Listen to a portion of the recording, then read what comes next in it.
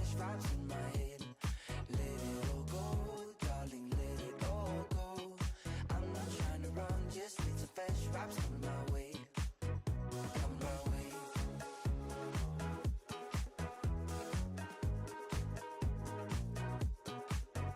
Come my way.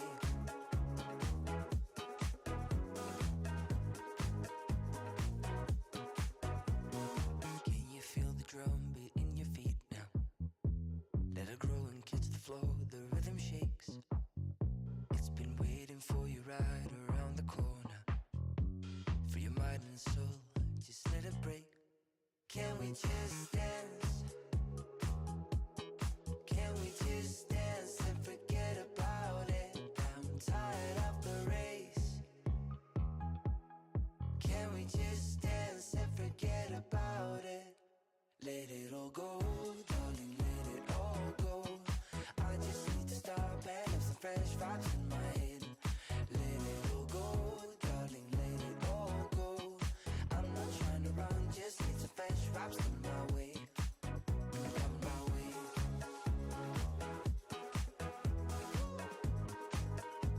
Coming my way.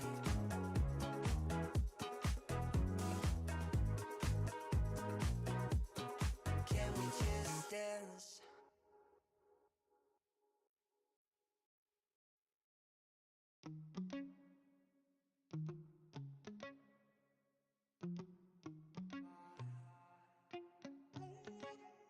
Heart overhead, and I guess love to watch the way you made me into a mess. Hands on my dress, neon red. You were everything I didn't need until you left. Now I'm dancing around my living room. I get drunk on the thought of you and I, when you were mine. See your eyes in every stranger. I replay the way that we were till I'm high. No, it's not right. I miss you missing me like you used to, yeah, like you used to. I miss you kissing me like you used to, like only you do. You know the good things are never as good as the bad, and your love is better than anything I've ever had. Oh, I miss you missing me like you used to, yeah, like you used to. Know you're gone.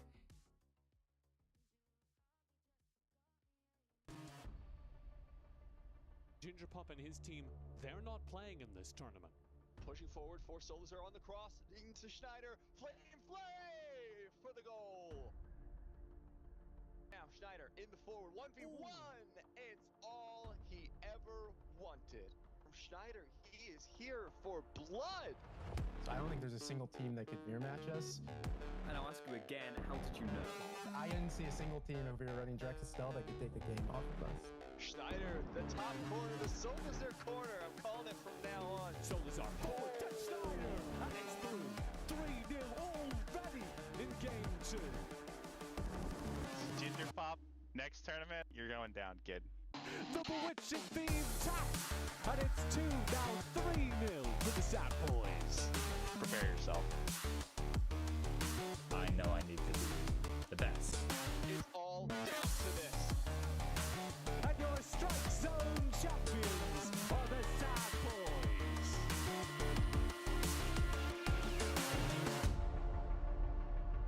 A message to the Sad Boys, Solazar, Schneider, and Bobadex. They're our biggest rivals right now. They're so good. We won the mirror match. What does that mean about the talk that was happening ahead of the tournament?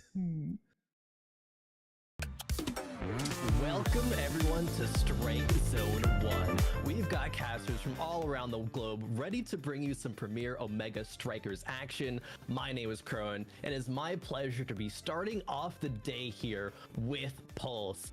How are you doing? How are you feeling heading into today's games?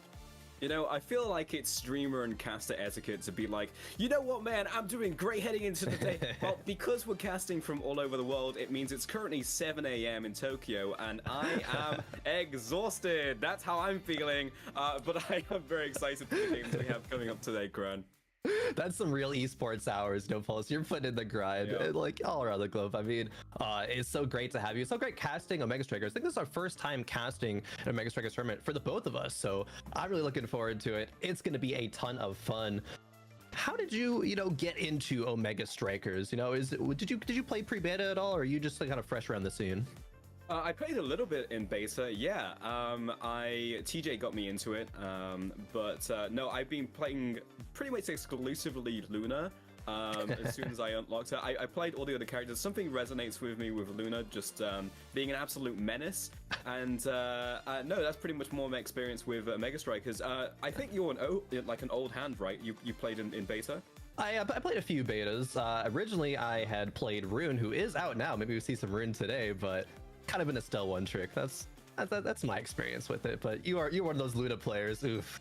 SMH. Yeah. I feel like there's a certain energy that Luna players have for sure. Yeah, no, very excited for today. We have a lot of extremely strong teams, I would say. Oh, yeah. Pretty much like the top 4 teams right now, all competing in today's tournament. On top of that, I'm also excited because we have insane production value coming into today, as you've already seen opening up to the show. But we have thousands, if not hundreds of thousands of people behind the camera. No, wait, no, making this stop. happen. No. It's just me. That's it, Ree. There's nobody else back here. I was trying to hype you up. That's all I was trying to do. Like, a single person managed to put this together. People would have believed it had you not just appeared on camera. I want to make this very clear.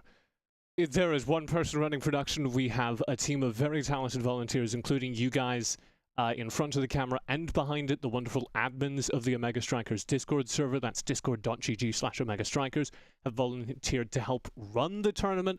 But everyone here is a volunteer. We have no money. We're just vibing. So if you spot anything wrong, tell us about it, tag it on Twitter. And I want to set that before we get into it.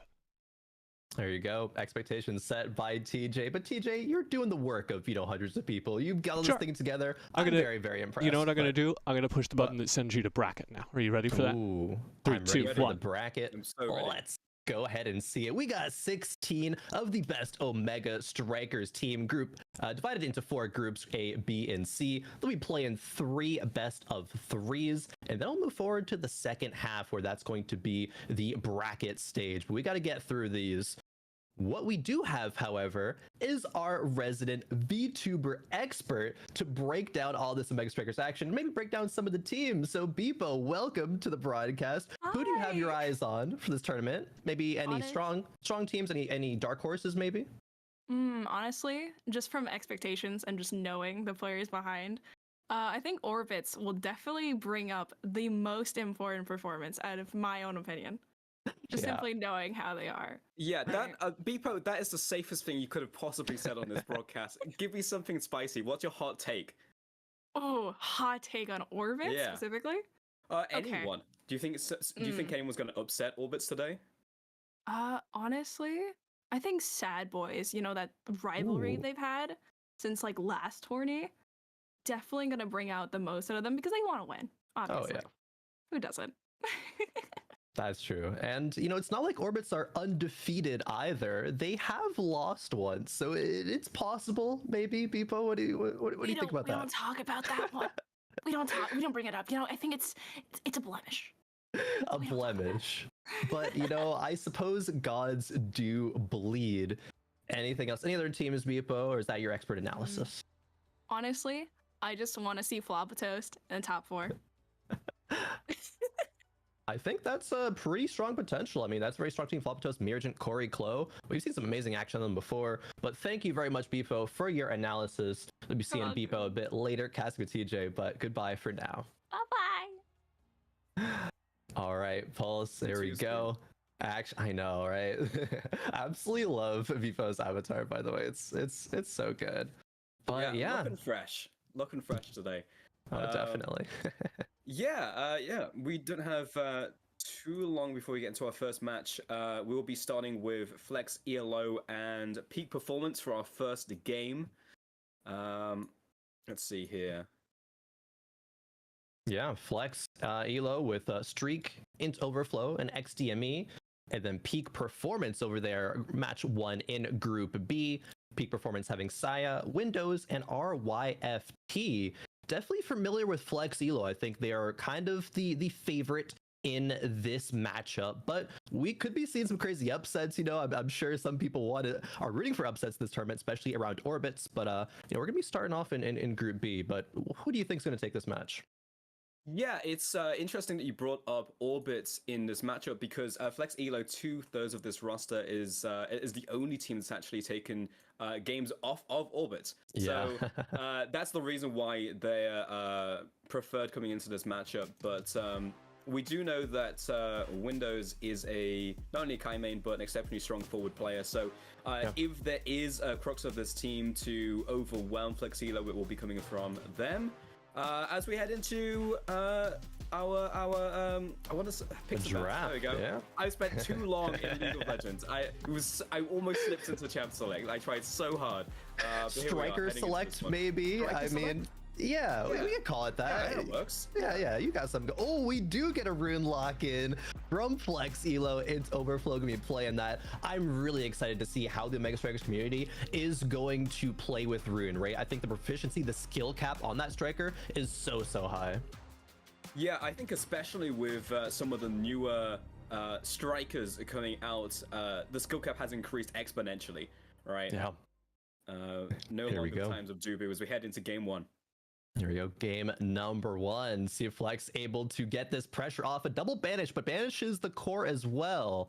XDME almost getting taken out by RYFT. Streak sends it back forward until Overflow misses the strike. Yeah, Streak just keeping this one out of their side of the map. We're just kind of just playing ping pong right now. We're sending it from one side to the other. XDME trying to get something done here with the Rose Warp. Keeping it onto Saya's side. In Overflow, playing a pretty strong midfield right now. Nothing really getting past him as Kai has been staggered. Oh, there's no one on this team from Flex to kind of just sit in the goal arc. They're both kind of midfieldy-esque, but RYFT sends it right above Streak Dash, not there in time. 1 on the board. Yeah, Juliet heating up right here. Nice, solid hit, to be honest. Nothing special about it. Just sneaks it straight past Streak. You know, I think from some of the games that we were casting earlier in practice, those round ones really can just go by very quickly when teams aren't warmed up. But this is a very much a strong showing from both of these two teams coming into this first match. Yeah. Peak performance. I didn't expect them to come out on the lead, but I'm very happy to see it. See how Flex can answer it. Saya with some great clears, always clearing to the same side as Estelle to make sure she doesn't get any sneaky abilities through Streak, managing to clear it out. Overflow now 1v1 situation does not land enough. Oh, yeah, nice little counter there coming out from the Asher. XDME heading back here to stop this offense coming in from the Kai.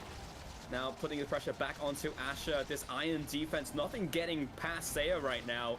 And Streak is able to get this to the top side of the map. RTT there to collect Saya, bring it to the top side as we have a double Elim coming out. Once again, Windows trying to just get onto the opposite side of the map and see if they can get something going. But XDME, nothing can get past them right now, including the Kai. As Saya once again putting it to their side of the map here. both goalies playing so well right now, clearing everything that comes their way. Until Overflow positioned forward, passes to himself. No, it's cleared away by Windows. Streak down opportunity. It's going to be in the goal arc here for peak performance, but no, right back to the other side. Into Overflow, not able to send it past Saya. Yeah, Shield completely clogging that side of the map. First time it's gone over to Streak in a long time. The pressure has been mounting here from Flex as Windows playing a bit of ping pong back and forth in the midfield. As XDME looks for a shot on goal, doesn't quite make it happen. And Streak pushes up, able to knock that one back, but the pressure coming in from Windows finally, as he's able to get onto that side of the map into the goal. RTT tries to set somebody up as they're sending it in themselves. Finally looking for the pass as Overflow looks for a shot of their own. As Saya once again with a nice little save there. XDME trying to make this happen as they look for their own shot. There we go. Finally is able to grab it in, bringing it to one-on-one with a minute left on the clock. Yeah, one expertly placed Crystal Thorns there. Saya tried to cross clear. I think it covered all angles there from XDME. And so that was a long volley, but we finally have 1-to-1 between Flex and Peak Performance. Yeah, it took a long time to make that happen as Streak steps forwards, trying to apply that pressure. Once again, keeping this core in the midfield. Windows, Gig Blast come through, doesn't really find its mark as into Overflow looking for a shot of his own, and Streak just slowly clearing this one. Got a lot of, I think everybody's max level right now apart from Windows. Yeah, one Elam came out. Can XDME do it by themselves? And Overflow blinks forward, but no, Stable Anomaly is not able to score it. RYFT gets cleared by XDME, and Overflow does not get the shot. Windows in, but cleared by Streak. Both of these Asher goalies so good, such great clears all around the board. Yeah, Saya really just trying to cram into the top side despite the barrier being there. Saya bringing it to the bottom side on Windows, looking for the cross-up right here. Honestly doing a great job of sending it to the bottom side and trying to get that pass going for a potential shot. Case in point, but this time unable to quite make it happen. Good defense there coming in from XDME. Once again, Saya, long shot there from goal into Overflow, being pushed back into their side of the map as once again Windows trying to set up a shot for this Juliet. Finally able to get it over to their hands as they don't get the core in, but they do get the keeper in. Windows not quite going to get to them just yet, as into Overflow has to swap up into goal here, Crowan. Yeah, Streak finally back up. 2v3 successfully defended. XDME did not have any abilities up. They can't get it through Saya, but yes, they do. If you send it one time again, eventually the crying Juliet emote comes out there. That's the point of the board for Flex. One away. Yeah, nasty bounce off the corner there. Double bounce into the goal. 2-1 right now.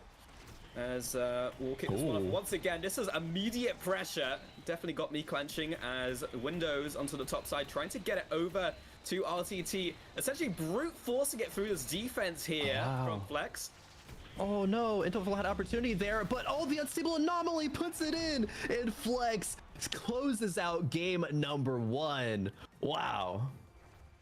Wow, indeed. I feel like we just had a back and forth for a good 5 minutes there until it was just a quick 1-2.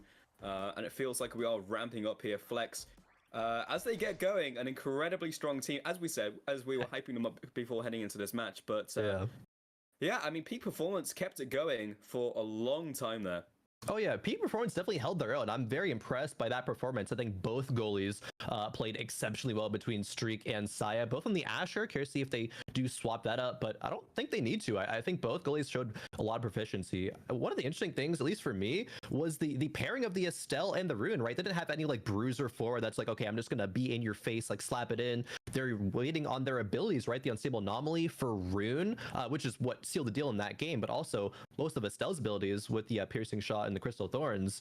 Those are both such dangerous tools, and I think one of those did, 2 goals I think were from the Estelle, both to those, or no, one was from the Crystal Thorns, excuse me, but yeah, still both dangerous abilities when you're trying to defend as an Asher.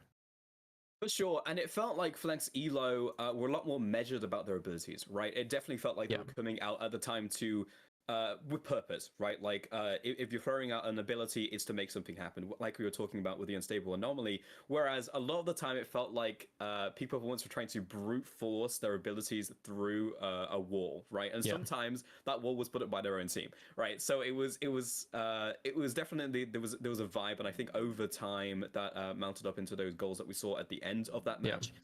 So we'll see. As you said, if we'll see adaptations coming into that second game. I don't know if there needs to be honest. I think Windows on high was great. Obviously, they are Kai main. So we'll see. We'll see heading into this next match. I know amongst the high elo Mega Strikers community, Kai Forward is kind of a meme. No one really thinks that Kai Forward's that great. But let's go ahead and look at some replays from some nice moments here. Interval had opportunity there, but that was 2v3 successfully defended. XDME did not have any abilities. Like they can't get it comes out so instantly, right? You can't even plan for it. It's just Interval with some good placement. Yeah, 100%. That's what we're talking about, those abilities coming out at the right time. That was the one goal that they managed to score, and I feel like that's what they were trying to set up, right? There were so many times where Windows was looking for that cross-map pass over to his Juliet to set it up, but there was only a handful of moments that I could literally count on one hand where they actually made that happen, and then were able to look for a shot, and then out of that small sample size, were actually able to get that goal happen, and that was the one right there. It looked really dominant from RYFT, just a great timing on the one goal they did have, but I think I do want to see Peak Performance have opportunities where they can have RYFT, if they're playing Juliet again, just going to be in the goal zone, ready to make plays happen, because that didn't really happen. Maybe that's map specific, being on split, it's hard to cross pass to your teammate, right? Because again, those walls are there. It is the split map. But I think in next game, assuming a different map, might be able to see more of that and more dominance out of P performance if they get the puck to RYFT. Yeah, 100%. I think it was really Windows who was actually able to thread the needle and actually get it to the opposite sides of the map and then push it to the Juliet. Wasn't really seeing that out of the anyone else actually in that game. So yeah, we'll see if they're able to do that once again. Yeah, we will have a different map coming into this second game here. We are just waiting on teams currently. The turnaround should be relatively quick though. This is There we go. Oh, hey, look at that. Opposite of Caster Curse. Let's see. Caster so Blessing. we have the Caster Blessing. Juliet, Estelle, and but the Atlas hasn't been locked in, but we do have a Drakkar coming out actually here, Crone. Yeah, wow, okay, both teams swapping it up here. Get the Atlas, not the Atlas goalie, still selecting. It's gonna be Rune goalie for Streak, and then a Drek Loon out free performance. We talked about maybe they didn't need to swap anything up, but no, they said no, we're just gonna do it, just swap everything up. Yeah, there's going to be a big swap up. I'm obviously a happy man. Luna coming in, Luna my main. I'm nowhere near as proficient as these players in this tournament, so I am very excited to see Masterclass in this character. Here we go. Into game number 1 action. Interflow playing the Juliet. XDME still on the Estelle. I think that's the only same thing from last game, actually. But yes, we get the Luna goalie, Pulse. Love to see it. All right, so oh well, that's Drakkar. Say hello and say goodbye. Already off the map, and now this this poor Luna in a 1 versus 3 scenario as Drakkar finally comes back out of the death chamber, and this is just full offense coming in right now from Flex. As, that's the power of Rune right there, able to jump back onto their side of the map and defend that one. But Windows right up in their face here as. That's a nice pass from Drakkar, looking to line up this shot, trying to get these corner bounces, and third time's the charm as Window gets it in. Wow, Windows with the passes off the corners to themselves every single time. Streak was kind of ankles broken there. It seemed like, oh, down, nope, missed the strike, down again. Oh no, that was dirty from Windows. Oh, again. What was the Sire rocket coming through? We barely even got to see how that round started, but hey, Luna does some work. Talk about the rune pressure being able to walk forward. Sai can influence the map from all the way back there.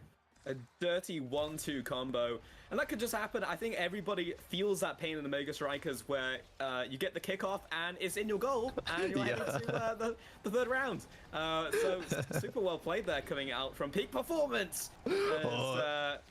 Opportunity. Careening off the side of the map right there. RTT looking to line up this shot.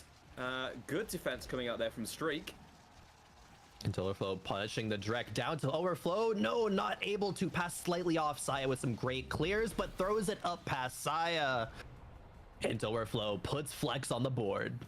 Yeah, ultimately the biggest problem with Luna doesn't have the same amount of defensive abilities as many other traditional goalies. You have the ability to rocket jump to the opposite side, and outside of that, you're kind of out of luck. You put enough pressure on that Luna and they will eventually fold.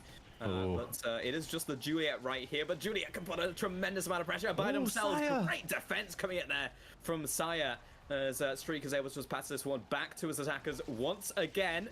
Looking for those corner bounces, but this time no dice, as that is a beautiful piercing shot right into the goal.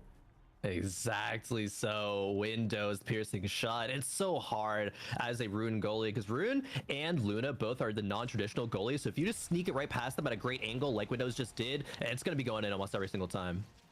Yeah, absolutely. Not a huge amount you can do, but the strengths come in other forms. There's RTT gone in Viz. And wow.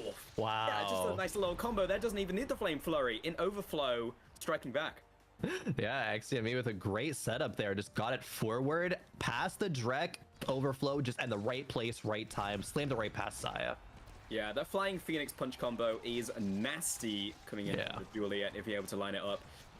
The double bounce, not a lot even a traditional keeper could do against that, let alone Luna. As once again, Windows on the offense. Nice little pass right there, trying to look for the corner bounce, and that's exactly what you were talking about, Crowan.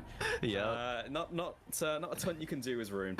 Windows missing that piercing shot actually set up for that goal to happen. I think maybe Streaker XDME thought that was going to land, so the fact that it didn't, and Windows capitalized on their own, I don't want to say mistake because it worked out, but just the sequence of events there. Yeah, sometimes it just works out. Serendipity at its finest as Windows. Oh, Back up here, help out the Luna. Nice, No. Nice shot off the side into the corner bounce once again. A 5-2 victory. 5-2. That was a lot more explosive than last game. All of a sudden, Peak Performance is tying this up 1-1. Not seeing any blowouts. These are still close games even as we start off the day. I love to see it, Pulse. But now I think the question is, was that too much change in terms of the striker draft? Maybe Streak goes back to the Asher, because while Rune goalie does have its benefits, I'm not sure we saw those come out in that game. Yeah, I mean, when you're one up in a series, right, in a best of 3, that is the time to make changes happen. And we actually saw from both teams actually making significant changes to their lineup. If it were me in that situation, yeah, I would feel the Asher. I don't necessarily know if it was the Rune that like lost the game necessarily, but I think the significant changes to the roster, I think just go back to what worked, right? Because especially with Flex ELO coming into this matchup as the favorited team, just stick to the bread and butter, right? Yeah, that makes a lot of sense. You have your one game. Okay, we'll try this out. Up 1-0, like you said in the series, you can kind of feel yourself, play it up, feel it out. But maybe back into the kind of bread and butter. Yeah. Luna goalie, though, that gave out a lot of pressure. Saya had some fantastic boosts to get the little dash in to save it at angles that Rune could never hit those. If Unstable Anomaly's not up, like Saya I think that was really good display of how effective Luna goalie can be at saving kind of unsavable goals. Yeah, and we also saw what you can do with the trick shots, right? Coming in with the rockets from cross map. I mean, that is power, right? With being able to sit in goal and still exert pressure onto your opponent while also being able to come and have those defensive plays as well with your boost. So personally, huge fan of Luna. I hope we get to see it again. I would attribute at least some of that win to the Luna pick, right? Yeah. I mean, obviously some of those goals were a setup coming in from that Luna, so it would be cool to see that one once again. Obviously sad to see Windows move away from the Kai, but as you said, bit of a meme pick, at least seen as one from players right now. But he obviously is the Kai main. So we'll see. But the Estelle was putting in work, right? Oh, 100%. And if anyone can make a Kai forward work and look dominant, it is going to be Windows. I think one of the strongest, if not the strongest player, to be able to do that. Would love to see players getting wins in their signature champions or signature strikers rather, but they have a triple Luna hover. It looks like for Peak Performance. Yeah, that's Saya locked in the Luna goal yet again. Pulse, I'm sure you're happy to see that. Yeah, I don't know if they're listening to the stream right now, but no, I'm a huge fan of Luna. I'm glad they're locking in once again. And this time with the Juliet and the Kai. I mean, personally, a huge fan. I would love to see this one work out. Yeah, this is Rune again.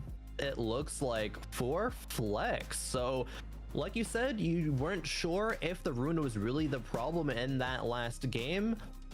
It is going to be a streak on the Kai goalie, actually. All right. So Kai versus Luna this time around.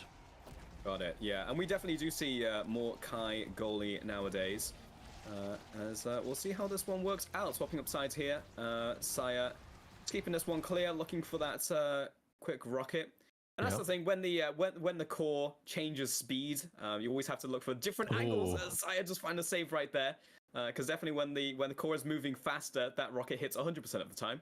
Yeah, definitely. Saya needing some help with the defense right now. Windows pushes it forward. RYFT gets a KO, but it's overflow with the pass to themselves. And then right below, Saya puts them on the board.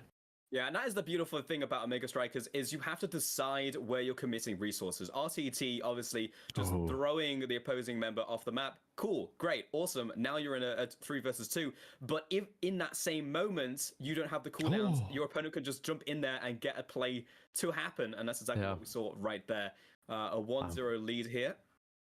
XTME nearly put another one in with the Crystal Thorns, but just got, I think, blocked by another member. Streak the great clear past Windows into overflow. Oh, Blinks right on top of it, not able to make anything happen. However, now it's on Streak to keep the clears going. Windows not able to send it forward to RYFT. Windows back up, but no, gets cleared away again by XDME. The Crystal Thorns does miss, however. Just keeping this one clear. Streak right here. XDME bouncing us off the top sides, looking for that piercing shot. Once again, Streak throwing it completely clear of the goal in overflow, seeing what they can do right here. Great defense coming in from Saya here once again on the Luna. As he's looking for that corner bounce. Doesn't quite happen this time around, as Streak once again get the clear right into the opposite side with Saya, who is able to once again find this bounce into midfield. Streak, good defense here. XDME also bolstering this one, doubling up as a defender. Pass. The RTT, yeah, he was looking for that setup onto the Juliet, but unable to follow through, as they do get the KO there. RTT, as they are looking to follow this one through. Sometimes that'll happen. It will just glide right on through your defenders. Nice goal right there. Yeah, Windows, the great barrage placement here. Streak struck, but could not find any purchase on it. Tied up now 1-1. Yeah, that final bullet coming out of the flurry was what did them in right there. Because sometimes it feels like you've gotten it through Kai's flurry, and then you haven't, actually. Yeah. And then it goes into your goal. Saya just letting this one glide as they try to clear it out of their goal. Close one.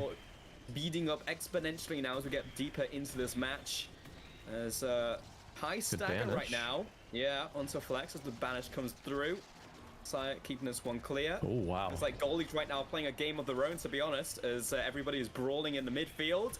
XDME low, great little shot there. Whammy coming through out from Luna. As bringing up the terrain right there. As Windows looking for an opportunity. Huge amount of pressure on this Luna, but still keeping it clear out of their goal. This is unbelievable right here. They come through with a boost and save. Absolutely phenomenal play coming in from this Luna right now. And Saya, nothing could get past this Luna. What on earth is happening here, Crowan? Saya is an absolute beast. Please capitalize off of it. Peak performance, you can do it. Saya, no. They're going to be back to having to save again. 3v2 situation. Kai's gone for a few seconds. Good RYFT clear there. XDME, can they make it happen into overflow? No. It's just so back and forth right now. Pulse Saya is able to do the impossible. Yeah, now the pressure's back onto Streak here, as Saya once again bringing it to their attackers. OYTT Juliet Classic, right past Streak into the goal. I don't care what happens the rest of this game, Pulse. Saya is MVP. I'm just, it just is what it is. Saya absolutely a monster there on that Luna. I mean, look, Crow, we're 23 minutes into the tournament, and I feel like I already have my highlight. Yeah. Stuff coming through. We're gonna be having highlight reel of peak performance. It looks like RYFT having a great combo right there with the flying or Phoenix fist there. 3-1, only 30 seconds left. Can Flex answer it? Yeah, I think that's the combo. That's what the combo is called, the flying Phoenix fist. I love that. As OYTT keeping this one clear as they are down a member. Here comes back Windows once again. Oh, so close. Yeah, to be honest, I felt like he saved right there. Yeah. But, went in anyway. Saya, these great boosts. This time not enough. That was a great pass from XDME and into overflow to place it in the top side there. 0.1 seconds faster, so I would have saved it. But now it's still a nice game here, 3-2. Can Flex do it again? Into overflow, no. Gets bullied off to the other side of the map. Some pressure still, though, blinking back forward. RYFT to Windows. They both get banished, however. This is Flex's time. Now in the hands of XDME. As they're trying to look for this pass right here, but stolen by RYTT. Streak looking to pass this one back over. High stagger on XDME right now as in overflow, trying to get hands on this core. Keeping it clear out of the goal, obviously having to back off on that high stagger as in overflow, lining himself up for a shot right here. XDME looking for that pass, looking for a shot of their own, as Streak collecting the core once again as 3 versus 2. See if they can get something here off that corner bounce. OYTT on the offense once again, looking for that fiery fist. Doesn't quite connect this time around as XDME is once again trying to find that piercing shot and line up towards in overflow, swapping right now between weak side, strong side. Streak back into the hands of XDME, lining up that shot. Doesn't quite connect as Saya finds the save once again. Saya! 3-4 saves back to back as Streak once again cross map, sending this one flying clear out of their goal. OYTT trying to find this line up. It's overflow. Beautiful stuff. Eventually, one has to get past Saya, I suppose. Flex tying the game up 3-3. So much constant pressure. It feels like Estelle and Rune can be wherever, whenever they need to. And Saya, as good as they are, can't save everything. Oh, RYFT, explosive start to that round, gets the KO and the goal right after, putting peak performance back to game point and series point here with this one. be honest, I thought we were part of a replay, and I saw goal go in, and Yeah. that's even me to react. Nice goal right there, evening this one up, as this now puts Peak Performance in the lead. Yep. XDME finds a shot off their own as 3v2. map, but he's thrown off the map here, Crowan. Oh, up to RYFT, but didn't have any abilities. There was no combo right there to go in, and now it's just goalies playing catch, it seems like, at this point. The banish! And can capitalize off of it. Saya, oh, not able to get up there in time. It's overflow, make it happen for Flex, and tying the game back up. That's such a beautiful pass with the unstable anomaly right to himself. Yeah, the old self pass. And right now we're 4-4, well past overtime, and Beepo is moving at lightning speed. Even harder for a Luna to find the save right there. As I'm told to shut up, as that is another beautiful save coming in from Saya. Ooh, nice shot right there. Shocking that was saved at all. Streak is keeping this one clear. Oh no. Goal. XDME back on the offense here in midfield, trying to get past it in overflow, but forced to back up. Looking for this bounce off the side right here as Streak once again. Just nothing can get past this Kai right now as the offense is mounting up side by side Windows. in the enemy goal. Oh, Windows taken out, but a 1-for-1 trade. However, Crystal Thorn's not able to put it back in. Saya, such great defense again with the dash, but can it get past XDME? The formidable force here in the midfield blinks to save it again and buy time for Interval to come back in. Windows, a great angle, but cleared even better by Streak. Another KO happens, 3v2 situation. It's time, RYFT, can they get it inside the goal arc? Can Juliet stay in there and slap it in? No, not quite. Monstrous defense coming in here from Streak. Saya, this time now pressure being put on towards them. XDME trying to get this one clear and get it towards in overflow. Streak once again, good flurry coming through. Gig Blast just knocking Windows clear. XDME trying to just get this one out of their goal finally. Over to in overflow, looking for a shot. Good boost there from Saya. As Streak once again is getting slowly pressured as the offense line is creeping forwards here. Is overflow looking for these shots on goal. XDME has been staggered. Streak once again. In the barrage animation, yeah, I was able to sneak right above it there. Windows showing that's just good strike placement. Sometimes it's all you need there. Love that. Read the angle of which Streak would be clearing it as well. So once again, Peak Performance is on match point. 5-4. Oh yeah. That was scary. Like Peak plays, yeah, coming out from Peak Performance are really what gets you. As here comes the Flame Flurry. As Windows pushes forwards. Wow. Done. Streak keeping this one clear. Amazing defense against the Juliet. Nigh impossible for a lot of players. As that one sneaks past Saya into the goal. Unstable Anomaly, that's some good rune play there. The fundamentals, knowing exactly where Saya was likely to clear it, reading it, goes right in. Once again tied. This is what a game we're having here for our first match of the day. Yeah, this is honestly screaming hype stuff for our first game in groups. Yeah. Keeping this one clear. Somehow defending against the Juliet. May have spoken too soon as Windows comes in for the 1-2 punch. There we have it. Some great clearing opportunities by Streak, but gets pushed towards the back by RFT and then gets, just taken out. This is just back and forth, and it does not let up. Can Peak Performance chain 2 in a row, though? They need to, but they're not able to. Yeah, the Juliet special is hitting the core and the goalie at the same time, and you're going to get one of them in. As Streak multiple saves back to back. And that's what we were just talking about. XDME off the chain there. 7-5. And Peak Performance taking this one home. Peak Performance in an overtime that felt like it lasts forever. Able to take the 2-1 over Flex, a kind of underdog story here. Upset happening. Saya, 83 saves, Pulse, on that endgame score screen. My mind is blown. I'm sticking with it. Saya, MVP. I want to see more Luna goalie from Saya. Please. That was, I mean, I'm still thinking about that one sequence that we called out where it was a save. It was ridiculous coming in from Saya's defense there. But that's what sealed the deal. if Streak was alive, it was so hard for performance, but they turned their attention to, okay, maybe we just KO Streak, right? Kai is still somewhat exposed to getting, you know, knocked out, assuming if they're a little bit backwards in their goal arc or back towards the wall in their goal arc. And finally, I think performance recognized that that was the angle needed to take. But still, I mean, I'm just still kind of in awe of what we just saw right there. But let's go ahead and take a look at the bracket to see what happened in all of our round ones through all of the groups. We see Orbits took a 2-0 over Dark, Zero, and Friends, kind of like we expected. But anything else jump out to you from what we just saw? Let's see. Floppa Toast managed to get themselves through. Sad Boys as well. I think no surprises there. Laughing Kings as well. I'm just seeing if there's anything other than the 2-0. Yeah, I mean, I think out of all of the teams we expected to be dominant, 2-0's coming through. Across the board, right? 4 for 4. So, no surprises. Yeah, the Atlas Forwards like a 2-1 over Glorious Ignition, the only other 2-1. Our next matchup is going to be Group C Match 3, so Pawns versus the loser between Meta Abusers and No Bans.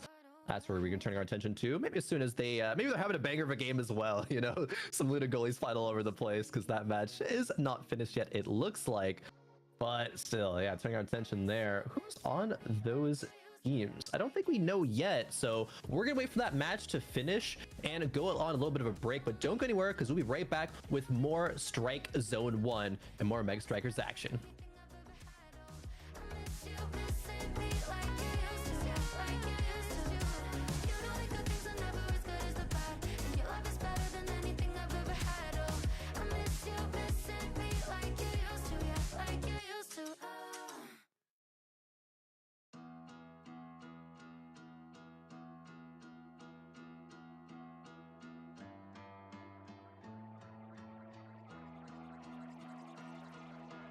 Read me like a magazine. I don't wanna be made of paper dreams. You always get me out of my head again. Swear I'm just a mess in a pretty dress, but you're coming steady on my spinning out.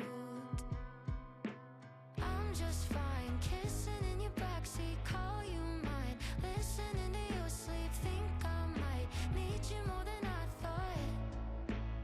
If I'm gonna be bending over backwards for anyone, it's you.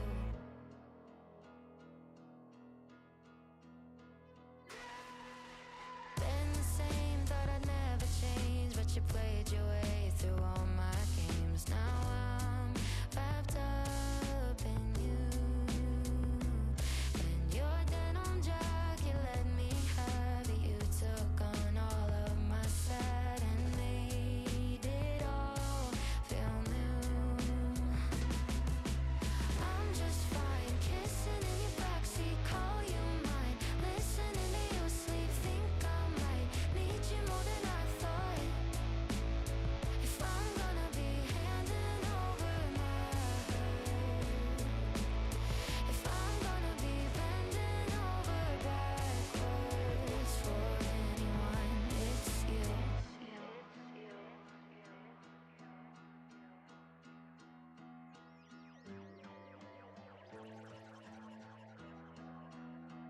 If I'm honest, you're my favorite part of me, my favorite part of me. I'm just fine kissing in your backseat, call you mine, listening to you sleep, think I might need you more than I thought. I'm just fine kissing in your backseat, call you mine, listening to you sleep, think I might need you more than I thought. If I'm gonna be handing over my hurt, if I'm gonna be bending over backwards, if I'm gonna be bending over backwards for anyone, it's you. I twist and turn to be just what you need, even though I know you'd never ask me to. I'd bend over backwards for you.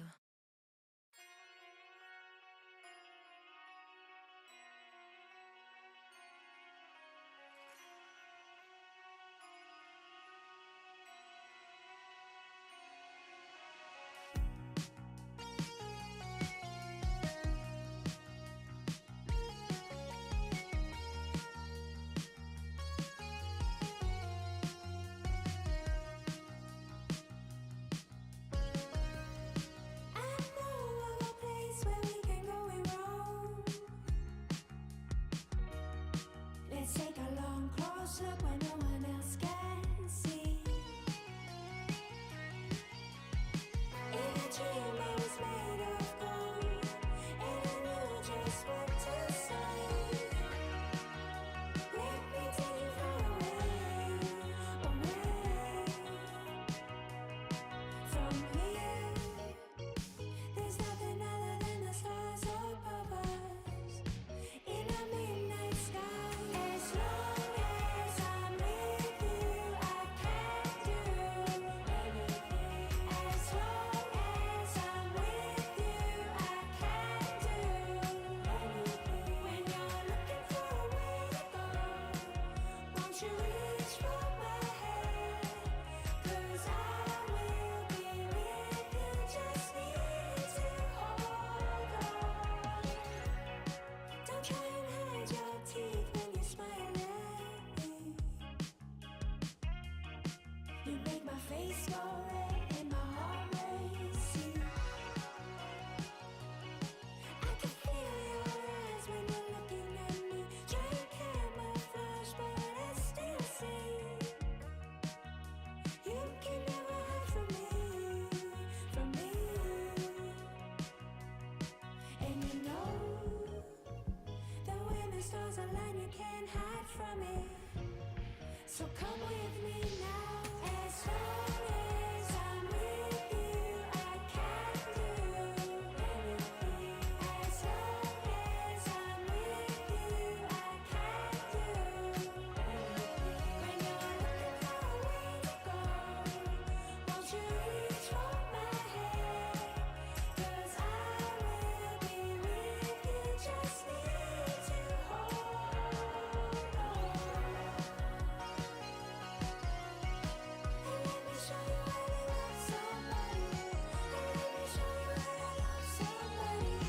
And let me show you how to love somebody tonight. And let me show you how to love somebody. And let me show you how to love somebody.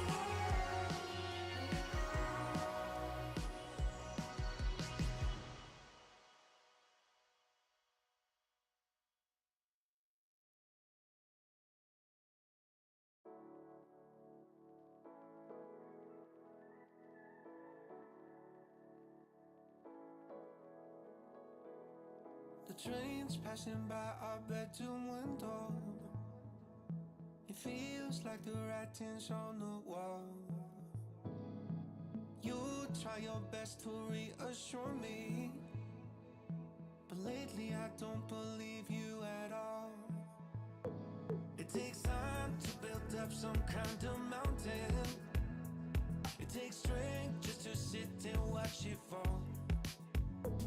We can hope that it all wasn't for nothing, but for now I will just wait out in the hall.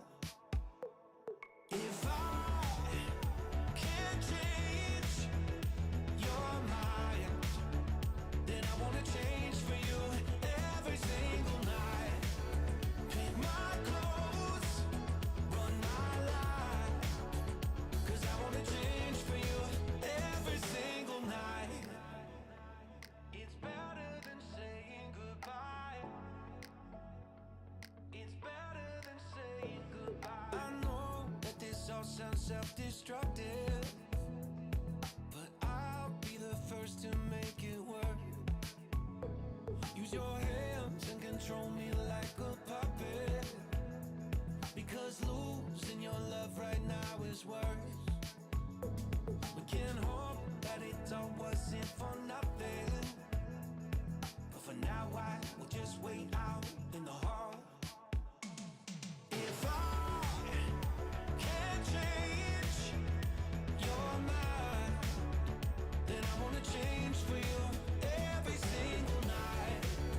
Pick my clothes, run my life, 'cause I wanna change for you every single night.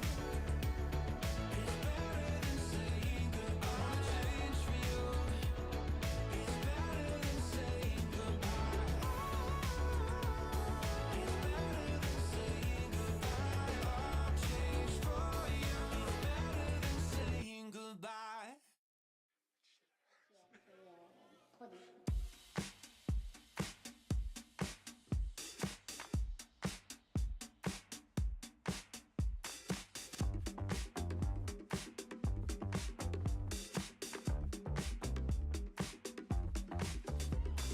Lately I've been on my knees looking for the answer.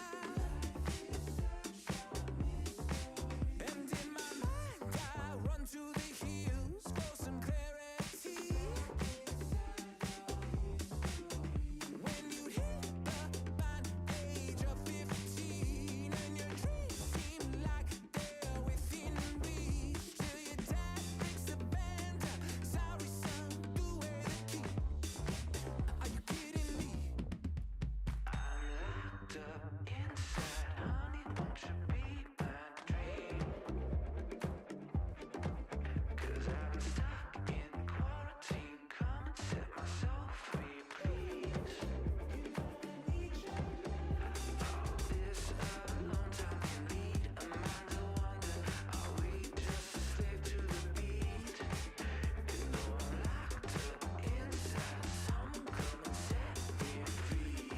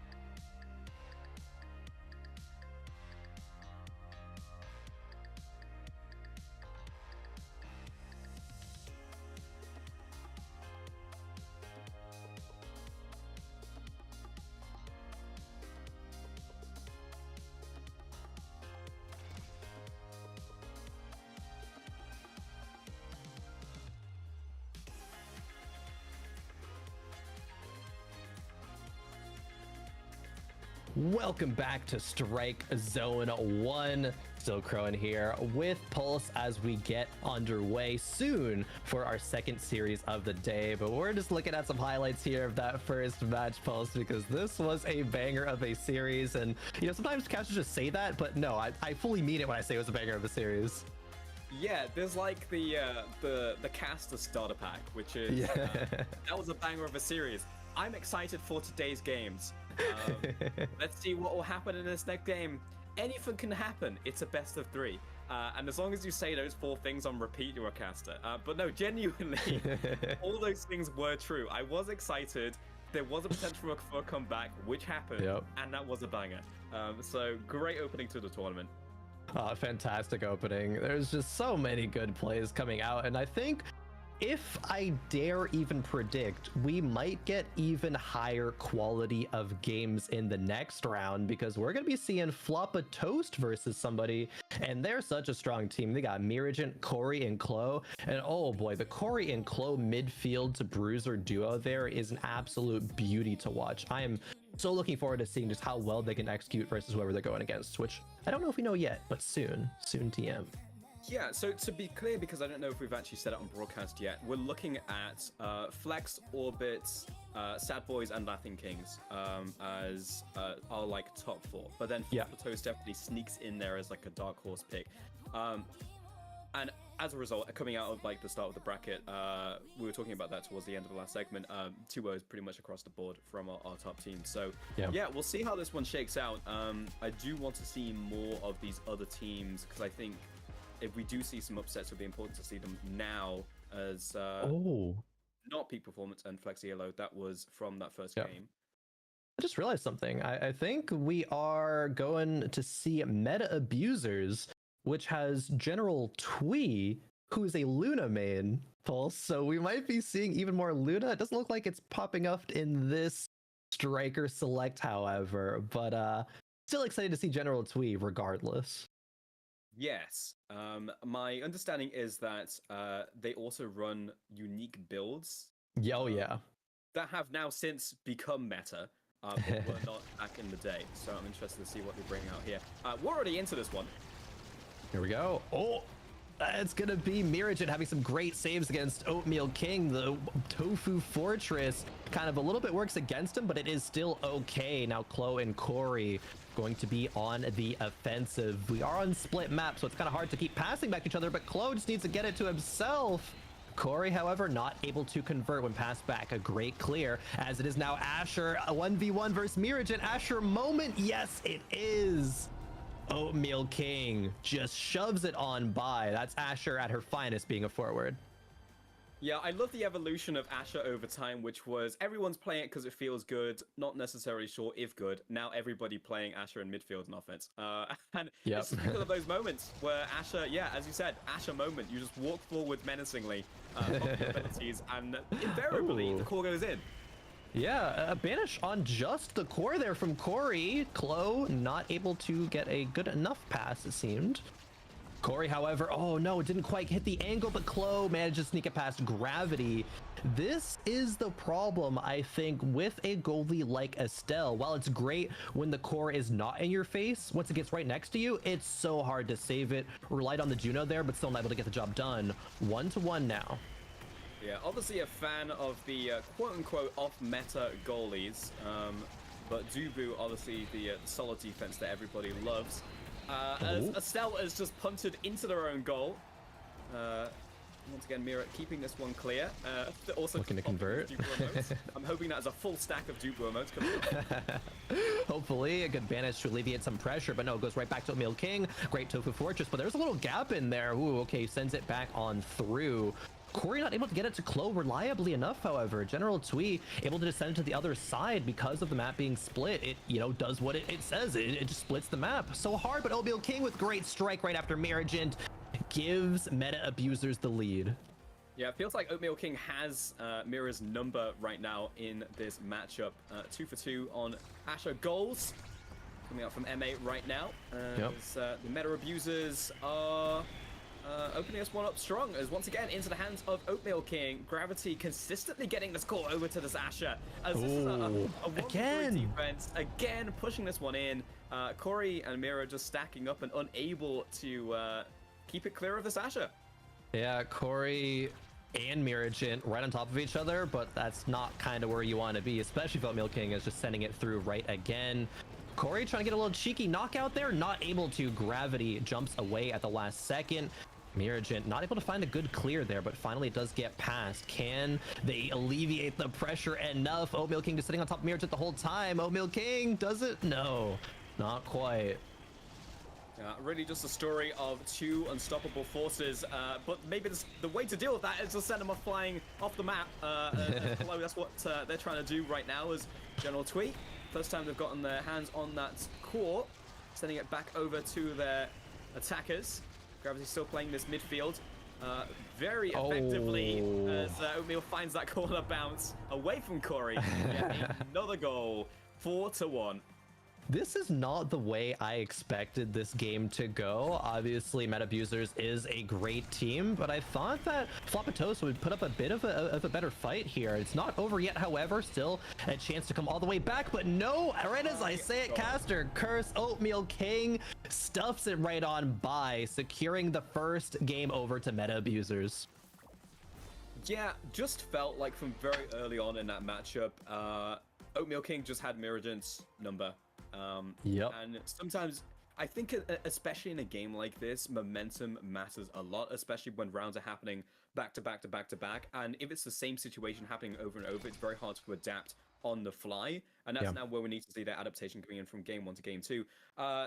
Yeah, it's funny because in that before that first goal happened, we were like, okay, the issue with Estelle is that once the pressure starts mounting up, Estelle finds a very hard time responding against that pressure. Great when you can sort of play this sort of mid-rangey gameplay, but it was actually the Dubu that was under the most pressure as that game went on. It's crazy because you brought up a great word, momentum, and I think that's really the key of that game, because I think the core was on the left side of the screen for like 70% of the game, 80%, like it was a lot of the time. So there wasn't any opportunities for Clo to just sit in the enemy goal arc, find opportunities, just send it right past the Estelle, which if they were allowed to do that would have gone into a lot of the time, right? Clo such provision forward. They were just not able to stand there. The opportunity was not there because they had to keep playing defense over and over and over again. But even when that was occurring, it was not quite enough. And I mean, no really fault to Miragent. Sure, maybe it was a couple, like 1 or 2 like slight misplays in terms of like rolling the wrong direction, or Tofu Fortress that kind of griefed him a little bit. But really, it's just well played more so by the meta abusers. And so now we gotta ask, I think, how is Floppa Toast going to adjust? Maybe it was a map differential. Maybe they're going to change up some of the striker picks. But first, let's go ahead and check out some of the replays to see how that first game, kind of remind ourselves how that first game went underway to get a meta abusers win. Yeah, and off the bat, immediately looking at this Asher against Dubu, I mean, let's be honest, that was like 90% of the matchup. I would be interested in your take, though, of Asher versus Dubu, because, like, when I think about the abilities, if Asher presses all her buttons into Dubu, who presses all their buttons at close range, I feel like Asher comes out on top every single time. You need a little bit of space with Tofu Fortress to actually keep it clear, right? Like, you charge up time, and it pushes forwards a little bit, but if you don't have that, then Tofu Fortress had a hole in it, and you get that grief situation, right? So it's like you need to be more proactive than reactive to the Dubu, and as soon as it's in the hands of Asher, who is just pushing forwards, there's very little you can do. Yeah, there's 2 big things I think to keep in mind. It's number 1, keep away as much as you can from the Asher, and that's where it comes into when you talk about the spacing, right? You need the Asher not be right on top of you. You need to be able to cross clear it, because there was no Estelle right there ready to like punish a cross clear. There was a Juno who can do it, but not as effectively. And also throw out more preemptive abilities, right? You're saying, right, be proactive, right? Throw out your Tofu Fortress so that it doesn't get inside your goal arc. Throw out your little bamboo, I don't know what it's called, rollout, I think maybe, but throw that, throw that out. Bamboos or now roll. Now roll out. Okay, throw that out preemptively as well. But still, it's just there was not enough opportunity for the rest of Floppa Toast to get the core to the other side of the field. So cooldowns are a thing, right? You don't just have infinite abilities, so Miragent kind of in a lose-lose situation. Now they're going to be going over to the Asher goalie, instead of the Dubu for our game number 2. Yeah, if you can't deal with the Asher, be Asher. Yeah, I think be is- the Asher. is the solution. So now in an Asher v Asher, at least we'll have the mirror right here. Yeah. Oh, Oatmeal King, though. This is so hard for Mirajin, but Mirajin does it, able to throw out their own ultimate to clear. Hey, if you can't beat him, join him. I think that's the prevailing phrase. Yeah, there we go. 100%. Juno gets it past Oatmeal King. Oatmeal King trying to do it again, but 3 people defending. They're barely able to make it happen. Oatmeal King, though, in a 1v3 situation, can they push it through? Gets the knockout. A good bash from Corey, though, to get the clear. Ko. Oh, a great blink. General Twee able to get it with the Rose Warp, but Barrage does not send it right through. Klo getting denied at almost every opportunity, but a great cross strike there to the top side. No Rose Warp available for General Twee on that one. And Floppa Toast starts off strong, but still, that was scary. Brutal corner bounce. Yeah, but already we can see the effect of the Asher coming out here. Obviously, we had Corey, Klo, and Mira all stacking up on top of each other. But the Asher close range was able to deal with, funny enough, the opposing Asher. Yeah. Was able to react defensively. But that's going to happen 2 times in a row, which was going to be the caveat I was going to add in, is they are continually being forced back by Oatmeal King, who is then stuffing the opposing Asher into their goal. Yeah. Luckily, buying enough time for this Asher to come back up once again here. The offense continues here, Kron. Yeah, it's hard, right, for Mirajin to be able to play far enough up towards they can't get knocked out, right? That's 2 times already. Maybe looking to make it 3 here, but a good preemptive ultimate there for Mirajin to clear it on out. Ko and Corey, they're just not able to get the core on the opposite side. It's Oatmeal King and Gravity doing all that they can, sending it back and forth. Oatmeal King does, however, miss that ult, so there is now a little bit of time where pressure is not going to be so immense, but wow, what even? How'd that even go in? Anomaly, I think. We'll see that one. Yeah, oh, it was, yes. I barely, you blink and you miss it, literally. Anomaly just, is able to secure that goal there. And now it's a 2-0 lead for Floppa Toast. Looking to make that comeback happen. Maybe we see another 1-to-1 series. Oatmeal King, however, gets a nice strike timing against Mirajin. I thought Mirajin would have been a little bit far forward towards they would have get the clear all the way back, but great placement on where they were by Oatmeal King to get the counter strike. Yeah, Mira went low and Oatmeal King went high. Eventually able to break that defense. First time it's happened, though. We'll see if they can repeat that, though, because it's proving much harder for them to get that past Mirajin. And once again, Oatmeal King on the offensive, but staggered right now, so Corey keeping them clear. Klo looking for a couple shots of their own as they look for the pass. They are sent flying off the map, and Oatmeal King looking to line up their own shots. Mirajin popping his abilities low on cooldowns right now as they get it off the corner. Back over to General Twee. And Mirajin trying to push it high here. Finally, Corey able to completely get it clear. See if they can line up a shot for Klo. Not quite going to happen as the special comes through. Once again from Asher. Corey coming through, sending the Juno to the Shadow Realm as Oatmeal King sends him to the Shadow Realm off the side of the map. Klo trying to push this one through the Juno defense here in midfield. And off the corner, into the goal, 3-1. 3-1, Floppa Toast finally finding their footing. The Mirajin Asher seems like it was the answer. Unfortunate bounce there of General Twee. I think they didn't expect the bounce to go quite like that, so just an unfortunate moment as a goalie. Hate to see those, but wow, the Juno Slime, great placement right under Mirajin to answer right back. See the pass come through as the emote from Gravity. Yeah, they passed it themselves and then passed it right on into the goal. Love it. Yeah, just the way that Mirajin was moving, wasn't even expecting that to come through as a shot in the first place. And neither was I, to be honest, but it was a stack of slimes that just meant it came back one too many times as they were preparing for a shot on top side of goal. Once again, opening this one up as Oatmeal King going to be exceeding specials here. Yeah, General Twee trying to keep this one clear. Corner bounce this time not going in the way that they wanted it to as Corey sends right into the hands of Gravity. Mirajin playing defense here against Oatmeal King, the Battle of the Ashes, 2022 colorized. Off this Gravity, well, once again, Klo trying to get it clear of this midfield as they can find themselves a pass. Corey jumping back.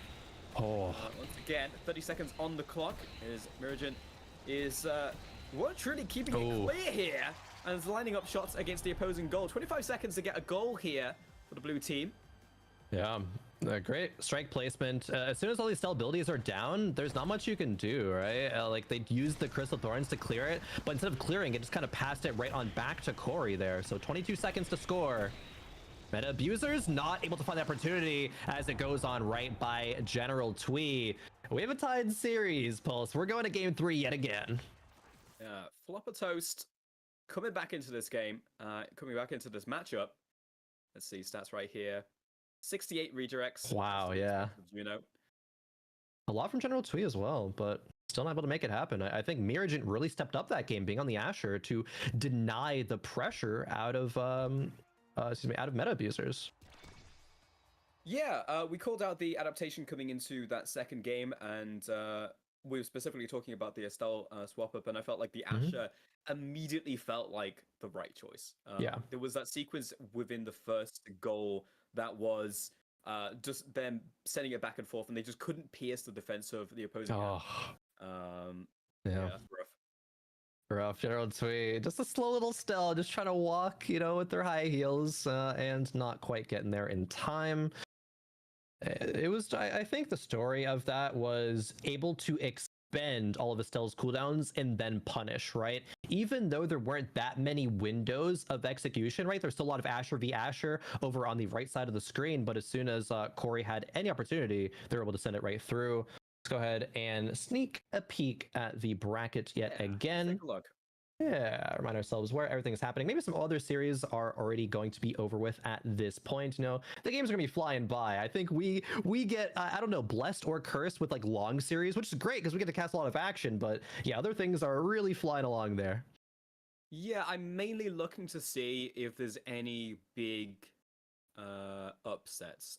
Orbits with the 2-0, Sad Boys with the 2-0. Yeah. Let's see. Yeah, Looks nothing like... really jumping out to me. I know our next game is going to be Group A, which we losers final, I believe. The Atlas Forwards versus Glorious Ignition, our next game. We already have a couple teams moving forward past this group stage. Sad Boys 2-0 pre-performance, and as mentioned, Orbits 2-0 over the Atlas Forwards. Group C and D still have to play some games there, but Atlas Forwards versus Glorious Ignition coming on up. Not familiar with those teams offhand. Atlas Forwards looks like it's gonna be Conan, UMC, and Flare. All right, I recognize UMC and Flare. Those are two strong players, so excited to see what they can bring forward to the table here. Glorious Ignition is Comet, 11, and Ignis. Okay. Comet, I have a little personal, you know, history with Comet playing in solo queue. We've been playing back and forth, and I know Comet is okay, I'll say it, a bit of an emotional gamer. They do get they go on some really good win streaks, but they go on some really good or really bad lose streaks as well. So if they're not feeling it, like if the Atlas Forwards can come up, I think, with a lot of momentum, a lot of aggression, it might be a bit too much for Comet to handle. However, that could just be all, you know, solo queue vibes. This is a tournament after all. This is a different environment. So excited to see how well they can bring it forward. However, we still got this match to go, however. Floppa Toast Meta Abusers is still a 1-1. So see who's going to be able to close this one out. And it looks like it is going to be Asher v Asher again, as Miragent is back to the Asher. Yeah, if it ain't broke, why fix it? It felt like that was the solution to the Asher defense. It felt like that matchup for Dubu just wasn't working out. So yeah, love to see it once again. Let's see, Rune, Kai, coming in from Corey and Chloe, Estelle, Juno. All right, so a little bit of a swap up here, but nothing too extreme.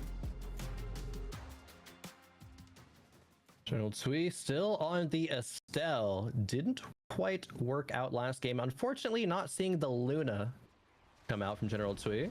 He thinks it's not quite good enough with this composition. A lot of slimes, but Miragent able to clear away from them. Corey now has the opportunity to get it to the opposing side of the field. Cleared instantly again. There's so many slime. The slime control midfield from Gravity is just so oppressive. Yeah, it's rough. Very difficult to get anything past it. Speaking of those slimes, this time we have a split map, so playing in these lanes, it's a nightmare to get it past this wall of slimes. And the King with a 1-2 combo, getting that first goal. Yep, Oatmeal King doing exactly what we've seen a lot of in game number 1. A good strike attempt by Miragent, but it was just answered beautifully by Oatmeal King. Meta Abusers off to a good start. Immediately pushing this one forward. Special comes through from Gravity. And the best was to clear out these slimes before they become an issue. Nice little cross up there to Oatmeal King right through the center of the map as General Tweet trying to get this one clear and keep it clear as they are sent to the Shadow Realm. But I was going to say it doesn't matter, but they it does. all their abilities and it ends up mattering right through the defense of the Estelle. Yeah, the finish just kept on to there for a little bit. Oh, that's a perfect timing and stable anomaly from Corey, showing the Rune prowess. You know, players did have the opportunity to play Rune a little bit inside. Oh, okay, Corey again. I don't get to explain my point. Corey said, no, look at me. Look at what I'm doing. I am proficient enough on this. The self-pass right back in, and General Tweet not able to clear it well enough. Corey was even ready with a second anomaly in case the clear happened. Yeah, nasty bounce. Even the Rose Warp, unfortunately, not hitting it the way you really wanted it to. Gravity doing their best to just keep it clear. Just play self-pass on the board. Yeah. On the tree. Nice pass there to Gravity, the 1-2 into the 2-3 to Oatmeal King. See if they can actually get it in. Banished to the Shadow Realm is Gravity and the core. As the slime pass over to Oatmeal King, trying to find a shot right here. Not found too many in this game thus far. The one that they did see resulted in the goal. We'll see if it can happen again as he finds himself in this 1 versus 3. Gravity has stolen the core, held it hostage in the center of the map before sending it back over to Oatmeal King, hopefully, as he is sent off the side of the map. Nice stagger into a kill right there as General Twee. Misses all the abilities, but still gets it clear. And that's what matters in the end. Gravity is now a one-man army. General Twee. Corner bounce over to Corey. Managed to push it through though. Gravity. Oatmeal King now on the offense, but good defense there from Mira, who once again hits it over to the slime, and we are... This is a mess of abilities here, Crowan, on this side of the map as Gravity is trying their best to keep it in there. It's so messy that Corey even had to banish Oatmeal King just to, you know, get some pressure away. Oatmeal King is staggered, however, but no longer. This pressure, right above General Tweet. That was a Miragen goal. First one we have seen and probably will see for this tournament. I'm not sure how that one stuck by, but hey, those things happen. But it does mean Floppa Toast is 3-1 up, a minute and a half left. Still opportunity for meta abusers, but certainly looking good for Floppa Toast right now, but not after that one. Oatmeal King gets the KO, gets the strike run up by Miragen, shoves it right back in to answer. Yeah, not the first and probably not the last time we'll see Oatmeal King with just a blitz play, immediately pushing it into that side of the map. Great setup coming in from Gravity as well with cross-map pass. And I feel like this is their bread and butter. Two members right now of the meta abusers sent to the Shadow Realm, and almost the call going into the goal right there as Corey has well and truly become their main attacker here as Clo still off the side of the map, by Oatmeal King. Now low on cooldowns, but despite that, still finding themselves a goal to even us up in this match. The same sequence again. Oatmeal King says, I'll get the knockouts myself, and I'll have good enough strike placement to be able to then score afterwards, even with no abilities, right? You usually think Asher needs the abilities to get past the opposing Asher, but not the case. Unstable anomaly from Corey yet again. These timings are impeccable, Pulse. Corey really putting on a clinic in how to use Rune effectively as a forward to be right in your face. Yeah, absolutely. I feel like we've seen a gradual swap over Corey inching forwards and becoming the main offense in here from FLP. Here's again. King, once again, this is the combo. Hit him off the side of the map and find the true combo into their goal. This time around though, one-man army. Keeping it onto their side. Twee! Beautiful stuff from General Twee. As the piercing shot keeps it clear. Oatmeal King trying to push this one forwards. Nice pass over to Corey. Finds a shot on goal. Rose Warp once again keeping it clear over to Oatmeal King. And now in a 3 versus 2, we'll see if they can solidify this deal. General Twee over to Gravity. Pass over to Oatmeal King. Push forward with those abilities. Not quite. As you called it, Clo pushing over to General Twee. This time, the time is not the charm. That is over to a 5-3. Yeah. Taking this one home. That was a close one, though. Oh, that's saved by General Tweed there. The prediction, knowing that, yeah, this is a Corey self-pass. Corey's going to try to put it where I'm not on the bottom side, so answered it beautifully. Almost did it again at that end sequence to save it, but not quite. Floppa Toast with a hard-earned victory, I think. That wasn't dominant by any means. Very well played by both sides. Do want to, of course, still give a shout out to Oatmeal King, because that was such a good performance on the Asher. Definitely the star of that team. And we're gonna be seeing them again, right? Because that was the upper bracket, so they still get another shot. So redemption angle for them, and I think they can pull it off from what we saw there. Yeah, for sure. Let's see. So that was Floppa and Meta Abusers. Actually, let's go ahead. Yeah, let's just go look at the bracket. So we can just illustrate this one. Yeah, they'll be heading down to face pawns in the lower bracket. And they will, and then the winner of that match will go on to fight. Let's see. No, Meta Abusers goes down into the final. Sorry, excuse me. And then the winner of No Bans and Pawns, which is No Bans, that has already been played out, will go up against Meta Abusers. So still a chance to see them as this tournament goes on. Yep, so now we're going to be jumping to the bottom of Group A, which I believe was the Atlas Forwards versus Glorious Ignition. That's the match that I was getting a little excited about, and I was like, oh wait, we still need to finish the series that we're on right now. But yeah, let's go forward into it soon, because I was talking about Comet and how, yeah, it had a little bit of experience, facing them kind of in the early morning degen hours in solo queue. It's a lot of fun. Comet, a very good goalie, but same with Conan. I'm actually not sure about, because Conan's one of the players that I'm not very familiar with. Are they going to be able to, I guess, rise up to the occasion, right? This is the lower bracket, right? The losers. So one misstep here and you're going to be going home. So no room for error here, really.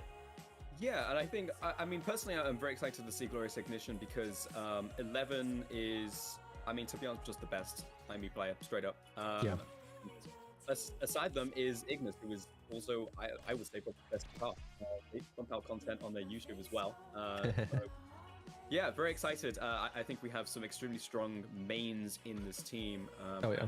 This is I don't think we've said this on stream yet, but a no-ban tournament. So yeah, if you want to play their mains, they can just do that. Yeah, and this is a piece of information that I should have processed and said, but it's kind of skipped past. This is actually going to be a rematch from the, it looks like the first round. Glorious Ignition did face the Atlas Forwards already, and the Atlas Forwards, yeah, they did win it 2-1. So now it's Glorious Ignition saying, what have we learned from that series? Can we adapt enough and bring it back when, all the marbles are on the table here? And again, like I said, there's no room for error because this is loses round 2. Yeah, a tight matchup as well. A 2-1 victory for the Atlas Forwards.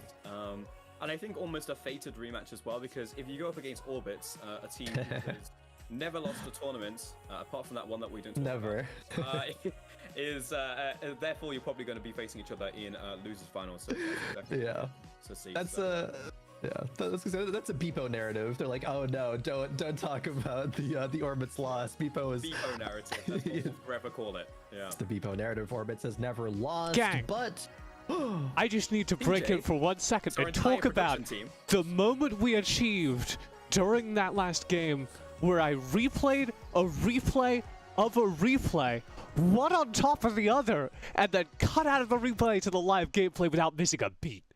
And you didn't even notice. I'm very upset about it. My brain was going crazy there, and you pulled up the lower third that was like, yeah, replays and replays, and I was like, that is the thing that TJ did. You are the 1,000-man production team.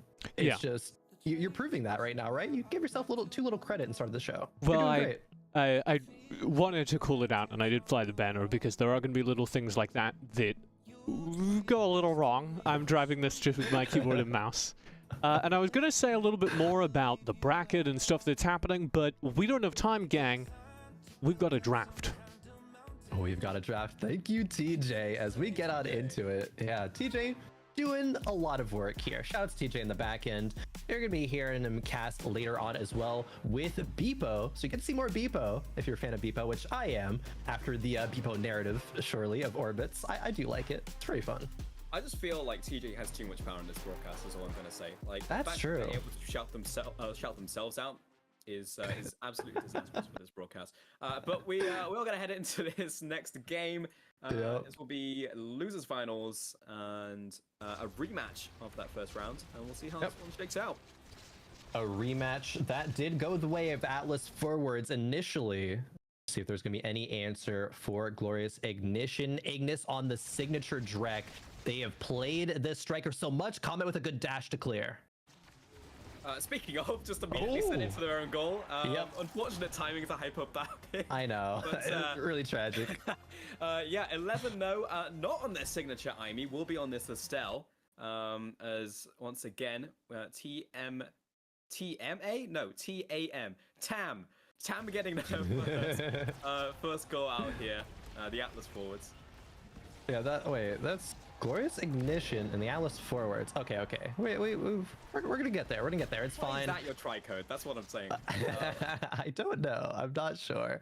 It is okay though. Ignis. Oh, Comet not able to get there. The dash to save it last time looks like was not up for this time, and this is I think what I was talking about. Comet. If the pressure is on Comet. Wait, was that a DC? We'll find out in. Looks like it. What's the protocol here? Yeah, I was gonna say, I'll see what the protocol is here. Is it no mercy? I don't know. Stuff it into that goal right now, or is it don't touch the core? We're having a very tough game right here. Hey, honestly, we need a pause feature, please. I'm sure they're working on it. I'm sure they got, esports in mind. But for now, it looks like it's just gonna be played out. Oh, Comet. Wait, is Comet back, or is that just the? Nope, it was just the firewall sentry. Yeah, I can't tell if lagging, can't tell if being hit in the face by a sentry. Rules say you can remake in the first 30 seconds, but I guess if a DC happens after that, it's kind of out of luck. Yeah. Unfortunately, not the start that Glorious Ignition was looking for. And yep, Comet is fully out. 2v3 time. See if any miracles can happen. Nope. No, I think is the answer to that question. No, as Flair punches that one in over 11. Yeah, great cyber swipe there. Surely not the most challenging display of Imi skill here, as I think they might just be ready to go next. Yeah, I would say so. Yeah. You can. Oh, wait a minute. Say that. Comet's back. Ignis, however, has taken the place of being AFK. Ignis, however, is not. So yeah, I think we're just gonna go next on this one. I think personally, if I was in that situation, I would rather just see it and go next. Yeah, that's fair. To play back from that position is difficult, obviously, but also I think rough fundamentals. So in a best of 3 series, just look for the reverse sweep. I think would be my call.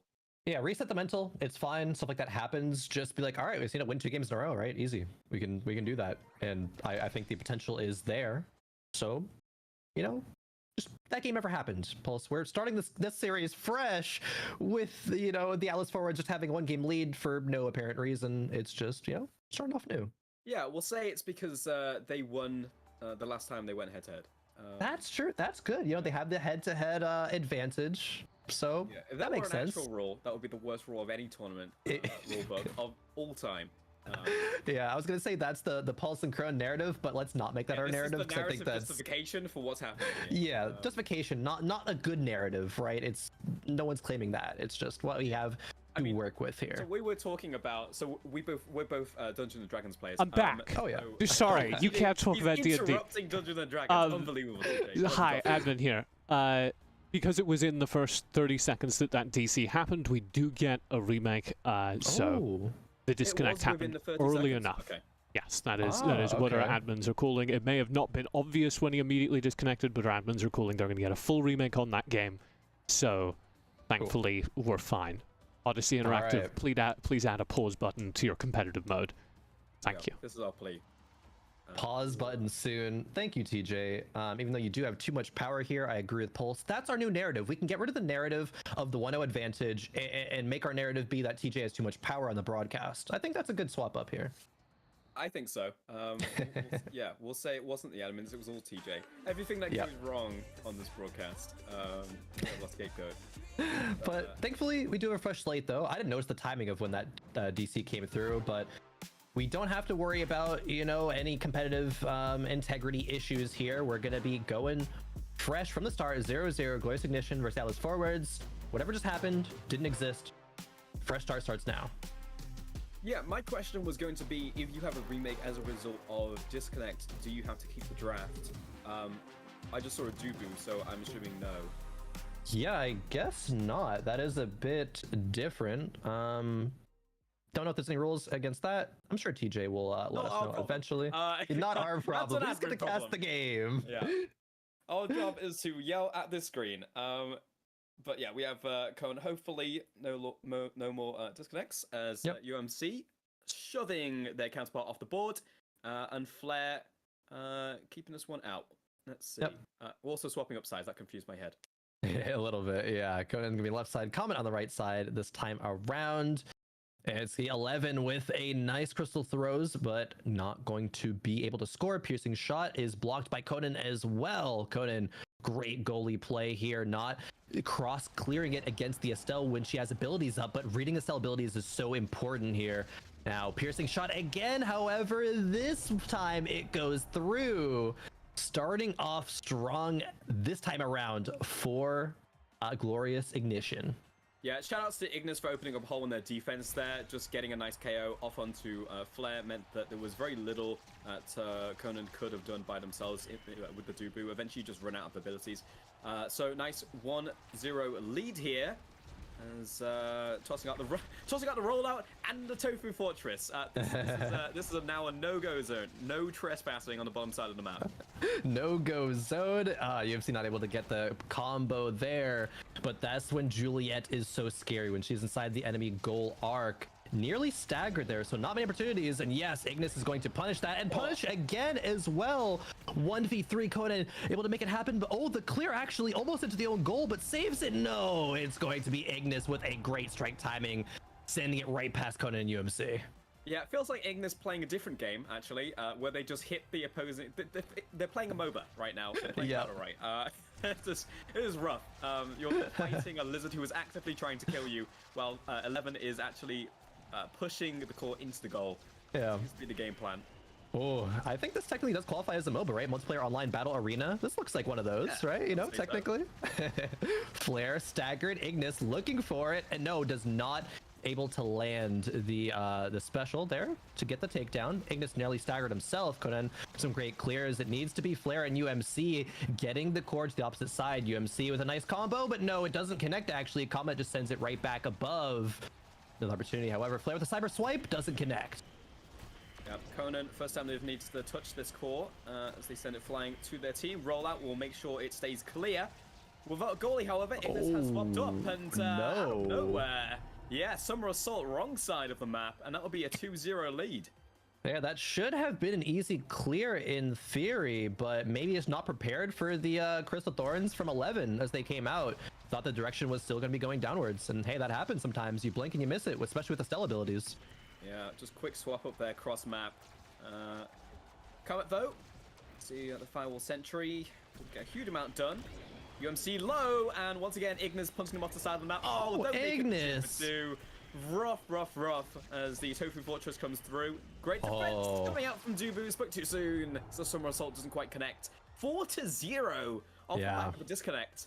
Great passing there, especially after the Tofu Fortress expires, and the pass goes right past the rollout up to Ignis into the goal. 4-0. Glorious Ignition looking to close it out here soon. Yeah, getting their revenge from that first time they matched up in this tournament. Ignis, leave them alone. There's a core in this game, you know. There aren't just people to kill. Ignis once again, this time core in their hands, trying to back up. And no! Again, finding just another KO off the side of the map. Taste of their own medicine, as this time Dubu gets a kill of their own. Kamet clearing this one. Yeah, this one completely out of there as Ignis comes back from the dead. UMC, nice little sneaky core play there, top side of the goal. A bloody game this is, but the Firewall Sentry doesn't do well enough at clearing. 50 seconds, however, for the Atlas forwards to score twice, at least. It's a tough ask. I'm going to say that much, especially when you're already a player down. Ignis goes invis, the 1-2 into the goal, 5-1, and a glorious win for Glorious Ignition. Wow, Ignis really stepping up this game, showing how they're so strong, or why they're so strong on the Drek pick, getting KOs left and right. You're saying, yeah, they're playing it like it's a MOBA, but they still got a lot of goals in there with just some great strike timings like this in a 1v2 situation, able to make it happen. Ignis definitely MVP. That's my vote for that game. I was gonna say thank you, TJ. I wanted to see the KOs for this game. 8 KOs. 8 KOs. Oh man, one It wasn't still. even a long game. No, it wasn't. One came through with the other forward, but yeah, it was a lot of the Drek show there. Gonna be 1-0 for Glorious Ignition. A bit of a revenge happening. Yeah. I think starting off strong. They did get one game win in the last series they faced, but pressure is on Atlas forwards now. Yeah, we were saying this at the start of the match, but Ignis is a Drakar. I don't know. I would say one trick. Oh yeah. Yeah. I would say they so. are extremely proficient on the pick. I think Debate would be the best Drakar player in the world right now. 11, as we were talking about, probably the best Aimi player, though we didn't see it last game. I would be sad if we didn't see at least one Aimi game coming out from 11 in this tournament. And we'll see if they swap up for the next game. But obviously that combo worked, so, you know, if it ain't broke, why fix it? Exactly. Right. That's a pretty good mentality, I think, going into a tournament. Only fix it when there's evidence to suggest that you need to. But it was kind of a similar feeling not seeing General Tui on Luna as does 11 not playing the Ivy. It's like, oh, you really want to see it, but we could be as selfish as we want as casters. It's the players, right? It's tournament setting, so they're gonna do what works. We're just here for the fan service more than anything. But yeah, we've got a couple minutes before we head into this next match. Best of 3, as a reminder. All groups is a best of 3, and we'll be heading into quarters, I believe, after this. Is this our third best of 3 that we've casted? It feels like it like is, second, but it's our third, right? Yeah. Yeah. So we'll be heading into quarters after this. And that, I believe, will be cast by TJ and Beepo. TF starts up 2 points due to remake. Oh, so okay. All right, so the draft will be the same as game number 1. We were getting word, and so when the disconnect happened, the Atlas forwards were up by 2 points. That's why we're going to be doing that coming through into the next game. So they get a little bit their way, admin ruling, trying to keep competitive integrity as best as we can here. So I guess we're gonna see them just like throw it in a couple times and then the game's gonna start. Yeah, I was just going to see if I had the power to summon TJ from his box for a second to talk about it, but we don't have time. We're going into picks bans. No bans. We're going into picks as we head into the second game. So yes, 2-0 lead in this game. You're gonna have to imagine it. It says 0-0, but it's 2-0. Yep. And a little missed. Okay. Yeah, they're just gonna send it in a couple times. Right. Okay. They have to actually score it though. Okay, there we go. Oh, great replay. Thank you, TJ. Let's see this amazing pass. Oh, not really a pass there. Huge. Yeah. On 4K. Caught in 4K. All right, Flare, this time you can do it. Down the middle. Boom. Beautiful stuff. Clean as you like. Now the game starts. And now the game starts. Now we're in. Thank you very much, Admins and TJ, for getting us to this point. But now the real game begins. Let's see it. There is already a little bit of a levels disparity, right? Level 2 for UMC and Flare to level 1s of 11 and Ignis, but that's okay. Not too bad. Oh, that's a good point, actually. I didn't even think about that. Yeah. I don't have time to think. There is already another goal pushed in there by Flare. Yeah, great glitch pop there, catching every one of Glorious Ignition off guard. 3-0 all of a sudden. Glitch dot pop. 11 come in here with the defense. Come as well, trying to get this pass in. We can push it cross map to Ignis. Not going to happen though. As Flare is pushed in, staggered, and that means Ignis is going to try and hit you in the face. Comet again keeping this one clear, sending it all the way over to Conan. Kind of up against a mountain of a gold deficit here, but a good preemptive Topu Fortress from Conan. Able to clear it. Crystal Thorns not able to do it. Flare trying to set up the Firewall Sentry. Maybe UMC can find opportunity if it ever gets to him, but it doesn't. Firewall Sentry has been dealt with sufficiently, but it's still so much pressure. Now, oh yes, the ultimate from UMC does get the KO there, and the combo not connecting. However, Flare cyber swipes, but doesn't get it. A great preemptive pass through wall there by Comet. Yeah, still keeping up this offense though. Feels like don't have the same momentum this time around here. Well, as I say that, Ignis immediately finds 2 KOs and is now pressuring Conan in her own goal. Tofu Fortress blocks up the bottom side, but top side there from 11, we find ourselves KO into a goal. Well played there by Ignition. Conan felt safe being on the top side because the Tofu Fortress, but once it expired, yeah, it was just able to sneak on right by there. Flare starting off with a little bit of pressure. It's almost like I'm expecting Flare and UMC's position to be swapped, but Flare is kind of playing the aggressive, but 11 with a nice Crystal Thorns getting it right on by Conan. That's the, you know, IME main, but saying, I don't need to be on IME. I'll still style on you. Yeah, I looked away and I genuinely thought that was a replay from the same position to find another goal right there. So, see if they can make it happen once again. Yeah, Ignis feel like they've warmed up. If you are anywhere near the side of the map, you are going off it. This car is out of control right now. Kamet, yeah, the sentry not getting a huge amount done as they clear it to the bottom side. But this time, finally got this pesky lizard out of there. 11 now, forced to come back as the piercing shot comes through, trying to clear this one out. Ignis push it to their side of the map. Ignis. Oh, Ignis looking to take out Conan, but Conan got the orb, so reset a little bit of that stagger bar. Now up to, can Ignis do it? Now it's level 10. Level 10 Ignis. That's going to be primetime Drek available. Yes, gets the knockout. They just got to get it over there, but no, Flare. A great cyber swipe again. Comet just needed to save that one, and it was looking so good. Now it is 4-2, however. No more room for error for Glorious Ignition. It was the swipe. Wasn't even looking. I was watching Ignis kill people. Stuff coming in from Flare as Comet. What they can right here. 4-2. Just one more goal will cement this one. The TAF. Conan playing with a player down. Passes it over to Flare. Keeping onto the top side. UMC back onto the field. Ignis staying bottom side to receive that pass. Oh, UMC. Ooh. Wow, UMC with a great read to get the KO, but that wasn't even the highlight of the play there. It was 11. I was with you. I was looking at UMC as well, and then out of nowhere, it was the rebound into the piercing shot.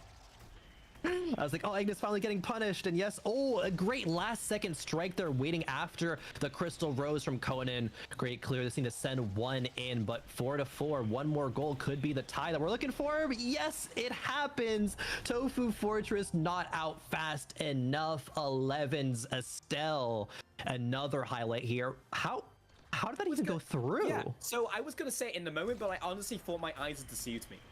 But that phased through the Tofu Fortress, right? I'm not insane. Hey, Odyssey, I might want to look at that one. Outskilled. Outskilled, clearly, yeah. Brutal stuff. Yeah, that definitely came out at the right time. Either way, 4-4. We need 2 consecutive goals as Flare finds one. They will need to find one more to get this victory, but punching it right through the defense. Have all the goals been Flares? For the Atlas forwards? That was a quad, so... Oh, okay, never mind. One is UMC, yeah. Yeah. Flare trying to make it happen again. It's kind of a Juliet midfield action, maybe to just battle the Drek, make sure Drek doesn't have, you know, full reign, but UMC missed the combo, doesn't get punished quite yet. Flare in a scary spot. Ooh, doesn't even matter. Ignis chasing Flare, but 11 is just free to do what they want. Yeah, I actually do like the adaptation of having someone at least who can duel Ignis in the midfield, because otherwise you're just going to have a bad time. And as much as I love IME, that's not going to happen. Catgirl versus Lizard. Lizard comes out on top every single time. As, well, they tried battling the midfield, and Ignis finds both somehow. Kamet in with a pass right here over to 11. Ooh, wow. Isn't shot, but Conan with a great defense this time around. Probably feeling pretty angry about that Tofu Fortress as we're now 6-5. 11 coming in.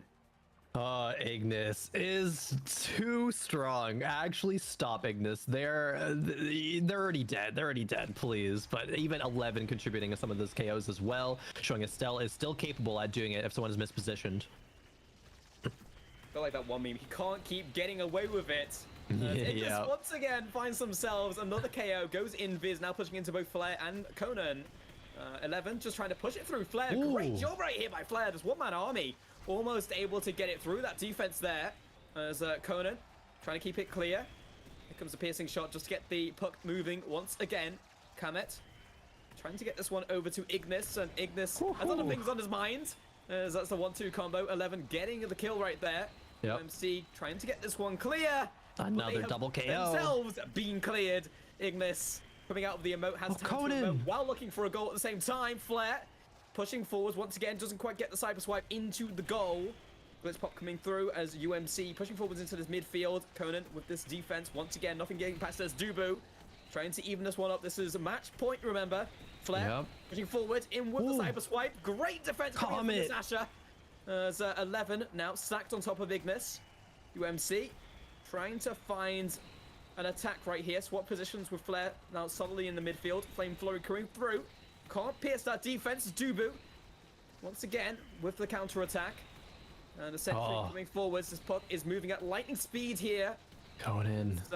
Ignis not found a kill just yet as he pushes forward, trying to get a kill onto the goalie. In fact, trying to open up some type of window. Oh, there it is. The window finally from 11. Snipes it right on by Conan. Conan was doing the Lord's work here, trying again and again, but not able to do it. That is going to be glorious. Ignition taking it, even though they were down in that game 2-0 because of the little reset that we had to do from game number 1. Yeah, a 2-0 win. Remember, these two teams went head-to-head in the first round. Let's go ahead and take a look at the bracket. I just want to illustrate what I'm talking about here. So in the first round, they played up against the Atlas forwards, lost 2-1, came back in the 2-0 victory in the winner of losers finals. So heading into our bracketed stage here, coming out of that same bracket with Orbits. So very good stuff. Fantastic. Yeah, great stuff. Love what we've seen. That was so much action. Weird to get going, but we're going to have to get a little bit of a break underway. That'll do it for myself and Pulse for now. As after the break, we'll return with Beepo and TJ to start getting into that bracket stage. But don't go anywhere. We'll be right back with Strike Zone 1.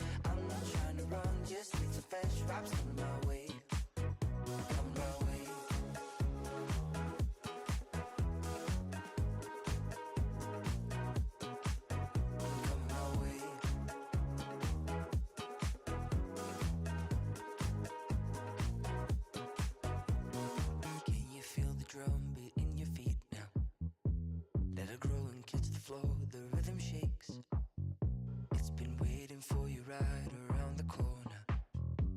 For your mind and soul, just let it break. Can we just dance? Can we just dance and forget about it? I'm tired of the race. Can we just dance and forget about it? Let it all go, darling, let it all go. I just need to stop and have some fresh vibes in my head. Let it all go, darling, let it all go. I'm not trying to run, just need some fresh vibes in my way. On my way.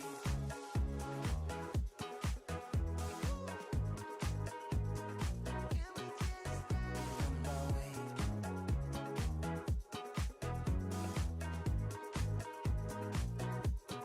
Can we just dance?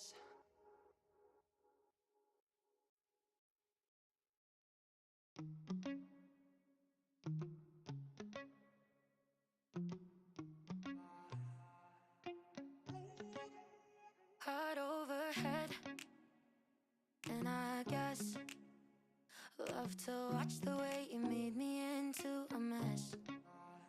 Hands on my dress, neon red.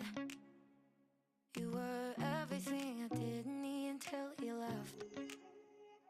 Now I'm dancing around my living room. I get drunk on the thought of you and I, when you were mine.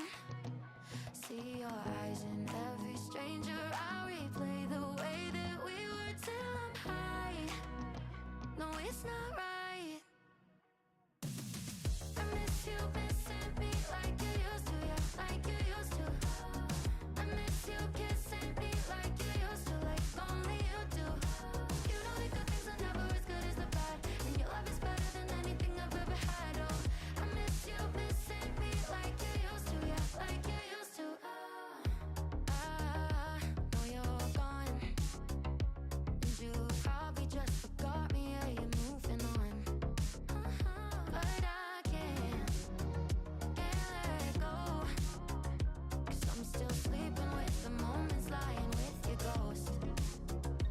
Now I'm dancing around my living room. I get drunk on the thought of you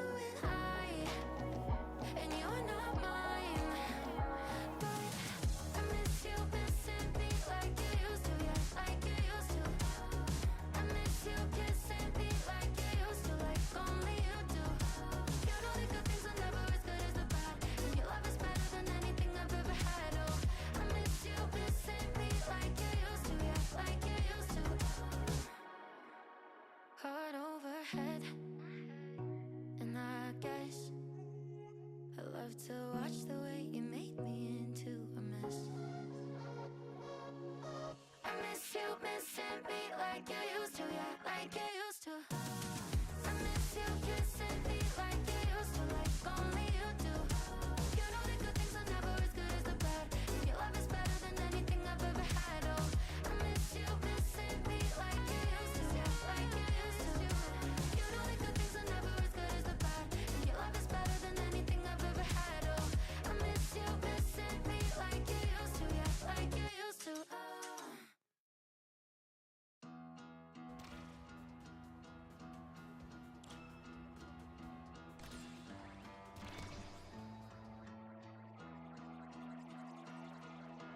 Read me like a magazine. I don't wanna be made of paper dreams. You always get me out of my head against where I'm just a mess in a pretty dress, but you're coming steady. All my spinning out. I'm just fine kissing in your backseat, call you mine, listening to your sleep. Think I might need you more than I thought. If I'm gonna be bending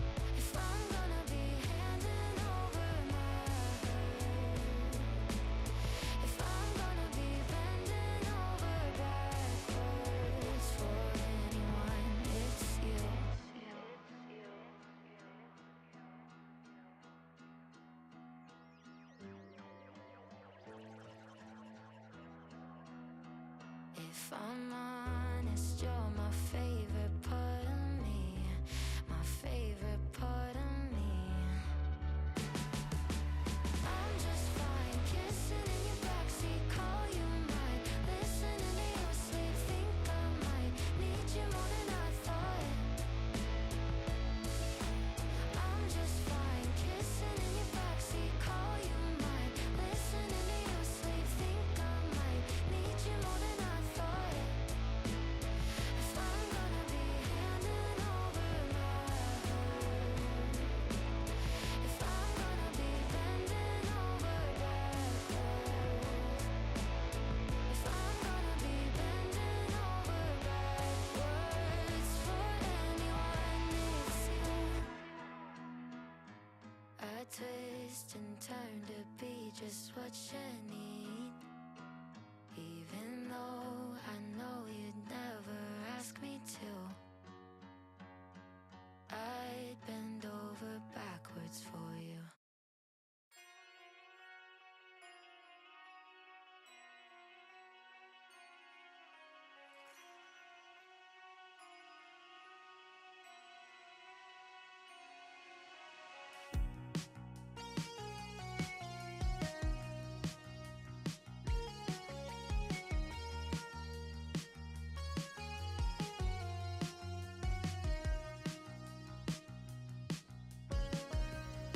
I know of a place where we can go and roam. Let's take a long close look where no one else can see. In a dream I was made of gold, and I knew just what to say. Let me take you far away, away from here. There's nothing other than the stars above us in a midnight sky. As long as I'm with you, I can do anything. As long as I'm with you, I can do anything. When you're looking for a way to go, won't you reach for my hand? 'Cause I will be with you, just need to hold on. Don't try and hide your teeth when you smile at me. You make my face go red and my heart racing. I can feel your eyes when you're looking at me. Try to camouflage, but I still see. You can never hide from me, from me. And you know that when the stars align, you can't hide from it. So come with me now, as long as I'm with you. Ladies and gentlemen, welcome to the most exciting part of the broadcast, the most dangerous part of the broadcast. I, Thomas James, are going to attempt to run the show while also casting it. Look at me press that lower third button. I'm killing it, Beepo. You're doing it! We are back with Strike Zone 1 as we head into our second block of games. You ready for this bracket, which totally hasn't been messed up the whole time I was using the restroom? Hang on. Oh yeah. One button. Definitely two not the button, messed three up button. bracket. Boom. Oh, Oh, I still left the lower thirds up. buttons. Take the lower thirds no. down. There we go. You can see we're starting up on the top side with Orbits versus Quest Esports in the quarterfinals, and then Beepo, we get to cover our very first semifinal. I'll ask you while we're waiting for the game to start, which of those two semifinals, prospective semifinals, is most exciting to you? Well, what are my options again? I completely don't know. It's either the top half of the bracket, which is the winner of our game, Orbits versus Quest, versus the winner of Floppa versus Comeback Kings, or Understood. on the bottom side of the bracket, we have Sad Boys versus No Bands, Lapping Kings, Glorious Ignition. So the winner of those two games will be the second one, your second option. I want to see Orbits versus Floppa Toast. I Okay. want to see that. Wow. We'll have to get past Quest Esports first, and if you are just joining us, well, you ought to know Hamster Quest and his team have been mainstays of the competitive scene, Beepo. Oh, Do you think yeah. they have a shot against the reigning king? Honestly, I'm gonna be real with you. I haven't seen Hamster Quest's like teammates play that much, so I can't really comment on them. But on Hamster Quest, oh boy, I have a lot to say on Hamster Quest. All right. Well, you're gonna have to hold it. You know why? You hear the music? Oh, we getting Do you into see the me draft? struggling to press this Oh, we got button? into the draft! Here we go. Let's go! Oh, I'm so Oh, short it's once it comes up. scoped! Look at how short I am. You're like above level. I'm neck level. Yeah. Well, you're fine. I'm not fine. What do you mean? I'll get rid of this pink bar between us as well. We have green screens. We don't need that. Here's our draft. Fancy. It is time for our first game. This means this is our first best of 5 game because we are now in the semi-final phase. We will fade out, bring up the scoreboard, and get into it. They brought out the scone lady. We did. The Sconolator on the screen right now, wielded by Hamster Quest. Our kind of premier, I think, Estelle right now, still in the tournament. Ginger Pop on the other side, our first time we've seen Ginger Pop and the rest of Orbits today. They are terrifying. Watch for that Ginger Pop Lumos forward duo. They are going straight for it, DJ. They are not wasting time. And Geek in the goal, playing very far back on this Dubu, able to clear in the middle of the field, controlling an awful lot of it. Ginger Pop with the warp all the way up on the top side, able to cover all of it simultaneously as well. Nasty clear away, Ginger Pop, not able to get it past Leon. It's through! What a goal from Leon! Oh, that roll from Geek. Absolutely in the wrong direction. You hate to see it, though. Yeah, you get like a 50-50 shot at those, and he's either going to cross up or not. Oh, yeah. It's 1-0 now. Hamster Quest absolutely trying to keep Ginger Pop off of the core. Lumos going in, but missing entirely. Geek's passing it to Ginger Pop, trying to keep it to their side. But no. Whoa! Lumos is out from Hamster Quest. And that's a huge Leo's part of gonna their try. offense. Oh, Just yeah. Ginger Pop can't score by himself. He needs that second man. Can't carry too hard, you know? Oh, good pillar. Such a nice clean break. Ginger Pop completely going for it, but no. Being denied while passing to Lumos. Lumos trying to score, but Yeesh clears it. Gonna try for a second time, but no! Oh no! I saw. Oh no! I saw the angle coming. I played too much Dubu goalie. You throw out that wall too late, and you've just created a pinball cabinet inside your goal arc. You hate to see it. The Tofu Fortress not stopping anything. This pillar stopping the play. Hamster Quest can't get it past Lumos, who's just forcing it forward in this tied 1-1 game. Yeesh? What did I just witness, DJ? I wasn't ready for it, so no. I wasn't ready Let's either. figure it out on the replay. So he rolled past it, and then I don't even know. Like Lumos obviously aimed it afterwards, but I'm pretty sure he was just trying for damage with the arc beam when he started it. It's That- 2-1. Lumos trying to score in, but no! Yeesh is able to clear it downside while Lumos trapped, I guess. A very good save there by Yeesh. Really good forward summer assault to get the stop. Leo trying to push up, but no, being denied. Can Lumos score? The arc beam! The arc beam scores the Dubu was and the puck simultaneously. And this That is was just so nice. the lethality we were talking about. Now that it's not level 1 Asher, you can have Lumos constantly in position. Oh yeah, being level 9 gives you great advantages, Asher, because you get that oomph, you know what I mean? Yeah, I believe that's the scientific term. Oh yeah. Lumos So forward it's the... again. Ginger Pop on the bottom side. Can't get it through. Finally does. Yeesh rolls a little too far forward. And it's 1-4. Now just one goal away from game number 1 going to Orbits. Ginger Pop just absolutely making it pass with the Yeesh failing the roll. Ooh. I'm always curious because as a WASD player, it's very difficult for me to land rolls. Oh, you're a WAS player? And oh! And Let's I go just 5. wonder, whenever I see a roll go by like that, are you suffering the same way I'm suffering? Because if you're WASDing and your mouse is over something, you just go in the wrong direction sometimes. Being an old Dubu player, TJ. Like old Dubu. It hurts inside. What was the first time you played Dubu? I think Like, so when I joined. Like time. Are we going way back or are we going like since I just wanted you to launch? say like 4 months and then everybody in chat's really Oh. impressed. That's what I was looking Oh, no. I've been playing Dubu since, let's say, well, I haven't been playing him now, obviously, because I got some beef with developers, I'll say. You're right, they did. Poor Dubu. Mm-hmm. But the entire time that we've seen him, he's been really good at 2 things. One of which is dropping the somersault in the wrong direction and absolutely eating it.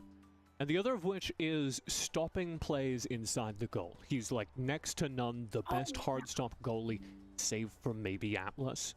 And there's been a problem, a wrench thrown into that work.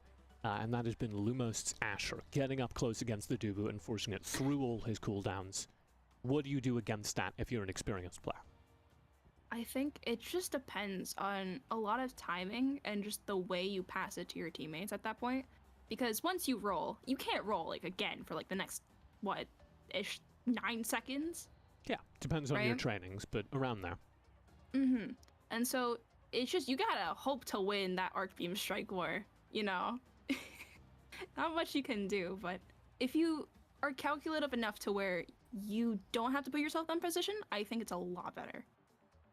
Because if you can set up earlier, then it's a little safer to avoid the full push. And one of the big markers I look for when I see Asher is just repeatedly getting to execute that. This is also true for Juliet's. Lumos, very big fan of doing the same thing on characters like Juliet, where you just sit in the goal arc and wait for the puck to come to you. It helps when you have a teammate like Ginger Pop. But when I see stuff like that, especially as a goalie, I'm going, okay, well, where's the rest of the team? Why are they being allowed to do that? Yeah, it's, if you're not in position for it, you gotta accept the faith, you know? Yeah. We got ourselves a game 2 of this best of 5 series, which means there's still time to turn it around. Over here on the left side, it is Quest Esports back at it again. Still the Dubu in goal, but an Asher added to the lineup, Beeps. Yeah, I was saying, the Leo change in the pick, I think it might help, honestly, because Estelle's very good at stacking and stagger, right? And then once they're staggered, Asher can just be like, hey, you're next to a wall, goodbye. Excellent. So do you have more faith in them this time around? I think so. But it just depends on how they position it, because I think Lumos and Ginger Pop are really good at that tag team, right? Where it's just, oh yeah, let me just pass up, so then you want to score? No, not allowed. This is good. Leon controlling with the path splitter. Good forward Dubu Fortress. Slows down the play even more. Leon keeping it stuffed inside Geek's goal. They stuffed Ginger Pop through Geek's goal. Gone. Hamster Quest trying to get it through. Can't do it. Lumos to Geek, hold on. Ginger Pop's now respawn. Oh, they're absolutely now going for that tag team, but no, it's just not going in the way, Teach. A great save from Yeesh. That path splitter, though, No, there it is, unsavable. never mind. It'll go through. Yeah, I just said it a little bit too early. There it is. You hate to see that. Oh no. It's 0-1 now. Lumos immediately going for the stuff, but does not do enough damage. Still early game. Ginger Pop so scary in this midfield on the rune everywhere at once. He tries to pass it down. Leo's now going for the initiative, but no! The bamboo wall comes out. Yeesh passes up. Geek intercepts. Well, oh, they are going for it. Lumos trying to stop it with Arc Beam, and whoa! Oh my god! Yeesh is absolutely defending the hell out of his goal. What a sequence! He manages to keep all of that out. Oh no! But Ginger Pop gets him that one moment where he's a little bit too far off. And that is the tragedy. What an incredible sequence of saves. Now do it again. because Ginger Pop's inside your goal arc, and he's got an easy shot. It's too much to ask, TJ. I could I know. not believe you just asked a goalie of that. It's too much So to ask rude. anyone into the Ginger Pop Lumos duo. And yet Yeesh Mm, held oh, on for a wha- while. Can't Never stop mind. that. Is the point blank arc beam to yet again prove my point. I'm gonna be real. That was too fast. I thought they would take some time, you know, a break, not immediately score. We're grinding 5 hours straight, Beepo. Gamers don't take breaks. Oh no. Ooh, Yeesh clears as Lumos tries to arc beam it through. No. It's pretty slow right now. Of all things considered. But no. Whoa! What a good Yeesh clear. clears it from Lumos. Yeah, digging it Ginger up Pop. there. Pulling it out Oh, of the goal yeah. to the top side. Oh, can Leo make it through? You're kidding No! me! The bamboo wall and Ginger Pop combined will not let that through. Yeesh up from Lumos, denying that goal. You forget about Ooh. Geek because he's got such good forwards, and then every now and then he gets to play. Oh yeah. It's a fun time. Ooh, Lumos completely staggered, and he's dead. Absolutely gone. Did not give a single life. Leo's trying to push it through, but no! Geek with the roll! Rip Ginger Pop though. Ginger Pop, his second death of the game, and the second time it doesn't stop anything. Instead, it's a slow. What was that? He missed a strike! And either he missed or he just didn't strike. He missed it. Oh, I hate. That's not even a verified scode moment. I was so excited It for you. wasn't. I know. You see, I saw it. I pre-planned it. Another goal. An easy one that time. That's just Lumos yet again parked inside the goal arc, drops the path splitter early, and it disrupts the defense. Then you put the core right where the path splitter was. If the path splitter, I think, stayed up a little bit longer, I think they would have gotten it. No.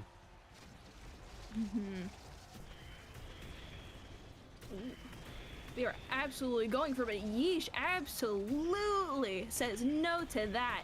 Drops the Dubu wall, hoping to keep them away. But no, they're climbing onto him.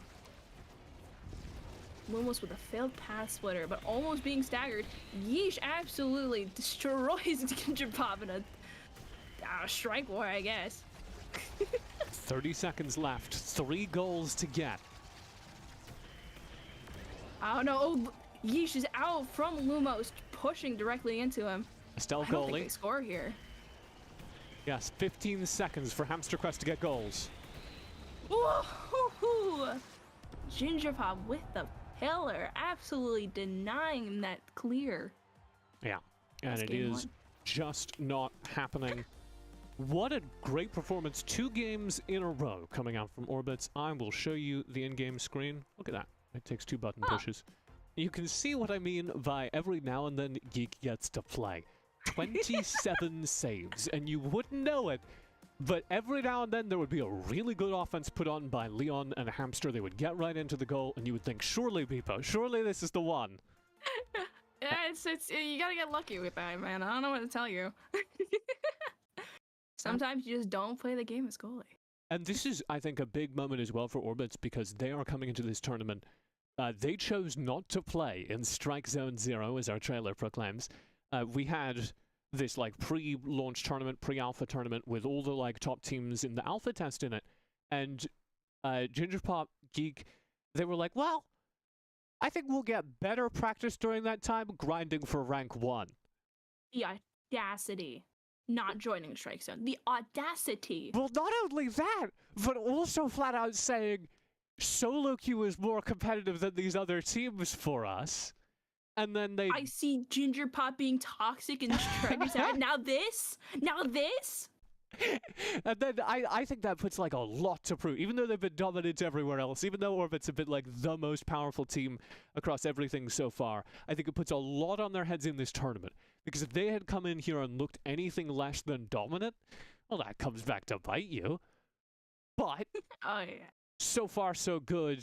They are terrifying right now. I'm going to flip us over to the bracket if that's okay, Beepo. And I want That to is take a look at absolutely- how our other matches are progressing. I suspect we don't have any results in yet. But I want to highlight Also, Orbit's #1 seed. #1 seed into the playoff stage. And looking at the bracket, you're going, okay, who is going to contest them? There was one team on this board that swore revenge, that swore during Strike Zone 1 what is it? they would take down Ginger Pop. It's the Sad Boys. It's the It's the narrative Sad arc people Boys. all coming together. It's an anime, teacher. It's an anime. It's just it's the rivalry.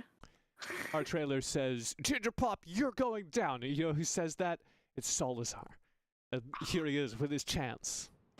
With his chance to prove that he can take him down. First, though, Orbits will need to get past Quest Esports, and they need one more game to do that. What's changing in the draft? Ooh, there's a Drakkar now. Mm. Don't see one of those too often. What do you make of that? Orbis. Well, I don't know. Orbis is keeping the exact same draft. It's been working out for them. Yeah. Why change what isn't broken, I suppose, for them? Allele on the Juliet. I've seen this guy's Juliet, TJ. I will tell you. Pretty good. I'm going to run in here and get the trainings up because I know everyone's yelling at me. I was like, there's too many people asking. Might as well just let them know. It's just hard. Right off the bat, we start with Yeesh in trouble, being pressured back. This is game number 3 of the best of 5. Orbit's up 2-0, so if Orbits win this one, they are through to the semifinals. Lumos in, Whoa. Lumos out. He's just, the Dubu wall said no. He said hi, but no. Just a Ginger little Pop. bit. Oh my god! Ooh. Steals his orb! Stealing the orb.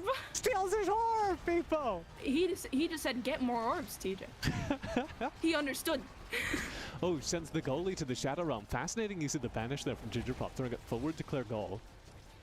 Doesn't have it, of course, Almost now. Pillar Staggered though. for the setup. Geek to Ginger Pop. Ginger Pop to himself. Oh, he's doing it. Pillar, but his teammates cleared again. Hamster Quest is unleashed, dude. Ooh, that was a good pillar, dude. Bottom corner. Whoa. Roll from Geek. Roll. You can't score on him. Genuinely thought Lumos was gonna die a third time right there. Not gonna lie. Over to Ginger Pop. In. Geek Whoa. from the opposite side of the map, despite everything, throws it through. Oh no. Oh, that banish. Oh, I hate that when, like, when playing goalie, that happens, dude. Absolutely terrifying. And Ginger Pop looks so 1-0. good on this rune. Oh, yeah. Definitely a high skill champion. He's dead again. They're trying to go for a goal, and they do! Finally, they managed to weave it Hamster past Geek. And take a look at this. It takes a KO, and then the setup. As the wall fades, they slide one Ooh. right through Geek's roll. 1-1 now in game 3. Hamster Quest need a win to stay in this series. Lumos half HP again and burning and He's out. gone. KO'd yet again. And this is what we were talking about. If he keeps Ooh, sitting good inside roll. your goal arc, banish him from the map. I think this is the comp that beats this one, DJ. Are you Ooh, the calling a, self-pass. are you calling a game result now? Maybe. Maybe. I could be lying. A tie could be. game. Whoa. Beepo's seen enough. Whoa. The strike war is happening in front of their own goal. To Ginger Pop. Hamster keeps it dangerous. Lumos now on the offense for the first time this game. Can't keep up with the puck. Only level 6. Ginger Pop to Lumos. Pillar keeps it dangerous. Lumos gone again. I feel like it's a progressive, you know, sort of thing, where every single time Lumos gets KO'd. Lumos gone again. Leon bullying him. Top corner. Oh, the Can't roll. get it through Geek. An incredible roll. An incredible God. save from Geek. Stops that one as well. How does he keep getting away with this? Geek Oh, is the clear. impossibly good right now. He's finally able to play. He's done it. He's cracked the code. Unlocked by Lumos being permanently KO'd. Shows off here on the main stage as Lumos steps forward. Leon can't land the dash punch combo onto him, so Lumos lives for another minute. Oh god. Oh, he's fully staggered again, TJ. It's gonna happen. He's gone. He clears it away again perfectly in the meantime. 1-1 still, 30 seconds on the clock. Leon looking for control. Lumos respawn. Hamster trying to find a way in, looking to KO Geek. Can't do it. Leon open goal as the KO threat on Geek forces him to the top side, and the puck slides through under it. A goal lead for the first time this series to Quest Esports. That was too intense. For a third round? Geek passes to Ginger, trying to get forward a little bit. With the vanish, Lumos absolutely tries to go, but no! They said no again! Geek with the clear. Hamster Quest trying to set up Leo for a score, but no, Ginger Pop clears it away. Ooh, that ruined pillar though. Oh, no, he's gone! I can't keep commentating with Lumos continuously dying here. We're in overtime now. We're in overtime already. One goal for Hamster Quest wins them this game. Come on, Hamster Quest, you got this. Let's go, Leo. Pat no, splitter. the Pat Splitter denying. Ginger. Oh, Ginger Pop's gonna try with the TP, but no. Denied by Vaughn. Can they score? Will it be tied 2-2? TJ, I don't think so. I think Hamster Quest got this in the back, killing Lumos once again. This guy does not get any breaks. But Ginger Pop's picking up the slack. He's two places at once. He is both midfielders. He's playing the mind tricks, TJ, right now. He keeps passing to himself. Oh, if only it was angled a little bit higher. Oh, Vaughn's out. Can they score now? Geek tries to log it to Ginger Pop. Lumos attempting to push it through, and they do! What Ginger an Pop with incredible that sequence. Pillar. And that, ties us up again. It's the pillar from Ginger Pop and a weird angle and a 2-2 scoreline in overtime of Game 3. With the game win here, Orbits close the series. Geek to Ginger Pop. Again forward, Lumos again staggered. Beefier now as he's reached max level. I feel like they're gonna eat my words, you know, about Orbits winning this. Ginger Pop forward, Beepo of little face. Good wall, good fortress there from Yeesh, keeps the puck out. We'll play to the bottom corner here as another KO goes there. Yet again goes Lumos. You wanna guess how many KOs they get? Oh, how many? At least 20. Over under 20. Yeah, I was gonna say. Ooh. The passes! Top corner, dangerous, but Geek's so good. Geeks clears the puck here, doesn't go down either, very low on HP. Hamster trying to finish him clear the goal, does so. Can they control the puck during this time? No, the pillar from Ginger Pop makes it dangerous. It's an open goal, on, and Leon just can't reach it. Hamster Yeah. Quest forces it through, stuffing a 3-2 scoreline into the books. Oh. You know what they say, TJ? When you die or get KO'd in a game, it's just a faster respawn timer. Sure.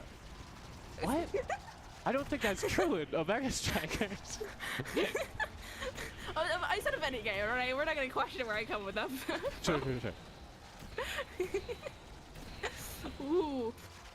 They're absolutely trying to stuff it in, Ginger Pop and Lumos, but constantly failing due to the aggressive playstyle against them. Oh, and Ginger Pop strikes it into the goal. Lumos keeping Yeesh too occupied. Yeah, what an incredible passing sequence this is, and it means we're tied up yet again. And I'm going to ask you the question again. Over under 20 KOs onto Lumos. Over under 20 deaths. I'm saying 20. I'm giving good Exactly answer. He's gone. 20. All right. Lumos finding a KO that time, not the opposite, as the goalie Yeesh is down. Hamster Quest occupies the midfield. Leo gets it clear. There's the respawn. Yeesh back on the field.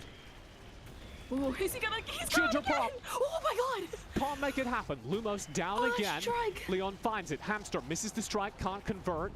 Ginger Pop banishes Leon, slows down the play, buys time for Lumos to respawn. Ginger Oh Pop, my. top Oh! corner, all by himself. Man. Oh my god, that was such a good, clean goal. He's too far behind. It's 3-4 now. Can Orbits cost one more goal? They just win need the one series more with to one win. goal. Oh man. Leo trying to score in. Hamster Quest trying to push it forward, but no! Lupo scores it with an arc beam past Hamster Quest. Winning them the round. It is the series going as well. And we're in single elim now, Vivi, so Quest Esports knocked Ooh. out with that. What a Oh, good final man. showing it was. Here is your metric. We were way under. Oh, Uh, that's a 12. That yeah. did not feel like a 12. Well, let's 12 in total. I think I want to flag that during that entire time, Geek yet again won the saves battle as well. Because there was so much chaos happening on the forward part of the field. He's holding down the fort. It doesn't matter how many times you KO Lumos when you have Geek in goal. Orbit's trademarks of either the blowout or an incredibly low scoring game. Oh, yeah. He also had literally a fort. Yeah, literally the tofu fortnite. Literally a tofu fort. We'll make a caster out of you, yeah. Here's the bracket. Oh, Sad Boys winning 3-0 against No Bands. Who would have seen that coming? Oh, so I guess we'll head to that semifinal next. We'll see how quickly we can shift into that. Sad Boys I would think versus Sad Boys. Sad Boys versus know. Laughing Kings. You didn't expect that 3-0? Honestly, I'm looking back on Whose Glorious Ignition. I thought it was close. I genuinely thought before we went back to live that it was close, but no. It was 3-0. Oh no. Sad Boys, of course, the defending Strike Zone champions waiting there. Laughing Kings. How would you position Laughing Kings? Sorry, I'm trying to talk and type at the same time. I don't know if you can hear that. Seeing that they have Megaverse, Lazy, and Griffin on their team, all very good and high-skilled players, right? So, right, and so my question is, do you talk about them as, oh, these are some of the best players in the tournament, they're favorites to win it all? Or do you talk about them as, oh, they've never been able to consistently beat Orbits? Despite having so many good players on that roster, Megaverse, the top-ranked player for long swaths of time on the leaderboard, they've never managed to climb over that bar. I think, honestly, just like looking back on how I've known these players for a while, right? Because I've been playing for a good chunk. But honestly, I think Megaverse and his team, I don't think they have enough of the coordination that Orbis has. Right? Because it's like you can put three very high players together, right? Potentially like top 10, let's say. But it doesn't necessarily make them a really good team, right? Because it's just they haven't, played together with so long like Orbits has, right? They've been playing since what? I don't know, my second ever tourney in that Prometheus, I guess. Yeah, it was cool. Not Prometheus, Omega Striker, you're so god. Yeah. No, I think that's a very good example, because not only has Gingerpop and Orbits been playing together that entire time, but they've also been working specifically on their coordination during all of that, right? And you always hear them talking about it, you always hear Gingerpop and Lumos and Geek talking about it from like a competitive standpoint and how their strategies are going to be better. They're a very cerebral team, and they've been practicing competitive Omega Strikers for such a long time. Oh yeah. I remember when Lumos left Catboy Supremacy. Y'all don't know what that is. Very old team. Was one of the best teams. Have to rep up my boys, Catboy Supremacy. Is there any reason you would be biased there? Honestly, I'm just kind of pissed a little bit. It's just that he left. Just been like, oh yeah, I found Gingerpop and Geek. Not how it went, but I like having fun exaggerating it. Well, he's now, I think, found a glorious second home there.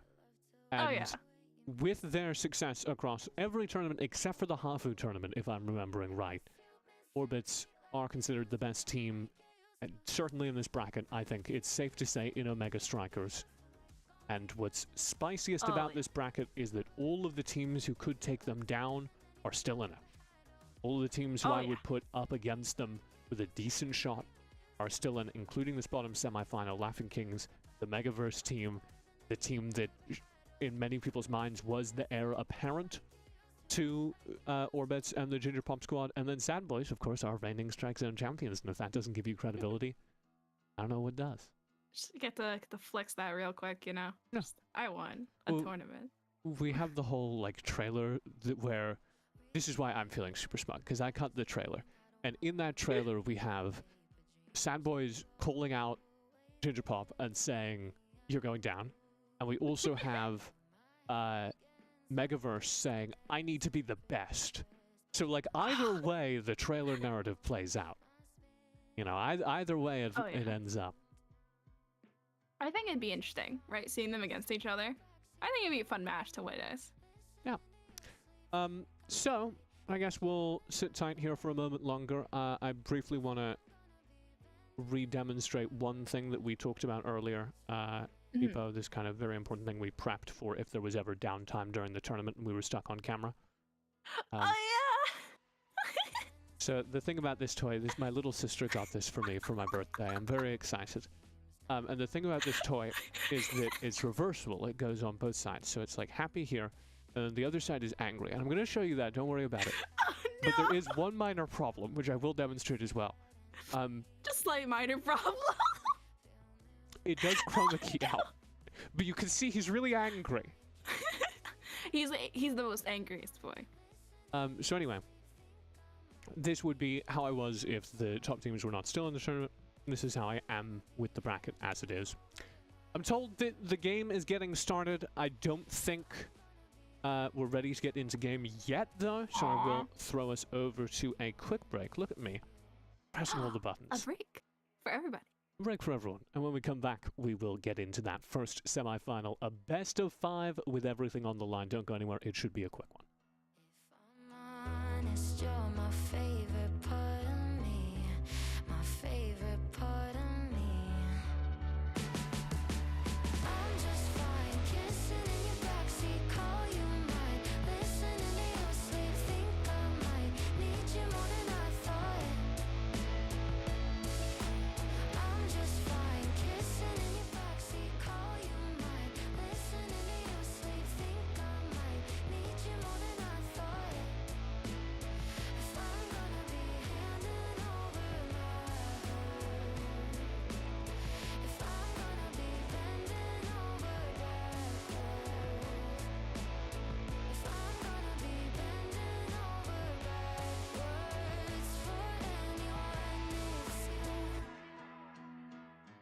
I twist and turn to be just what you need, even though I know you'd never ask me to. I'd bend over backwards for you.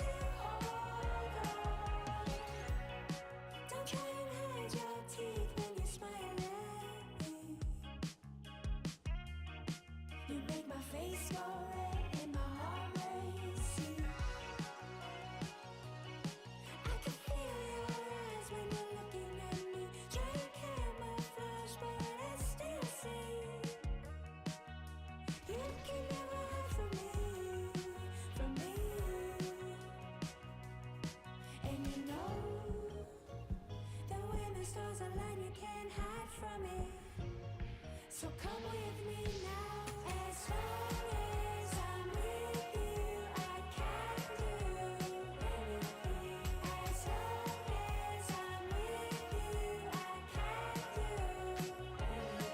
When you're looking for a way to go, won't you reach for my hand?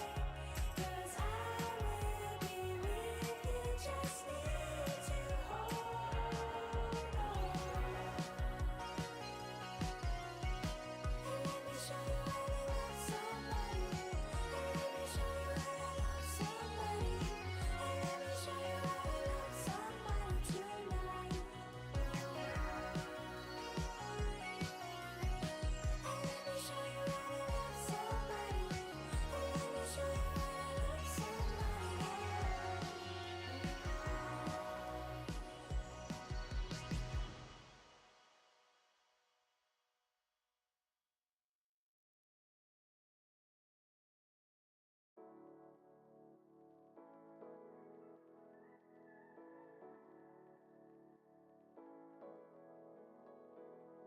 The train's passing by our bedroom window. It feels like the writing's on the wall.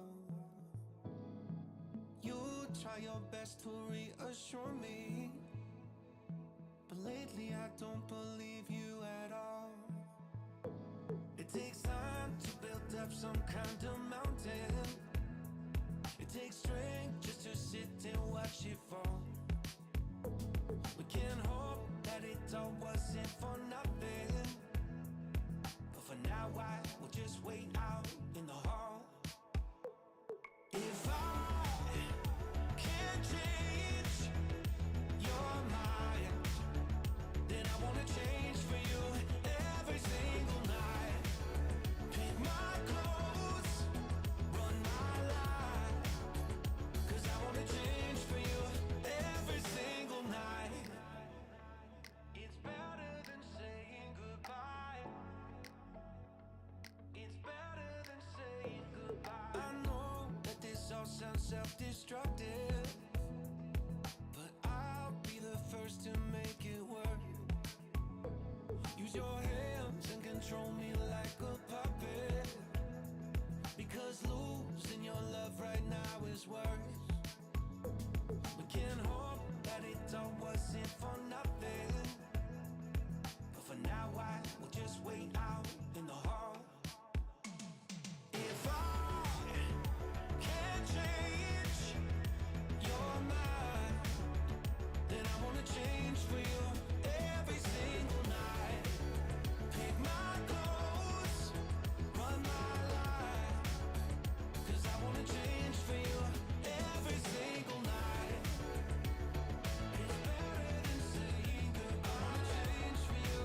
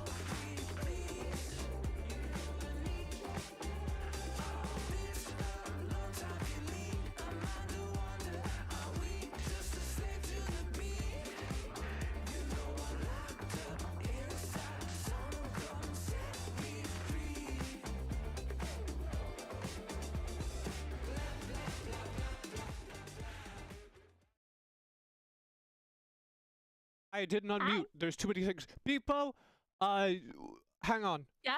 So, what's up? say What's going on? something. 3, 2, 1. She likes scones! She no does like Estelle. scones, but there's no Estelle Never here. mind. I would like to apologize. We did miss game number 1, and I don't entirely know what happened there. I don't know what the result of that game is. I'm getting that information as quickly as I can. But we just weren't quite on the ball enough in terms of getting into the game. So it started without us, and it didn't feel right to stop their match just because of us. So here we go, and I will get that scoreboard up as soon as I know, but we are in the semi-finals of Strike Zone. My name's TJ, joined by Beepo, and over on the left-hand side of your screen is Laughing Kings.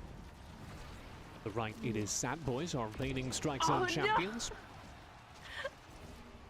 No. It's been like 10, 15 seconds, and there's already a KO, TJ. There's already a KO, and already a goal as Bobadex is sniped out. And that will be two things happening simultaneously. Goal number 1 over to Laughing Kings, and the information coming into my ear that they won game number 1. Which means that they are 1-0 up in this best of 5 series. Don't worry, you didn't miss much. The majority of this series still to come. Gunnar trying to set up Schneider, I believe that is his name that I know him by. Never mind, the pass from Griffin to Lazy to score that goal with the arc beam. That was smooth. Yeah, very smooth start to play there. Rewarded with an immediate 2-0 in the scoreline. Walrus. Where do you think this game's gonna go? Oh, well, right off the bat, I will say Megaverse hasn't had to make a save yet, which is a very good sign for them. It's a very good sign. Oh, Schneider out already. And that's so much of what Rune offers here. Griffin to Walrus. Can't force it through. Whoa. Will get a second swing here, but Gunnar gets it clear. Walrus down bottom, waiting for the puck to go to him. Body blocked very well by Lol J-Ass. Where'd he go? Oh my god. Never mind, he went to the middle of the screen. Griffin just disappearing left and right. Warfig all over the map. The value of the Rune just being the center of the map, being the midfield. Griffin, bottom corner, misses the strike twice in a row, and Bobadex gets off scot-free. The way Megaverse just stands there, menacing. T-posing on that puck. He'll have to do more as the shot comes through. He finds a KO alongside Lazy Walrus. And they have a moment here, a player advantage, but Laughing Kings can't convert on it. At least not directly. Bobadex on the ball there, as the pillar makes it dangerous. I think Lil JSS is gonna have another Lumos moment. Oh, the save! From inside the goal, Megaverse earns his pay. He'll get it free again, down a man. Now he has to step forward out of the goal to buy time. Lazy Walrus forward, Gunner up to Lol JS. Griffin on the respawn. Griffin can't hold the midfield. Lol JS not in position for the cross though. Megaverse able to get it away once and twice. Come on, Gunner, no! Gunner unable to convert. Now Griffin forward with the warp, denied by the ult. Whoa! Megaverse found a KO during that time, meaning that Gunner has to run the midfield by themselves, and Bobadex has to save twice, 3 times. He's got it all 3 times, and it's cleared away. Griffin's still in control, not able to convert.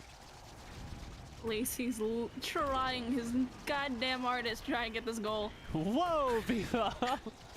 I forgot. I would not have Cannot see expected the you to Lord's be the name in vain. one. My bad. My bad. Oh my god, Beepo! Cannot say that on air. All our sponsors! What are we gonna do? State Farm's not gonna work with us now. Wait, we had State Farm? Sprite isn't gonna pay for the prize pool now. Oh! Goal! Pack splitter from Lazy Walrus converts that goal.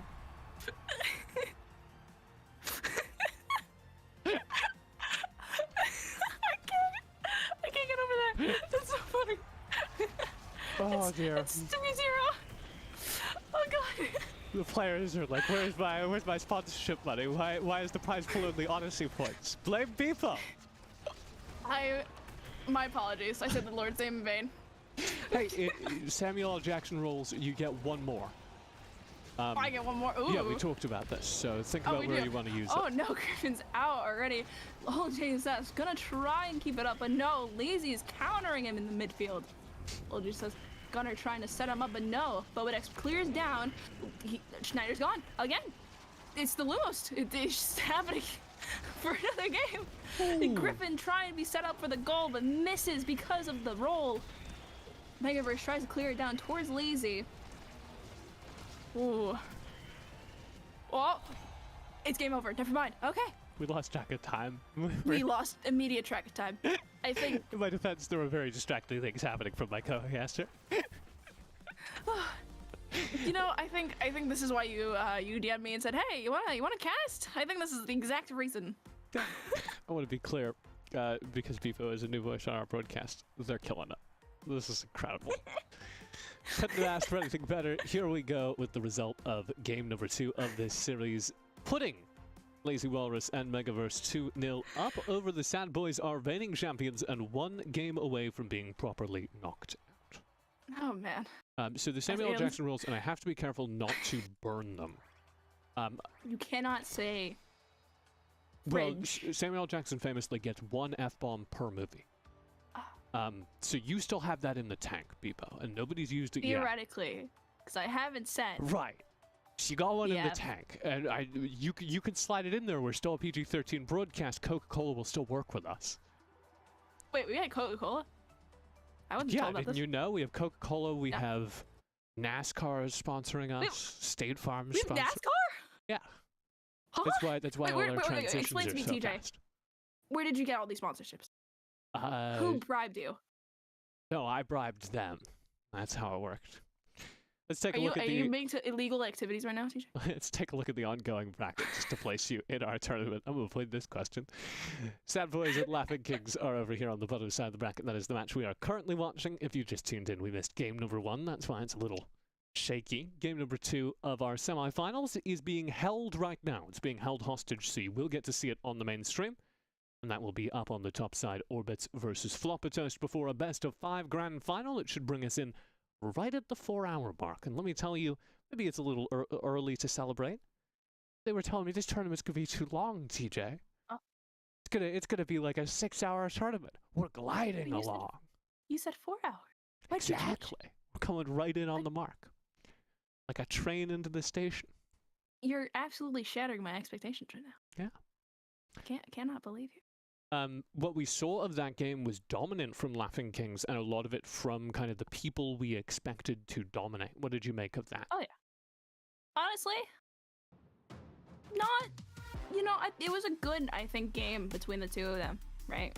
And if Sad Boys can, like, take it back, right? I believe they can. I believe they have a chance. They're very good players. What do you make of Griffin and Lazy Walrus just being able to run the midfield like that? Honestly, crazy, because I think they're starting to go up to that Ginger Pop Lumos level. That's what I was Not thinking. too hard, though. I don't want to say it. I wanted but you to say it because you have like more. You're like the expert here. You have Not more too big of an credibility. expert. But I think you're absolutely right. I think this is a team that's starting to look scary if you're waiting in the wings. Oh, yeah. And they brought out the scone lady! We're doing some baking.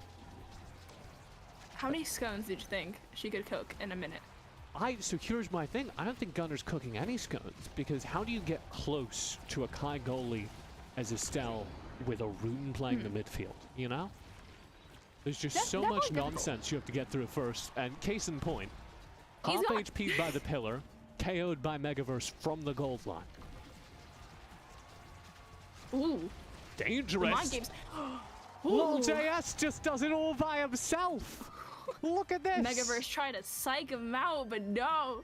Yeah. Lil JS, I just went, nah. Not freaking me out. And I think that goes 2 ways. Yeah, Lil JS, that was crazy, but Megaverse also passed it back down into him. Never expect those kind of things. And then they backfire. And then you get sad. 1-0, our first lead on the screen for the Sad Boys. Oh, it is an absolute strike fest right in Bobadex's goal. They are able to make it out. And Schneider, Lil GSS, makes another goal. He just says, hello, I'm gonna punch as Juliet, and I'm gonna be right there. Wow, and what a Megaverse combo. can't do anything. Yeah, great carry in with the dash, saving the punch to finish it off with a tiny little redirect on it. Great use of the abilities interaction with the puck. Oh, no! No!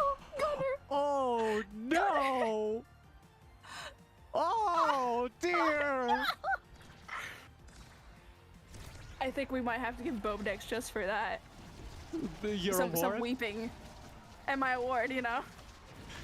Beepo is looking for a contender for the Save the Goalie award. Given to the goalie who is most hard done by over the course of the tournament. We'll give it away at the end of the tournament, but I think it might have just been decided. I've given a few candidates in mind, you know? Mm-hmm. Just a little bit. Oh dear. Oh man. It's is there gonna be a goal right here? But no. Denied. Gunner hitting it the other way that time. Gotta keep them in mind games. Never let them know your next move. Ooh! Denied the combo. Good follow-up as well. JS. Ooh.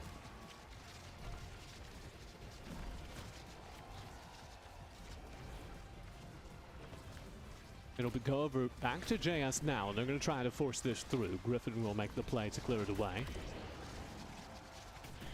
But we can't get a handle on it. There you are. There I am. Had to mute for a second. Oh no! And I can come back and immediately Mega Person just gets scored on by himself. He's been very clean in that goal, Griffin, though. Oh yeah. Panic, Griffin, and Lazy make it in. They're almost there. Gunner just can't get past both those midfielders. Griffin always able to slow down the play. Lol JS always staggered by the time the puck reaches him. What? Huh? Even trade in the KOs right now. Griffin trying to force one through, can't do it. This is so messy inside the goal line. Bobadex finally misreads it. God. I am so sorry. I completely spaced out right there, but jeez. What a crazy combo there. Didn't even replay the goal. Oh, look, I'm trying to do a lot. All right. Didn't even. Beepo. Didn't even replay the goal there, TJ. What kind of replay man are you, man? Why? I'm a caster. God darn it.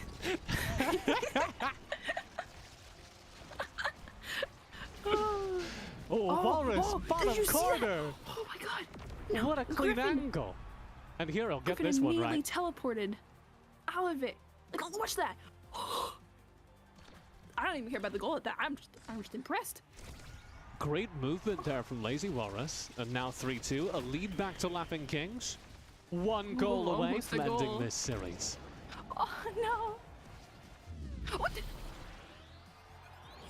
Are we sure it's still one game though? One. They have 30 seconds. Goal away, you're right. With 30 seconds. 30 seconds. I think they can make it. One goal needs to be earned back by the Sad Boys in order to ensure they can go to overtime.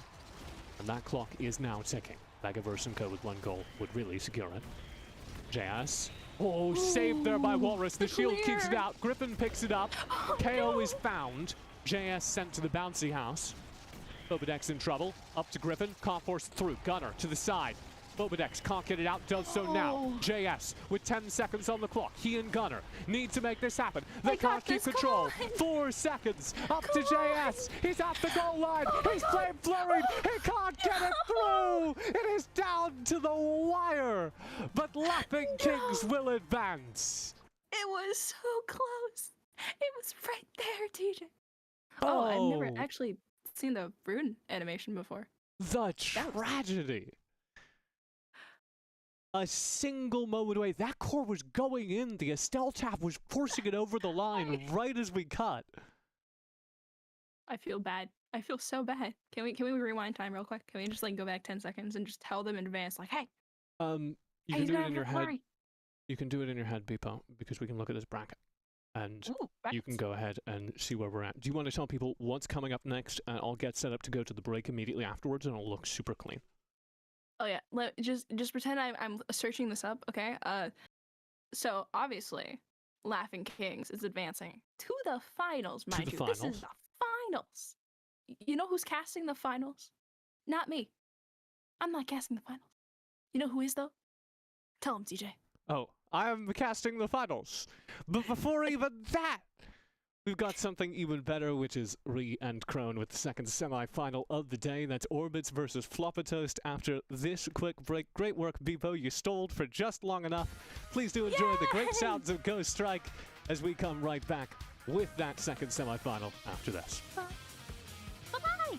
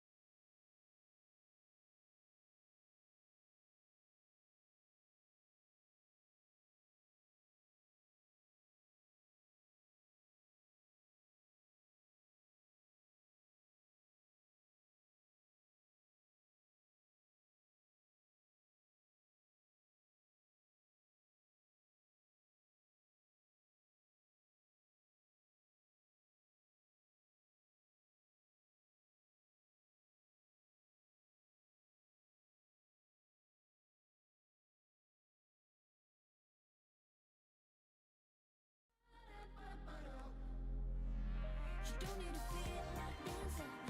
You better keep on dancing. We'll be here for one more song. You don't need to feel like singing. You better keep on singing. We'll be your friends if you sing our song. You wanna be blinded by the light, a creature of the night.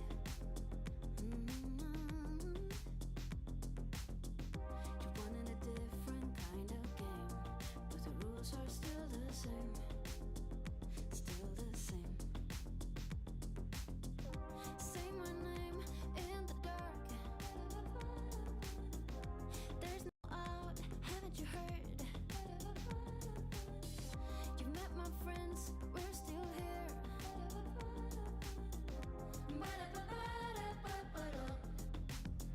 You don't need to feel like dancing. You better keep on dancing. We'll be here for one more song. You don't need to feel like singing, but you better keep on singing. Welcome back to Strike Zone 1. Crone here, back with Pulse to take us through the second semi-final. We just had quite this series on broadcast just a little bit ago, Pulse, with Laughing Kings vs Sad Boys. Sad Boys, the reigning champs, but they're now out, so I think our attention turns to Orbits as the team to beat, and that's the matchup we're going to see versus Floppa Toast here. Yeah, a 3-0, no less, in that other semi-final. We're going to be covering the next best of 5. Orbits, the best. I can hear myself. That's because I have the stream open. We're all professionals. Here. Yeah, we're professionals here, folks. No, Orbit's best team in the world. I don't think anyone can deny that, and we'll see if Floppa Toast can make it happen, because they came into the tournament very highly seeded. I know. Yep. I saw some discussion about people feeling, shall we say, unsure about that decision. Yet here they are in the semi-finals. They do have a gargantuan task ahead of them, however. So we'll see how they do against Orbits. But they've done incredibly well so far. They had a 3-2 victory against Comeback Kings in the quarters, and pretty much trounced their group stage. Yeah, groups was easy, quarterfinals not so much, but of course Orbits in true Orbits fashion have not dropped a single game thus far. It was 2-0, 2-0, and then 3-0. Although, you know, that last series had some moments where they were looking like, you know, gods can bleed, you know, but I still think we're in for a good one. I'm of the opinion that I think the high rating of Floppa Toast is pretty accurate. I think they deserve to be high rated. I think the amount of pressure in previous tournaments, especially out of that Corey Clo duo, I think that can really match a Ginger Pop and Lumos if they're playing their best. We do get word that we're going to be waiting probably a couple minutes because Corey went to the bathroom, you know, making sure everyone's ready to go. That's what I've been waiting for. I was like, oh yeah, players and Omega Strikers I've heard just want to queue and get back into games back to back. But then I was like, no, esports players are just like using the bathroom where they shouldn't be in not a lot of break time. Yeah. So I'm back in my comfort zone now. I was expecting this to happen. When nature calls, look, man. But yeah, no, for sure. I'm also glad this is a type of broadcast where we know exactly what is happening at all times, and we'll get that lower third in. But you know, so many broadcasts in my day where it's like, yeah, we have a ambiguous tech issue that we can't get into, and it's just like a player going to the toilet, but they're just refusing to put it on screen. Yeah, no. I love TJ says. I really, yes. Stay forever. I hope so. Maybe forever, right? TJ'd want to cast and pass over the production of other people so we can have, you know, a whole big production effort here. But no, TJ, you're killing it. Casting while producing as well. I mean, couldn't be me. I could never. Me, yeah. No, can we just talk about this? Is the Be Nice to TJ one segment that you get? Frankly, unbelievable that we have a one-person team managing an entire show. So shout outs to TJ, who is keeping it all together with duct tape and dreams. Duct tape and dreams. The poet in me wants to write a poem of that just phrase. Duct tape and dreams. I love it. Clowning on him, but no, really incredible stuff. It's been a pretty tight show as well. We are. What time is it now? It is 10 a.m. my time. We started at 7 a.m. 3 hours. Yeah, just a few hours ago. Yeah, 4 hours until we finish. Yeah, we have been speedrunning a tournament, and that is including this current break with a player going to the toilet. So I know. Pretty good going, I would say. I guess that's what happens when there's some 3-0s happening, right? Because it could have been, oh yeah, we could have been sitting here for like 30 minutes if the Sad Boys vs Laughing Kings was, you know, a real back and forth series, but not the case. And might not be the case here with Orbits vs Floppa Toast, because of course Orbits are very favored. Maybe we see another 3-0 going into the finals. I don't know, though. I don't want that to be the case, of course. I want Floppa Toast. Again, I think they have the potential to make it a close series. Sure, Orbits has not lost a tournament if we're going with the Beepo narrative, besides that one that we're forgetting about. But we could see that change here again if Floppa Toast is going to bring it to them. But even if they don't, even if Orbits advances to the finals, Laughing Kings surely is a formidable force. So I just double checked. Orbits have not dropped a single game so far. Yep, not in this tournament. Which is bonkers, to be honest. Floppa Toast did have a 3-2, and then let's see, in groups, where are they? Floppa Toast can't hide from me. 2-0 and a 2-1. So, yeah, no, we saw that game up against Mirror Abusers. Yeah. So still, you know, they're not the most consistent of teams, I suppose. Oh yeah, the Hafu tournament. Thank you, TJ, is the one that well, I think we need a counter lower Orbits lost. That's Beepo says no. True. We need a Beepo says in there as well. Get TJ out of here. Get Beepo on production as well. Taking a look at the bracket, understanding how we got here. Almost all 3-0 sweeps across the line for the quarters. But again, that Floppa Toast Comeback Kings was quite the series. And now Floppa Toast up against the Titan that is Orbits. Get to take a look at, oh, well, hopefully the group stage is how we got there, but things are looking a little borked. So TJ can only do so much. I believe, I don't know what's happening. I assume we're still waiting on a toilet coming back from the bathroom. Yeah, on a player coming back from the bathroom. Is my understanding of what's happening right now. Yeah, Corey, come on. You know, we're waiting. We just want to get into some games. Want to see some Mega Strikers action, right? I just, you know, they don't have is enough fiber in their diet. I guess not. Honestly, it's a struggle, right? Being humans that are like healthy and taking care of every single thing while trying to compete at the top level in Omega Strikers, like how do you balance all that? I mean, we're just here to play video games and have a good time. Unfortunately, we do need to feed ourselves and look. Really? God. Who decided this? Really just keeping esports athletes back, I think. I think if we didn't have to do all that maintenance stuff on our bodies would be great. Yeah. Oh. And now we're getting word that, you know, as you can see on the screen, everyone at home, TJ is keeping you all informed, just like us. They had to remake, so surely we'll be getting into game very, very shortly. We're doing our best caster job at stalling, right? It's what we do best if we have to, but games are coming, I promise. Yeah. For an undetermined amount of time. Sure, maybe we can talk about D&D now without TJ interrupting us if we wanted to, but I don't think so. I think there's a very good chance that TJ just does something to interrupt or what again. I actually do have some trivia though for Orbit because this is the team with Geek, and I believe he plays from the West Coast server and the rest of the team is from East Coast. So he's playing with what? I mean, you're on East Coast, right? So you probably have like a 100 ping, something like over there. I'm Central. You're Central. Personally, yeah. How much pings do you have? Like. Between like I think like 40 to 60 range. 40 to 60. So probably approaching like 100 ping, and yet he's still one of the best players in the world right now at the game. Also, look at the self plug. Geek has a Dubu guide up on the chorus system. Ooh. So, please go ahead and check that out. It's a great video if I can say so myself. Okay, you're not allowed to plug the thing you edited, first of all.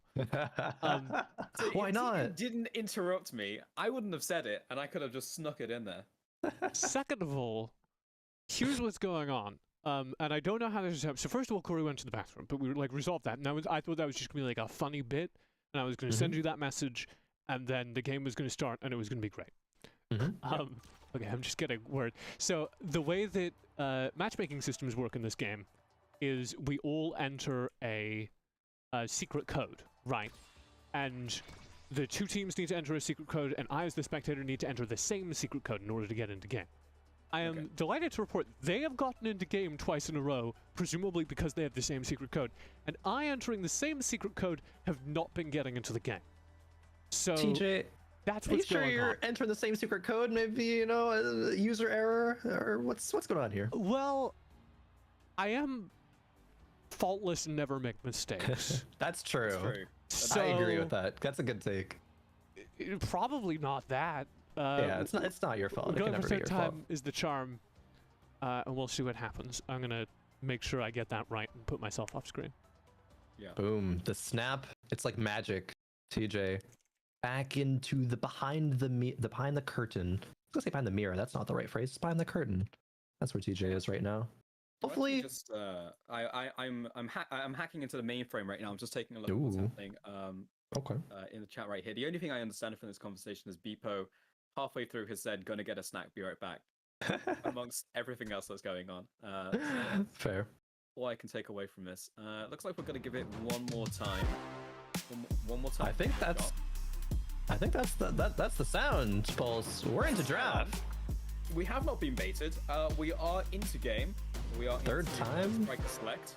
Yeah, third time was indeed the charm. Floppa toast. Yeah, like the official name. Striker select sounds right, but I don't think. Yeah, I'm not sure. If it's not, I would like to propose that it is. Striker select sounds dope. It has the alliteration going. Like, yeah, sounds sick. Striker select sounds sick. Boom. There we go. Alliteration all around. 2 runes coming in, 2 Ashers as well.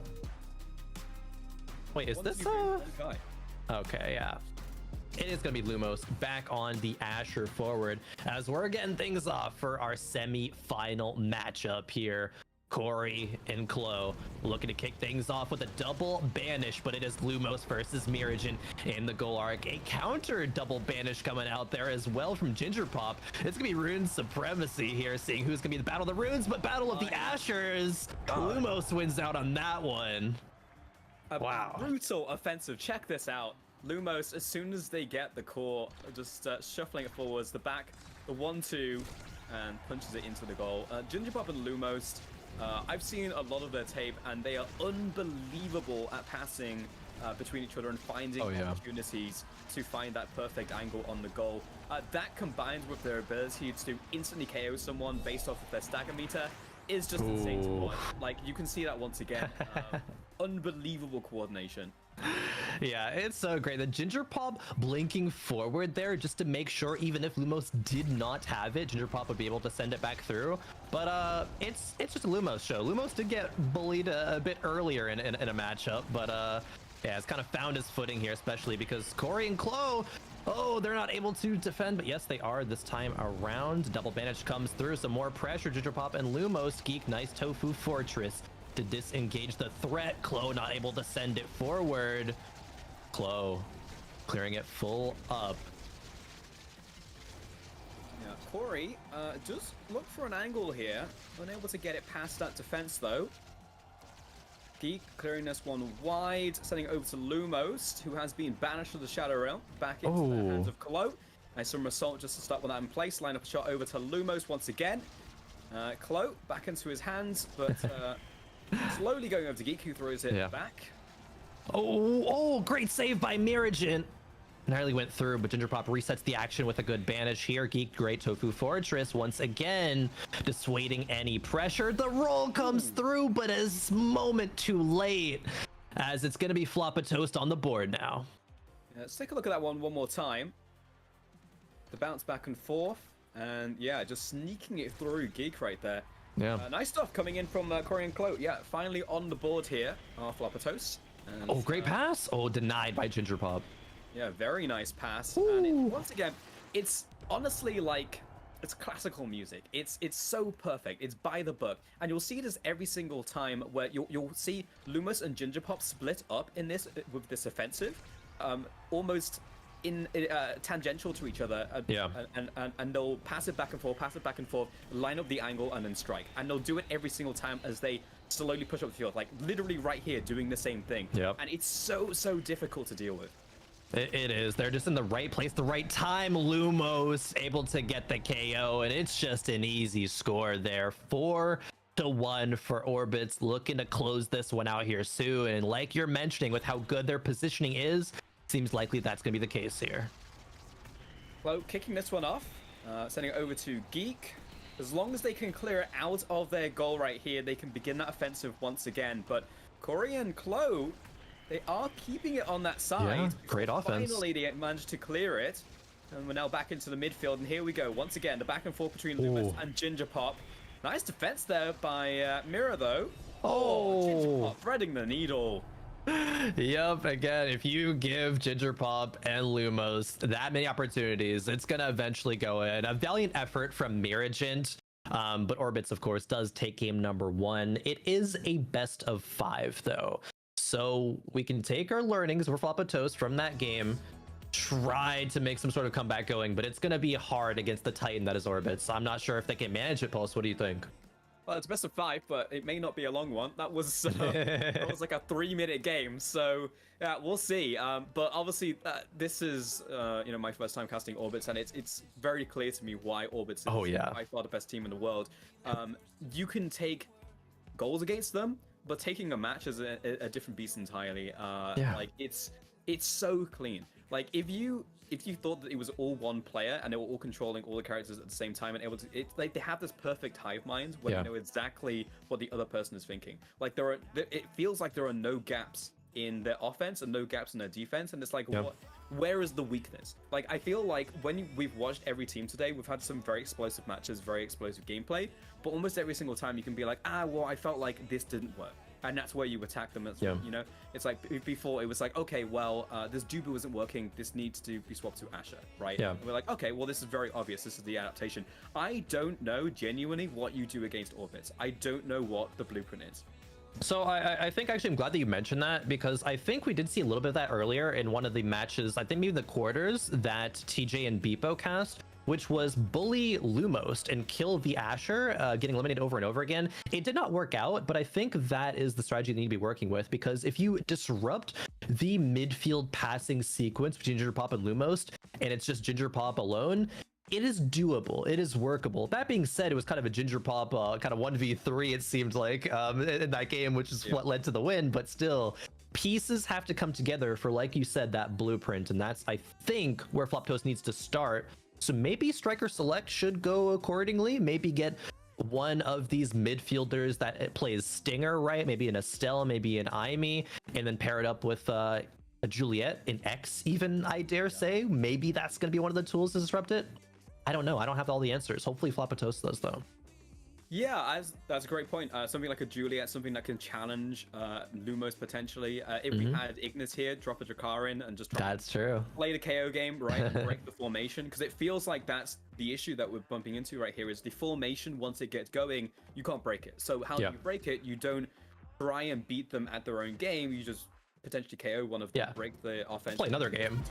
You play a different game, right? And that's the cool thing about Omega Strikers is that is very much a viable strategy. Let's see what the adaptation is here. Let's see. So Dubu once again, Geek, one of, if not the best Dubu in the world right now. Make no mistake, this guy is an absolute monster on this pick. Let's see. Opposing side, Dubu to match, Rune and Kai. Okay. Same or similar draft, double Dubu now, but still going to be the Kai, I believe, for Clo, and then Corey the Rune. Yeah, we were talking about Kai earlier as a pick that a lot of high elo players do not like as forward. So on the last semifinal, that Megaverse plays a phenomenal Kai goalie, but it almost seems like it's just not able to have enough midfield control when compared to something like a Rune. I was just checking the stats right there. Geek has over 500 games on Dubu. The wrong time to say it, though. You get scored on. But let's see that one more time. Corey with the pass over to Clo. Pass up. And right. Yeah, starting off strong for Floppa Toast. Maybe it's just adjusting to how Lumos and Ninjapop play forward. And so much pressure. A triple banish, though. And now we get the special off of Lumos to try to fit it in. It does not happen, though. Lumos is denied. Geek back down, Clo trying to clear it back, trying to find Corey, but it's interrupted by Gingerpop, and the Lumos secures it right on through Miragent. As soon as Floppa Toast show a sliver of hope, Orbits matches it and takes it away. Hashtag Asher moment. Was it Mirror that we saw earlier in the same situation with the Asher into Dubu matchup? Yeah, I think it was, and they swapped to Asher to try to match it. Having flashbacks, unfortunately, in this matchup, but see if they can do a little bit better here. It's such a rough matchup, though, once the Asher gets going. And you can see Lumos immediately on the offensive as Corey finds a nice little bounce there. Great stuff from the Rune. This is going to be a striker I have my eyes on. Every time that pillar comes out, it's going to be so threatening, because blink of an eye, if you're a goalie and clearing it, it's just matched. It's in your goal. You're like, wait, what just happened? And we have two Runes here, making it happen on both sides. Yeah, Kai also just getting KO'd off the bat right here. Nice clear there by Miragent. There's Lumos. Oh no, here's the offense. Side by side, the duo. That's Miragent once again clearing this one out, passing Corey.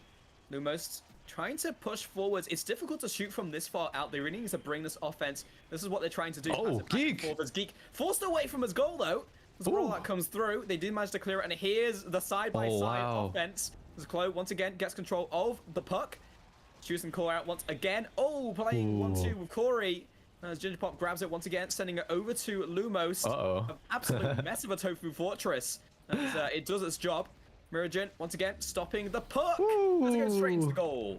Gingerpop ties it up 2-2. Now some great rune play, great placement. All these runes, there's on one side of the field and they're both on the other side, kind of matching each other's teleports here, but Gingerpop got the better of Miragent. The Tofu rollout, excuse me, not quite there in time. Gingerpop getting this one through. Nice preemptive rollout coming out from both Dubus. In fact, Lumos, it's so oppressive. The Asher Dubu matchup once again, piercing through that defense of the Dubu. You can see that bouncing off the top side. And you can see Gingerpop goes into midfield. Lumos pushes forwards, pops all the abilities through the Dubu. What can you do?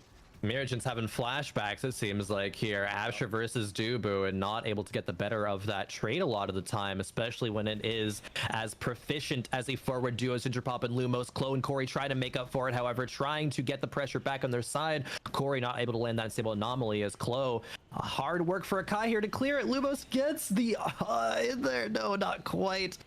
tries to, however, back to back, and yes, Lumo sends it in past Mirajin. I thought it was going in with the pass splitter there, but didn't even need it, just pure strikes. Yeah, I was gonna say, once you get a pass splitter in that situation, in that scenario, almost like 10 out of 10 times it goes in. Because what do? You literally can't clear it away. But it wasn't that time, it was then when all the abilities were down. So that's the lose-lose situation, is Mirajin.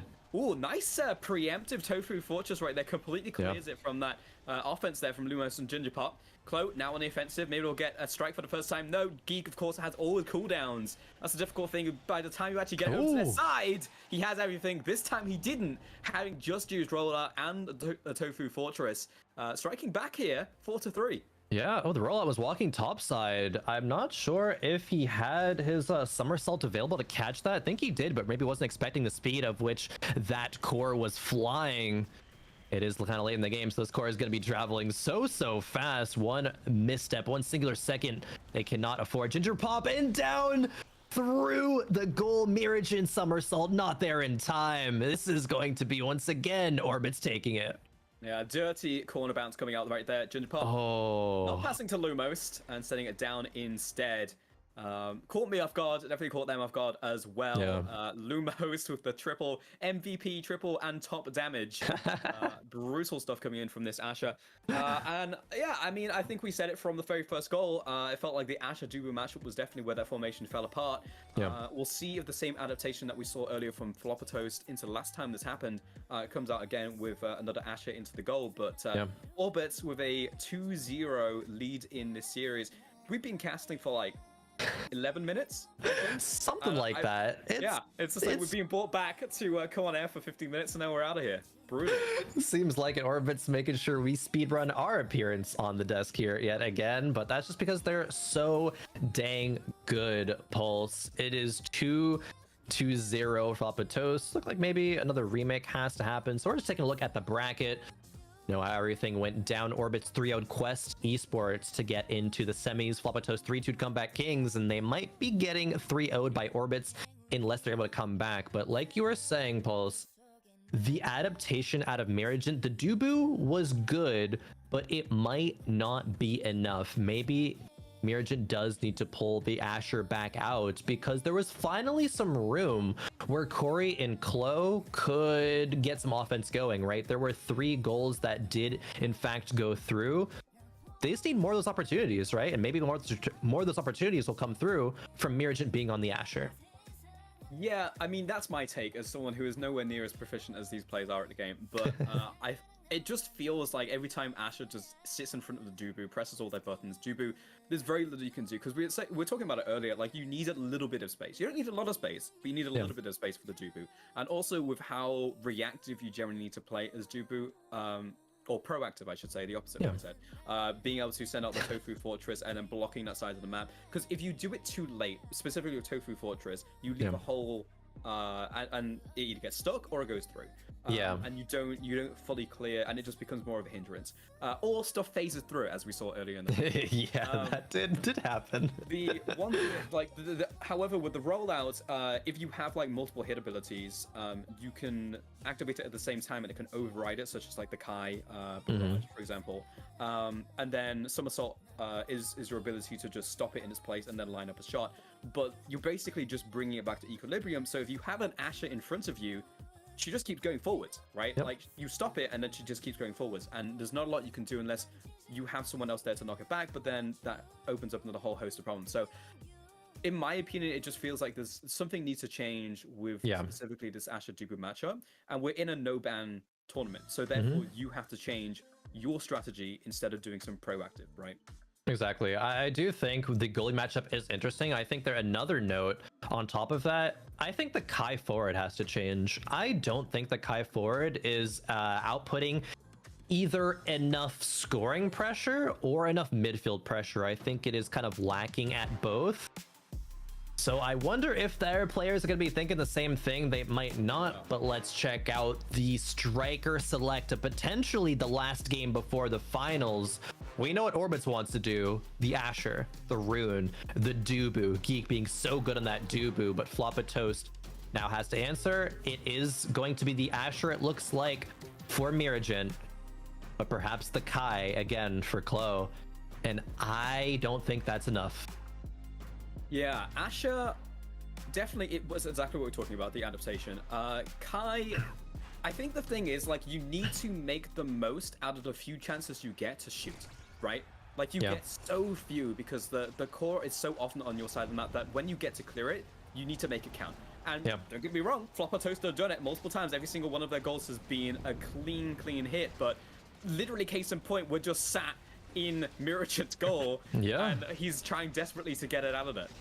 Again, this is so much time where it's on Mirajin's side of the field, and Lumos is going to send it in. Mirajin had to expend all the cooldowns just clearing it out before, so nothing was left, and Lumos still had abilities up. That's the pressure of Orbits that Mirajin, even being on the Asher, still cannot deal with. Kicking this one off once again. Ginger starting this one off, and we're already. Oh, well, it's either the core or you, and it was the latter this time around. Corey swapping in as the good clears. Pseudo goal. Mirajin once again back into the game. Cooldown's ready to go, and Lumos there on the offensive. This Ginger Pop.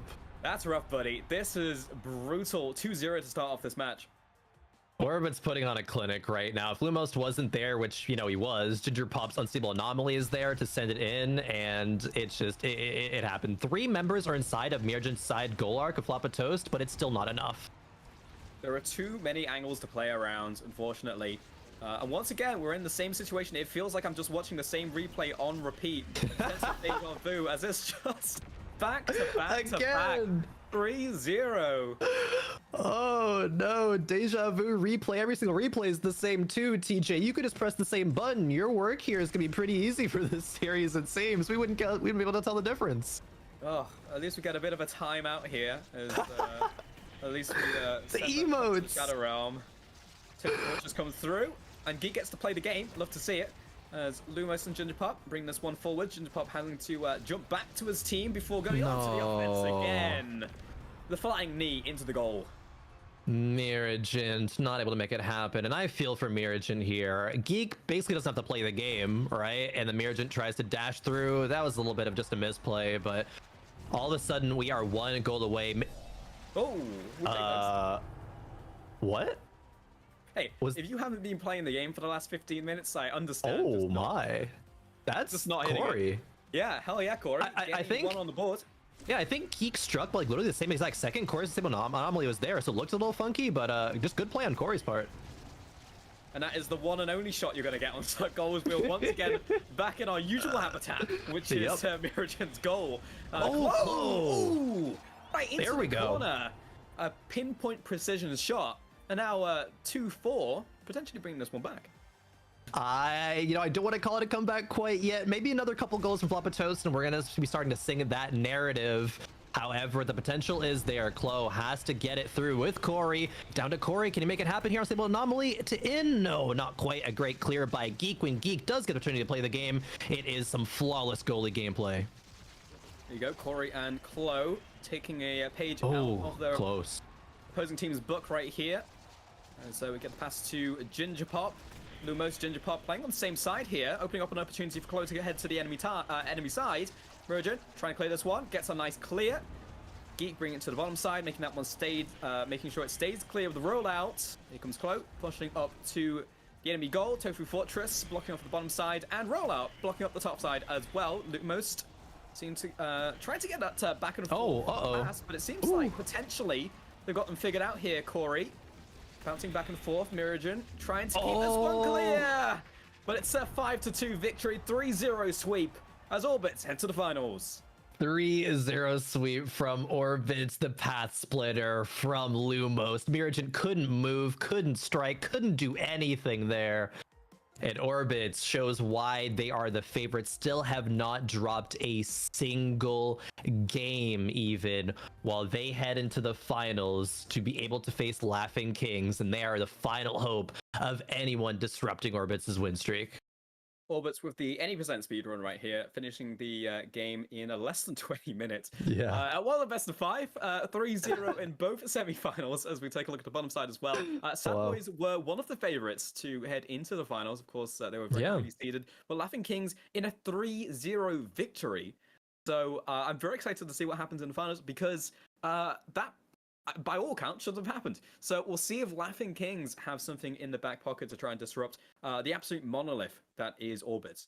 I hope so. Sad Boys are out, taking out Laughing Kings, right? And Sad Boys were the reigning champions. So yeah, highly rated and literally the reigning champions of this tournament. So actually, I guess Orbits didn't play before in that one. I didn't keep up on that personally. But what a game, a speed run, really. Paulus, you talk about it. Yeah, we've been casting for just like 15 minutes and we're already out of here. But yeah, we're going to head out. But any final words in the day here from you, Pulse? Just shout outs to the team. Shout outs to TJ for literally running a one-man show. Shout outs to Nibiria for literally feeding me all the information and me being able to make it sound like it's my own information. It's not, it's Nibiria. Shout outs to everybody behind the camera as well. Admins making sure this tournament runs smoothly. There's a reason why we're 3-4 hours into this broadcast and we are heading into the finals cleanly. Thanks everyone. Yeah. That's all from me. There we go. There it is. 3 O's in the semis. TJ and Nibiria coming up next for the grand finals. Orbits versus Laughing Kings. Don't go anywhere.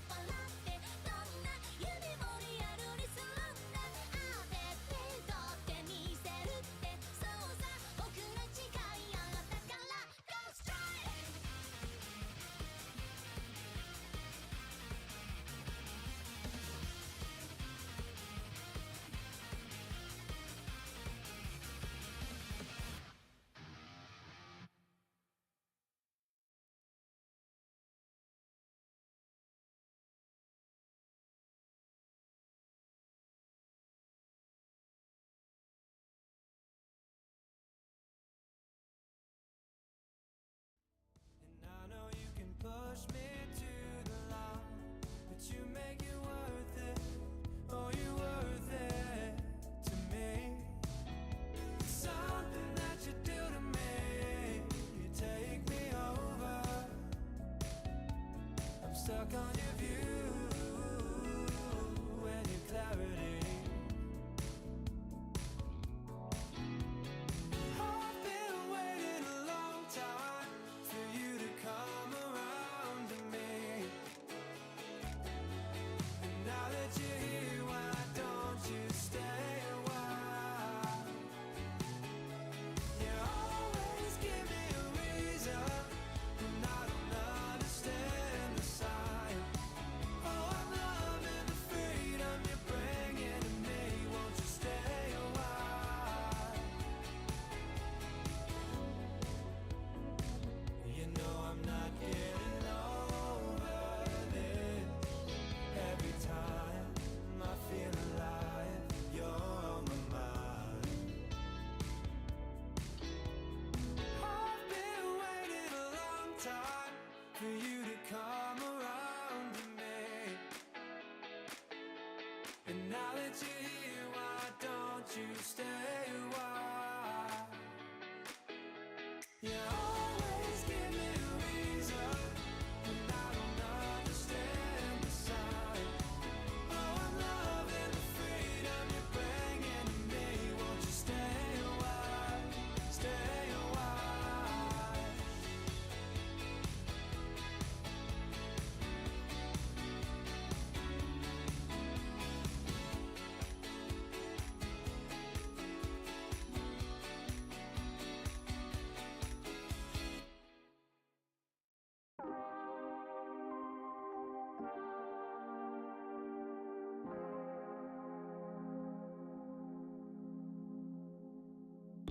When it's too dark for you to see, you'll be close to me. I give you an opportunity, a sense of liberty, liberty. Say my name in the dark. Now you're in, haven't you heard? Meet my friends, we're all here.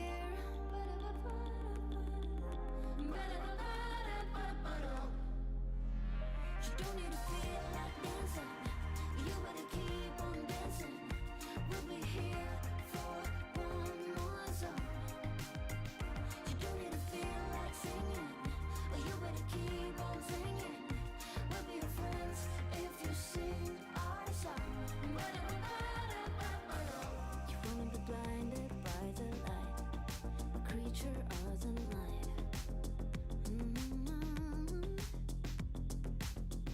You wanted a different kind of game, but the rules are still the same. Still the same. Say my name in the dark. There's no out, haven't you heard? You met my friends, we're still here.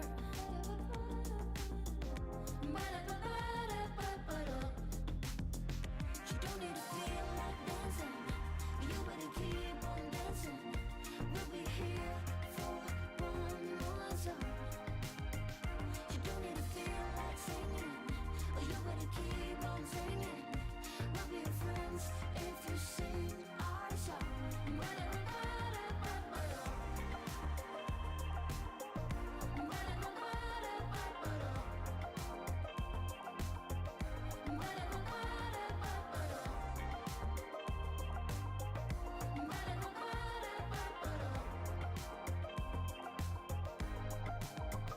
When you're facing your darkest hour, we'll be right here by your side. You know your friends are here, we're watching.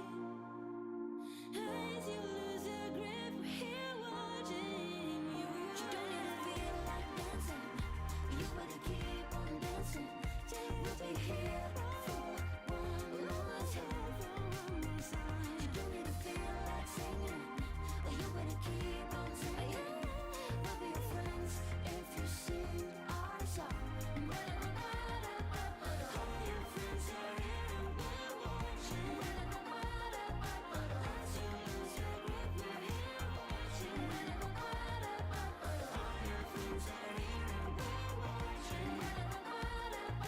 As you lose your grip, we're here watching.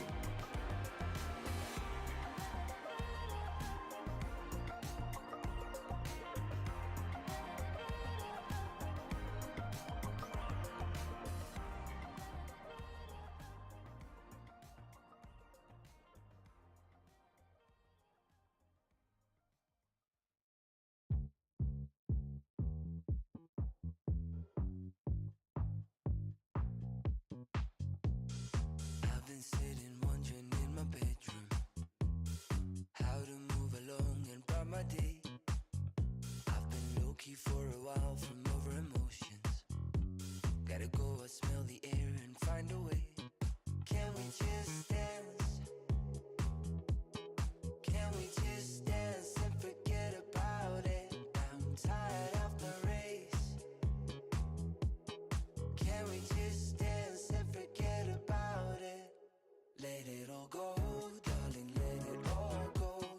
I just need to stop and have some fresh vibes in my head. Let it all go, darling, let it all go. I'm not trying to run, just need some fresh vibes in my way. Come my way.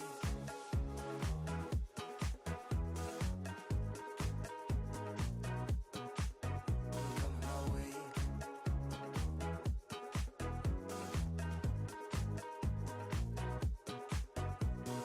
Can you feel the drum beat in your feet now? Let it grow and catch the flow, the rhythm shakes. It's been waiting for you right around the corner. For your mind and soul, just let it break. Can we just dance?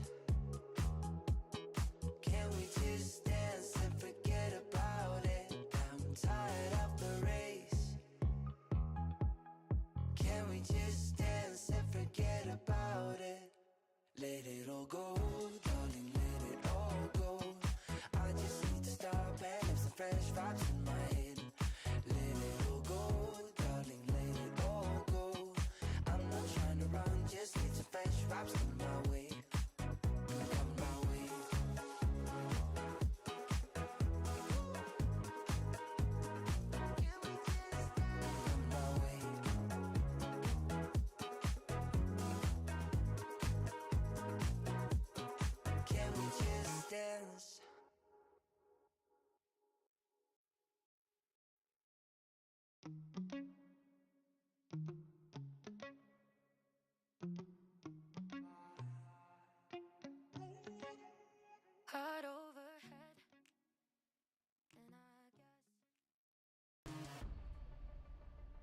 Ginger Pop and his team, they're not playing in this tournament. Pushing forward, 4 solos are on the cross, into Schneider, Flame for the goal. Now Schneider in the forward, 1v1, it's all he ever wanted. From Schneider, he is here for blood. I don't think there's a single team that could mirror match us. And I'll ask you again, how did you know? I didn't see a single team over here running Drex Estelle that could take the game off of us. Schneider, the top corner, the solos their corner. I'm calling it from now on. Solos are forward to Schneider, and it's through. 3-0 already in game 2. Ginger Pop, next tournament, you're going down, kid. The bewitching theme top, and it's 2 now 3-0 for the Sad Boys. Prepare yourself. I know I need to be the best. It's all down to this. And your Strike Zone champions are the Sad Boys.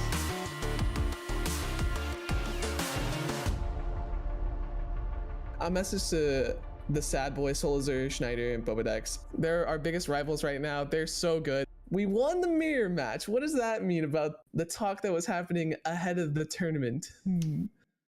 The grand finals have arrived, and with it, Ginger Pop and Megaverse, Orbits and Laughing King, all the way through the bracket, TJ, undefeated.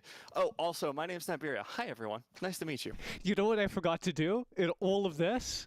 I forgot to change our lower Did you thirds. read the name tags? Yeah, that's okay. So it's been a while. I've You just been running introduce us, and Yeah. I'll do the lower thirds as we're talking, just to prove I can continue to multitask.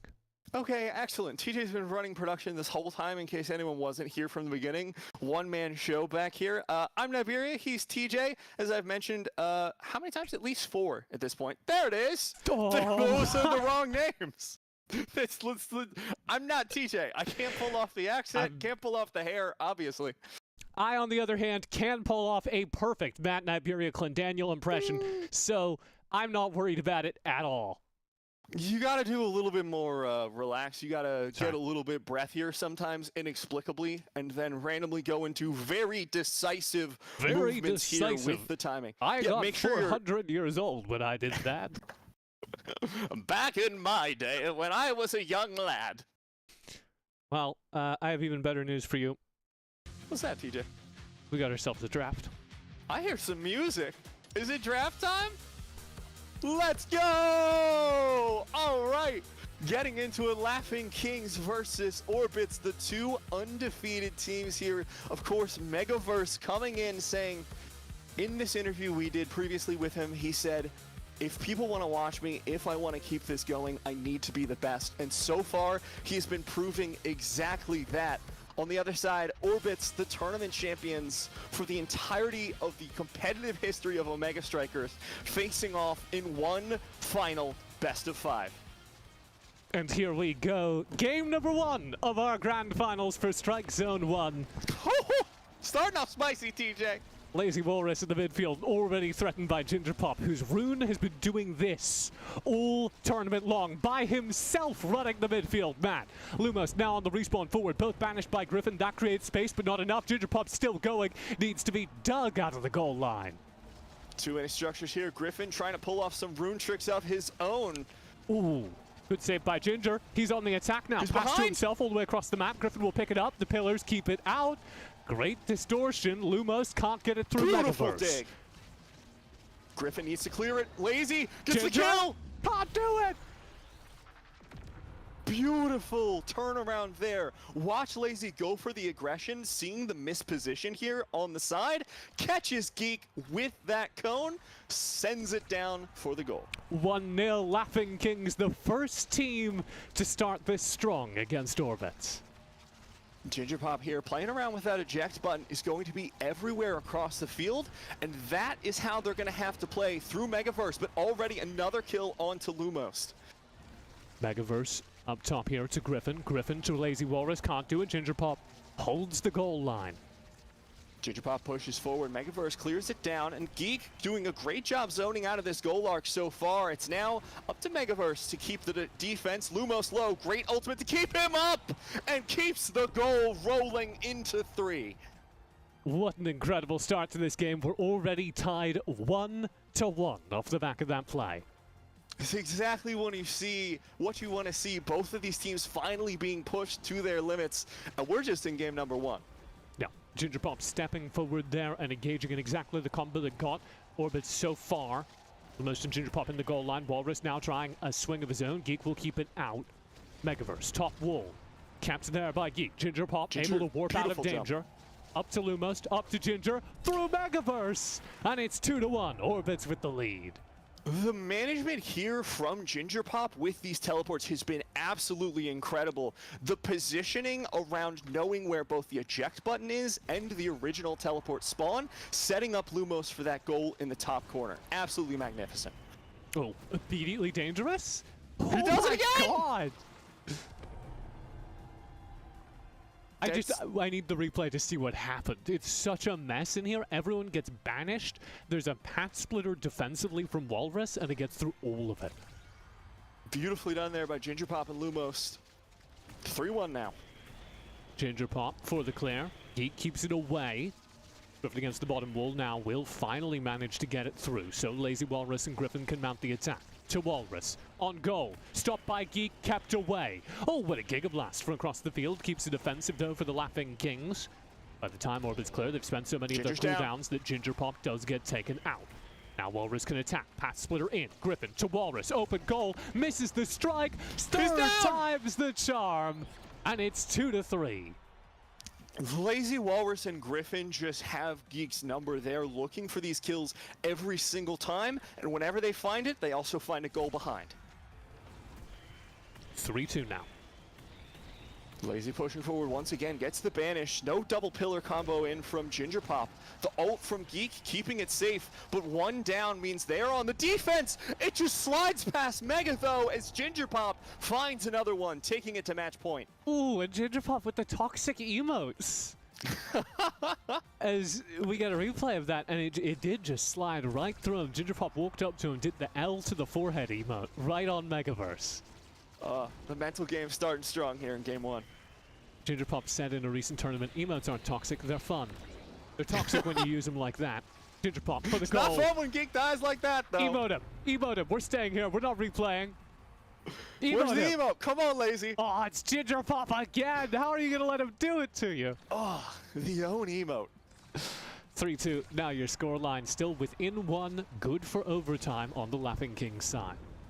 Lumos maybe in a dangerous position here, digs himself out of it as Megaverse clears downfield. Geek stops the core. Beautiful defensive pillar there from Ginger. Stalls for a while. Oh, what a pillar! Geek, Ginger Pop saves it from behind with the pillar, but not once more as Geek and Ginger cannot keep it out for long. Yeah, look at this mess inside the goal line. And finally, some plays being put together repeatedly by a team against Orbits. And it's Laughing Kings using a very similar strategy, the same draft. Lazy Walrus just parked on the goal line. Good defensive pillars here from Ginger, but that means he won't have them up for this aggressive push. Geek to play against goal. Up to Ginger. Ginger gets it clear, but Megaverse well out of the goal and pushing even further forward, using that Kai to operate in the midfield. We'll get it past Lumos with a great Giga Blast. And Megaverse can get it into the midfield, but no further. Geek just stalling, waiting with those cooldowns still up. Geek to Ginger, not past Griffin. Lazy forward, and it's the Arc Splitter. 5-4, and game point in the hands of the Laughing Kings. Lazy is doing a great job with these Arc Splitter timings here, just catching Geek right when he's in an animation, right when he's already used Strike, and timing it just in order to get the goal. Now, match point once more. I apologize for what appears to be the first time in this tournament. We've cut away. There we go. There we go. Geek looks for the defense, stalls it for the time being. They dig it out of the back of the goal, and now Griffin pushing forward once more. Ginger off the top corner ties it up. And he drops the emote again! Sneaking his way past Megaverse here. Megaverse's Kai, the only differentiating factor between these two compositions. And it looks more vulnerable than Geek's Dubu in times like that. Now they've hit overtime, though. Dangerous. In overtime. 2 goals away from either team picking up game number 1 of this series, of this grand final. Megaverse forward. Geek to receive. Ginger Pop through the bottom corner, and he's able to drop a beautiful pillar that denies Megaverse control and gets a match point or a game point lead yet again for Orbits. Ginger Pop is one of the most experienced runes in the game. This is his specialty, just dropping those pillars right into a clear. Pushing forward, Geek once more, defensive, uses the ult early. That means Lazy can push forward. Arc Splitter should be up about now. He's going to pop the ultimate. Mega on the defensive. Ginger back on defensive himself. Banish goes out, finds nobody. Geek clears to the top. Lumos finds a kill, but no offense just yet. Lumos 1v1 against Megaverse. Mega with the clear. Geek can't find it. The pillar from Ginger saves it. And once more, Geek going to clear out. Griffin versus Geek. What a save from Ginger, and he can't score, but he's kept this play alive. Geek cooldowns back up, has the ultimate no longer. Tofu Fortress down.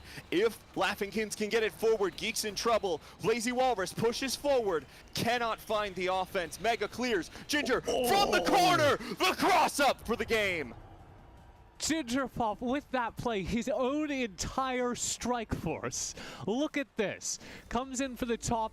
Yes, it gets denied. He's got a pillar to pass from, and then he sells it through. There's your end of game number 1 scoreline, as our grand final is a certified banger.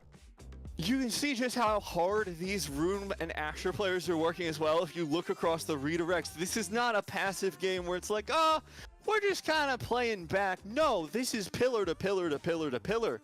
And I think the difference in these two compositions that's starting to shape up, and we're starting to see the effects, obviously it's the Kai versus the Dubu.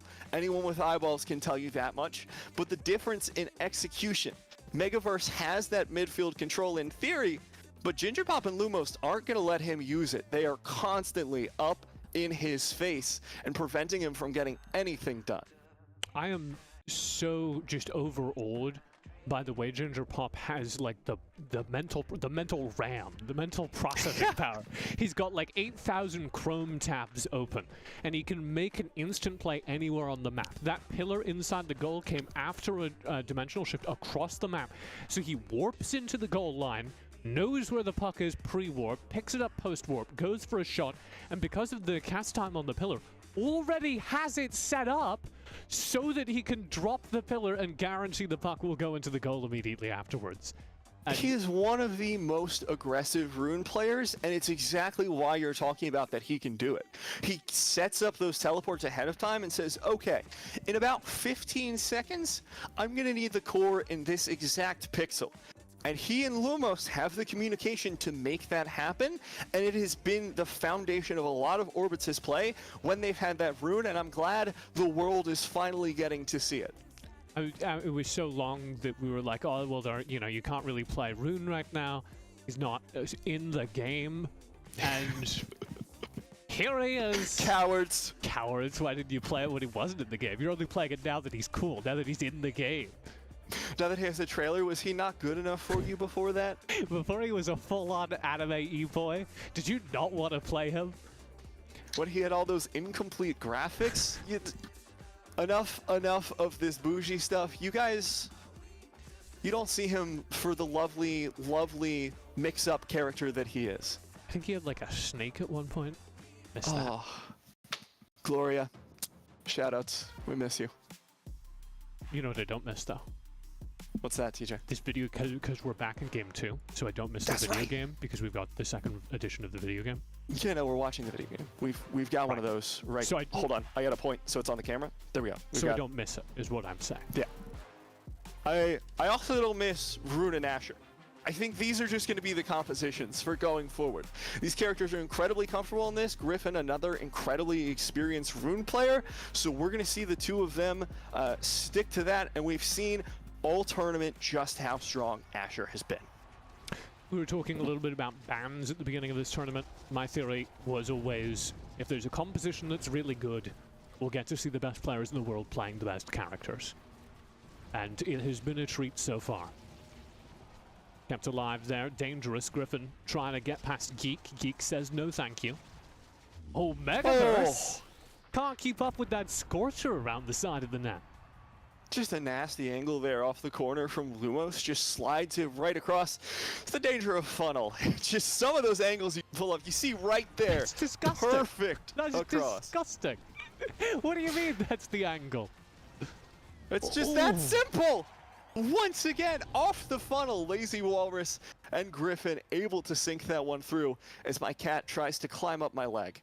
Put her on camera, Coward. Oh, hold on.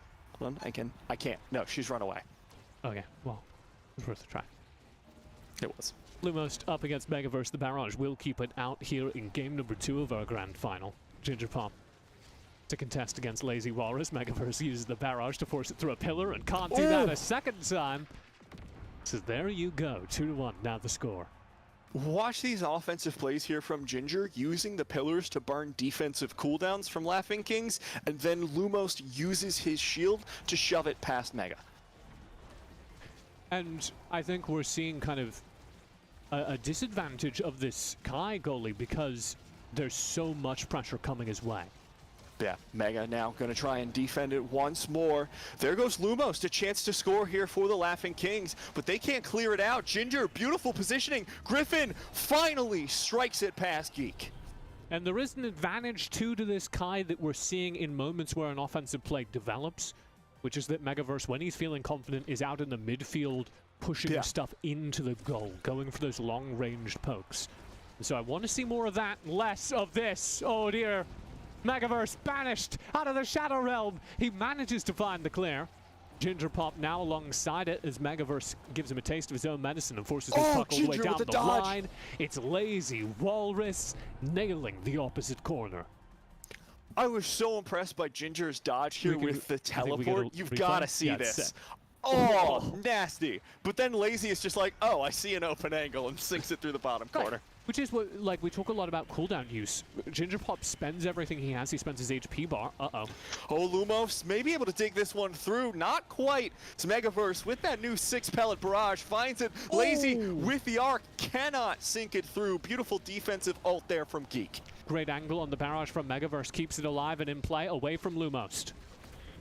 Lazy going to try and get it through those pillars. Defensive pillar from Griffin will keep it alive. Wow. Mega clears down the bottom. Griffin pushing forward once more. Offensive pillar there from Ginger. Lazy cannot get it through. Megaverse Giga blasts it right into a pillar. Not ideal. No, very sketchy. Great vertical clears though here from Megaverse. Right off the corner once more. This funnel map is paying dividends for Laughing Kings. No character bans, but maybe we should have funnel bans. Oh my god. If only. Tiny little corners like that, and it just dunks in on Geek. Now, match point here for Laughing Kings. Their chance. Their opportunity to bring it back and get themselves into a tied series against the reigning champions of Omega Strikers. Laughing Kings are now 1-1 with Orbits. I know y'all expect me to have something intelligent to say after that play and like break it down really summed it up. I think that was really... Yeah, that's about all I have to contribute. You know, that sure was a sick goal. There's not a whole lot you can do from there, but we're seeing finally, I think Laughing Kings have hit that groove they've been looking for. We've talked about it a couple times already. We're going to keep hammering this point home. If you guys want to start a bingo card for our cast, I think Kai's really good in the midfield, should be the center square, because we're seeing exactly that. Once they can get the off, yeah, TJ, write that down real quick. Now, actually checking off, Matt screams unintelligibly. Oh, okay. Yeah, I think we've gotten that a couple times already. I'll start adding words to it eventually, but that's like a match point for finals treat. Yeah, no, you guys don't get words it. just yet. We haven't earned it. It's like Chewbacca. When you go, I hear words. Just wow. Wow. I don't know how to feel about that. Yeah, normally you got to do the cupped hands, kind of like you do with a Bane impression, but I with the microphone, you know, TJ, you can't do anything with your hands with this boom arm, because if you touch it, you just hear the awful. Right, awful. Which would be awful if someone heard that. Yeah, it would be just so annoying to the viewers if they just kept hearing that subtle tapping. Game number 3 of our grand finals with Laughing Kings and Orbits both tied up at 1-1. This means we're effectively playing a best-of-3 series. It is our first, I believe, best-of-5 on stream to go further than 3 games. It is our first Orbits game this tournament to go more than 3 games. That's our first Laughing Kings series this tournament to go more than 3 games. I was thirsty. I was in a desert of I don't need to know Mega that, Striker Matt. I don't series. need to know how thirsty you are. And I'm just... No, he's drinking. You can't see I it was because I doing, cut I to was the doing bracket. a visual bit. Can we Yeah, pull sure. back to the webcam? But now the bracket. I was going to say, and then I'm drinking up, but we can look at the bracket as well. And then you can say notice it all the afterwards. numbers on the opposite sides of Orbits and Laughing Kings. Do you notice anything in common there, TJ? No. Oh, well, they're all zeros. I know that's very deep analytical content, but... So what you're saying is that both these teams, thus far in the tournament, have been dominant and haven't dropped a game, and now they've both dropped a game. Now they've both got all the way to game 3. That means we get a little bit of a tease now, because we're going to play one more game, and then we're going to have our break. This is the first time this tournament we've actually hit the Game 4 break that is built into our flow. So we're going to go to a break, and that means you get, like, psychological momentum from this one as well, which is very exciting for me. Psychological momentum is not a phrase I thought I would hear on an esports broadcast anytime soon, but that's what we're here for, TJ. No, Surprise the people at whoever home. wins, then the losing team has to sit with it for like 5 minutes, right? I don't know if we're That's really esports, selling the baby. benefit for the players here. That's gaming. You're in their head. That's the element, you know? Gaming. I hate it. Thanks. All right, 1-1 tied up between Laughing Kings and Orbits. Game number 3 coming right at you. It sure is. Ginger Pop's dominance in the midfield thus far uncontested. The only way that they've been able to return the favor is with Megaverse's forward shift. Lumos setting out to punish it. Can't find anything. Walrus whips an ult, but does follow through. We'll get Lumos down to half HP, reducing his threat somewhat. Good dodge there from Griffin away from Lumos' aggression. Just going to waste those cooldowns for the time being. Ooh. Megaverse Good to the delay. top wall will get it away. Now dangerous inside the goal line. Great KO. Ginger Pop keeping them busy though. Despite being down a player, it's so difficult to get past him in the midfield. Griffin to Walrus against the goal. Can't do it. Lumos has respawned. Griffin yet again on the attack. Can't break through the defense. And Megaverse keeps it dangerous in that top corner. Finally will get past Ginger Pop in the midfield here. The second goalie power of Rune is really showing up in these games today. Yeah. As we talk about it, Griffin demonstrates shifting back into the goal line there. Megaverse with a clear away. Griffin now on the attack. The pillar keeping it here in the midfield. Ginger Pop will get it clear. Lumos tries to force it Great through. Megaverse blast. dunks on him. Really good kill. Should clear up the midfield for a little bit.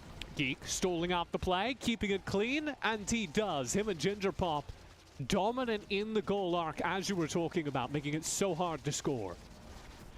Lacy going to be trying to push forward once more. Ginger Pop has blown both his teleports now. Lumos caught out of position. Ginger Pop nowhere near. Geek has it handled. Griffin down to the bottom. Ginger Pop spends a distortion. Geek for the clear. Lumos in control here. Now Griffin on the attack. Can't get a handle on the puck, and it will slowly drift towards Lumos. Slowly towards the goal. Beautiful. And there it is, on the board for Orbits. So far, this game has just been trading cooldowns by the players. You can see finally Ginger and Lumos were able to crowd Megaverse in a 2v1 situation. Griffin didn't have a pillar up in time. Free goal for them. People have been telling me they want to see the trainings, so I'm remembering to do that now. Nice. Good trainings. Good goal as well. Just coming in behind there, Lumos with the side angle. Yeah. Not much more to say. Once you spend your barrage as Kai, you better hope it's clear, because you don't have a whole lot more to push in terms of buttons. So the downside of the forward offense. The upside there as Megaverse lands a strike on the puck from the goal line there. Ooh, keeps it 2-0. clear. Twice in a row. Can't be Lazy forced now. through. Lumos back at it again. Megaverse not in position, but protected by Griffin, whose distortion keeps it up. Now Griffin on the attack. Geek with the stall out with Summer Assault will be denied any pressure. Lazy Walrus back to brawl in the midfield. Metaverse barely keeping it out. Megaverse will keep it clear though now. And now Griffin can attack, keeping it in danger. Great Giga Blast across the map. But Megaverse can't get it out. Puck's banished. Path Splitter's coming in. Path Splitter counters the Path Splitter. Lumos is back in goal. And it's Ginger with the final tap, sliding out of another dimension and guaranteeing the goal.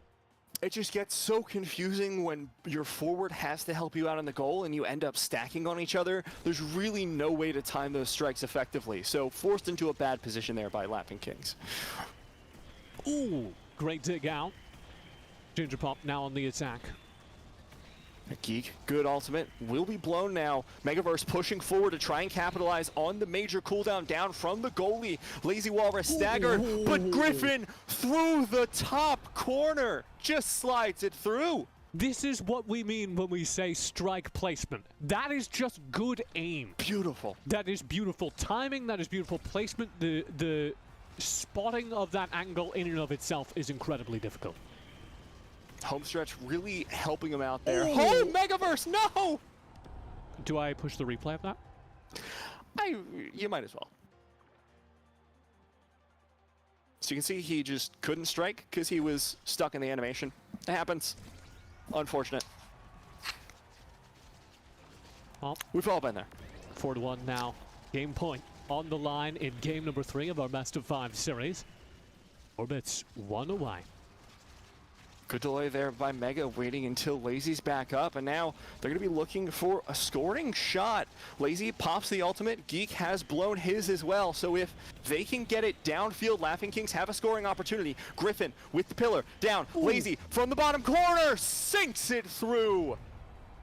An incredible sequence. This is how Lazy and Griffin have been able to get past Geek, one of the best goalies in the game, repeatedly.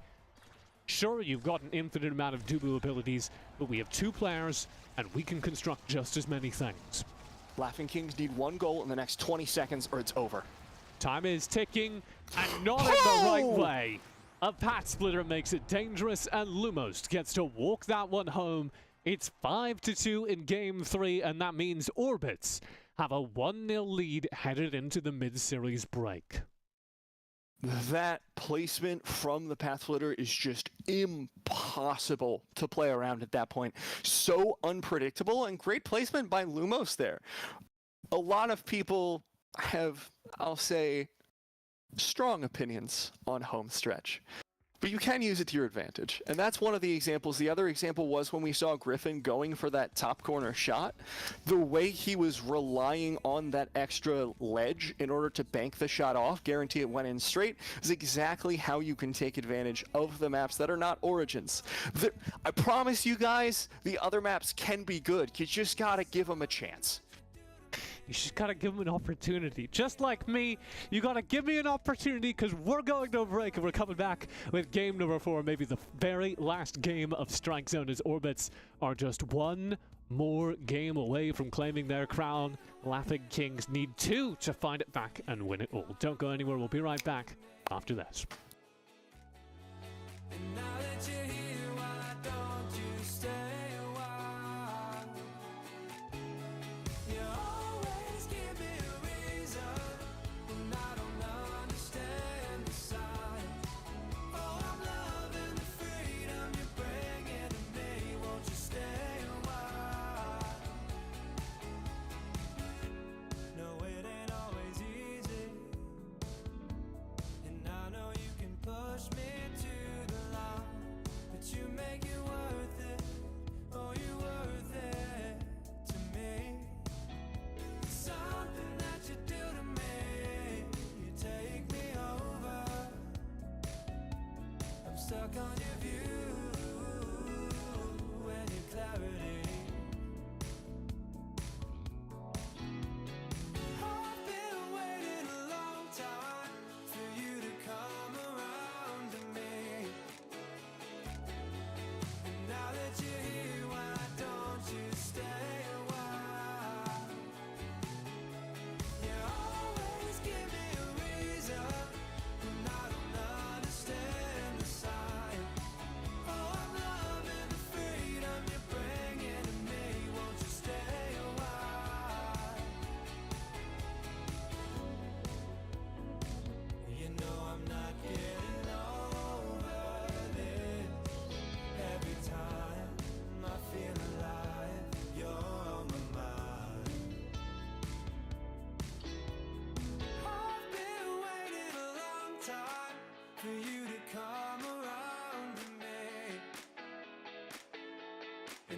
that you're here, why don't you stay a while?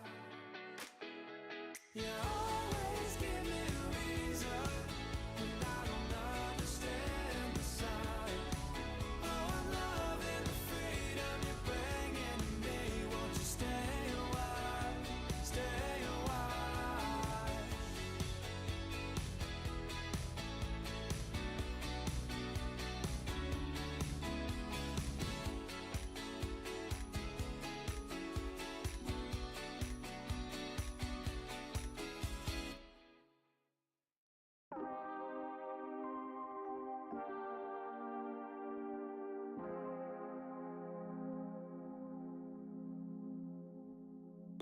When it's too dark for you to see, you'll be close to me.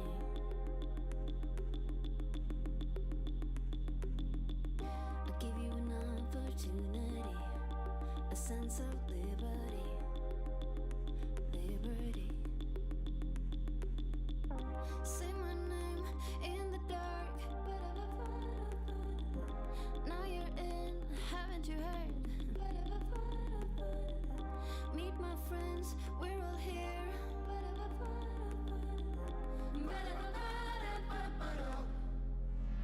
You don't need to feel like dancing. You better keep on dancing. We'll be here for one more song. You don't need to feel like singing. You better keep on singing. We'll be your friends if you sing our song. You wanna be blinded by the light, a creature of the night. You wanted a different kind of game, but the rules are still the same, still the same. Say my name in the dark. There's no out, haven't you heard? You met my friends, we're still here.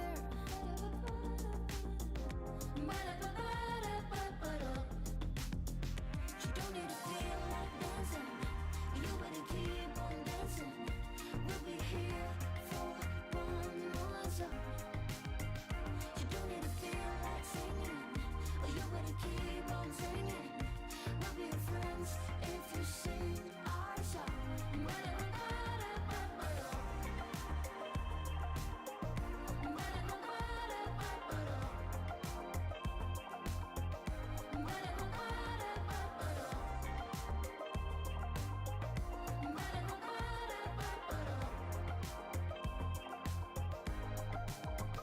When you're facing your darkest hour, we'll be right here by your side.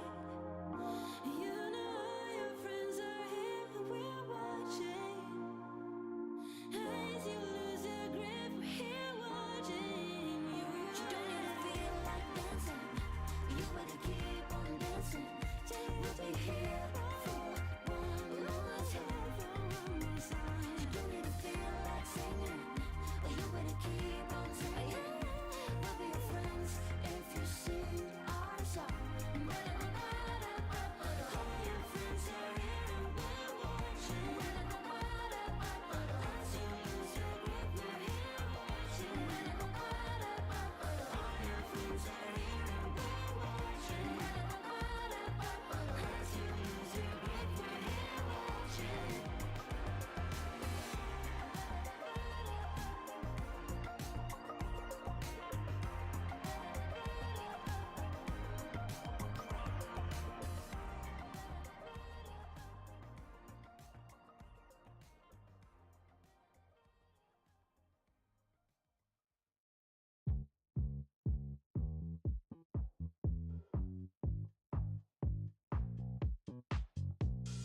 I've been sitting wondering in my bedroom how to move along and bright my day. I've been low-key for a while from over emotions. Gotta go and smell the air and find a way. Can we just dance? Can we just dance and forget about it? I'm tired of the race. Can we just dance?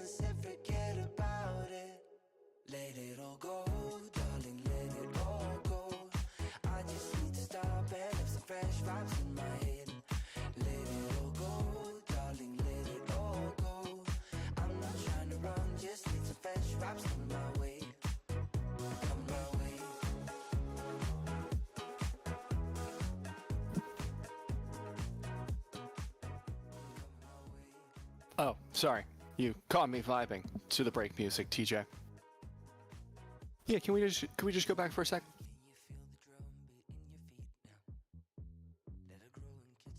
Oh, yeah, I guess we should just bring it in. It is the grand finals after all, and it could be series point. It could be the end of it all right here, TJ. So I think it's important that we cut the break, we cut the music, we get down to brass tacks, like my grandfather would say in ye old days. You've never heard that expression? It's okay, we're talking about tacks, not threads. It's good.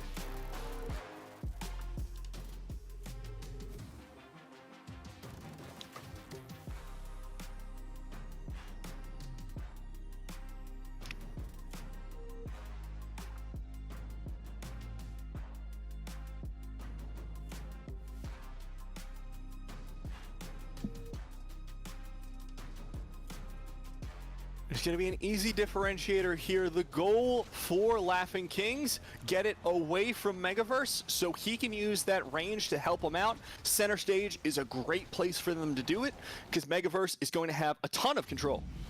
Oh! Excellent cleanup there. Does sails into the goal. I'll give you guys the trainings you want so desperately now. TJ muted! No, I was muted at the beginning, and okay. I fixed it. They only missed like our banter at the beginning, and they could interpret it from my facial expressions because I'm a talented actor.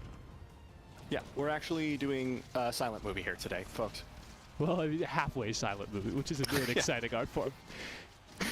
Good clear away. Lumos keeping this dangerous. Loud movie now as we move forward once again. Laughing Kings on this map are going to have the compositional advantage, and so far they've been doing well with it. But Lumos round the corner, Mega somehow clears it out against all odds. Incredible defense on the Kai. Geek now tasked to do the same. Griffin! Forward. He fails. Sinks it through. Geek stuck in the animation there for the Tofu Fortress. Griffin knows that's his time to go after all the cooldowns are blown from orbits. And so we're back into it. 2-0. Advantageous for the Laughing Kings. They alternate dimension the puck, and sending it to the dark dimension does seem to have bought the time necessary for all of Ginger Pop's cooldowns to expire. Great defensive play from Griffin. Good forward barrages here from Mega. Remember, that's what they need to do to keep this game going. Oh, no! Yet again, Megaverse caught inside of an animation as the puck sails towards the goal. I don't know what it was. I think it was the Giga Blast just a little too early, and so he's not on the puck. Unfortunate timing there, but plenty of points to play with as they get here. 2-1 is the score as Megaverse going to push forward once more. Lumos and Ginger finally find their way past Griffin, but a good banish slows it back. Tofu Fortress down. It's time to shine for the forwards of Laughing Kings. Force out the ult from Lumos. Look for the kill. Lazy doesn't find it. The orb saves Lumos, but will it save Geek? For now, it will. Griffin barely gets it past. Getting it past Lumos on this Ginger map is so difficult. These middle columns, so difficult to get anything through.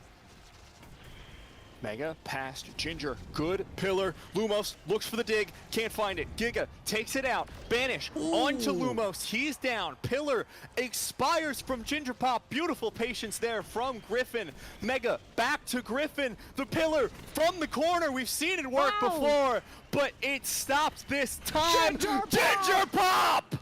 What was that? He's planning 15 minutes ahead. Look at this. Beautiful placement there, and the BM emote. We all know it was coming. 2-2, a tied scoreline. And here come the Laughing Kings trying to force one through immediately off the bat. We are 1 minute and 30 into what could be the final game of our grand finals. And Lumos, yet again, trying to stuff it through. Can't keep a handle on it. Ginger Pop everywhere on the map. Can't get it past Griffin. Now in the midfield. Megaverse for the clear. Barely manages it. Griffin forward. Good pillar. Griffin! It is past Geek. And the goal lead is back in the Laughing Kings' favor. Just like Ginger Pop did the round before, watch Griffin get ready with that position. He started the replay with it, but he was ready for that aggressive teleport once he could find the 1 versus 1 against Geek. Geek to the top corner for the clear. Now, once again, Lazy finds the kill on Geek, the classic there for Laughing Kings. Pillar down, Griffin finds it through the corner. Lazy to help him out. 4-2 in favor of Laughing Kings. Griffin finding these snipes here. The core placement yet again impeccable, out of range of any of the defenders for Orbits. And that puts them one goal away from tying up this series, tying up this grand final. Cooldown's down here. Lazy Walrus finds the kill once more. Ginger Pop with the pillar, tries for the mix-up, but Lazy finds an angle onto goal. But Geek finally back up. Tofu Fortress on the defense. Cooldown's blown, but the goal is safe for now. Griffin now to Megaverse. Lumos trying to force it through. Can't do it. Megaverse can't reach! And it's 4-3. A spicy angle there from Lumos over the top corner right. Ramping off. And what do you do now? Still one goal away for the Laughing Kings, but increasingly difficult one to get. 30 seconds on the clock, and they Lazy! Lazy Walrus 1v2. There's the emote. Oh, finally, just saving it, waiting until the last second. Ginger's been emoting all series, but you know what? Lazy's ready to respond. He's been saving it until he can tie up the grand finals. Orbits for so long has been considered the undefeated team, but finally a crack in the armor has appeared after the Hafu tournament, and now in Strike Zone, Laughing Kings may find themselves victorious and taking down Orbits undefeated no less. Megaverse said he had to be the best, and he has stuck to his guns, playing this long-ranged guy from goal line, and that is so scary when Lumos gets up front. But in the moments where they are struggling to get the core past the middle of the field, past Ginger Pop, the fact that that Kai goalie, a weaker defensive option, can provide value in the midfield, keeps winning them points, keeps getting them control. And yes, the fact that the two attackers for Laughing Kings have been perfect. Not the same teamwork as Lumos and Ginger Pop, but those perfect individual moments has gotten them over the line, has gotten them here. One more game away from potentially being our champions the entire tournament. The last 4.5 hours comes down to this. It's been a while. It's been a minute, TJ, but this is what it's all been about. Laughing Kings coming out worse, looking so good in previous tournaments, but I wasn't sure they'd be able. I'm going to be frank. Dixon, Megaverse, my best friends, so close. Whoa, you know, once you play controller Juno with someone, TJ, that's a bond that you share for life. But I thought, because we cast together all the time, you know, well, best friend is not mutually exclusive, you know? Like, multiple people can be my best friend. when I said that, you said, best friend isn't mutual? I thought I was... Yeah, your heart dropped for a second, because I used the wrong words. And then I was just like, you know what, TJ? I'm sorry, this broadcast, I know you all wanted to see the end of this tournament, but... we're just gonna make TJ cry as the grand finale. That's actually what we're gonna do. Someone say something about his hair next, and I think we'll have him. I'm actually immune to that because I'm sitting next to you. Oh, true. Number 5 of our grand final with Orbits, who have been so good all tournament long, who have been undefeated all tournament long. Finally, as we were talking about, I think losing not too comparable team play, although Laughing Kings are showing moments of that, but just individual stuffs throwing them off balance. All of these goals where the core is able to slide through them off of an individual play, you're seeing Orbits cluster uncharacteristically. Geek stacked up with his teammates. Well, and I think you're also seeing really good recognition of those open moments here by Laughing Kings. They've been absolutely incredible seeing those open angles and looking for the kills onto Geek. That has been a key contributing factor to their victories so far. Anytime the Lazy Walrus has seen even the minutest angle, the minutest chance, when Geek's in the back of that goal for half a second, Walrus is there, and that's how they've been consistently finding those KOs, finding those goals. That's been getting them all the way here to the series point, to the final point of the final game of the first Strike Zone. The grand final, and oh my, is our draft taking a while now. One Boys game and grands, TJ. remains. And Geek is sticking to his guns. We've seen the Kai. Presumably that means these drafts will be exactly the same. We're running it back, and I wouldn't want it any other way. One more game remains in this tournament. And it's this one, Matt. If it ain't broke, don't fix it. And that is exactly how these teams are coming in here. Both of them have been taking games back and forth. The emote game, most important of all.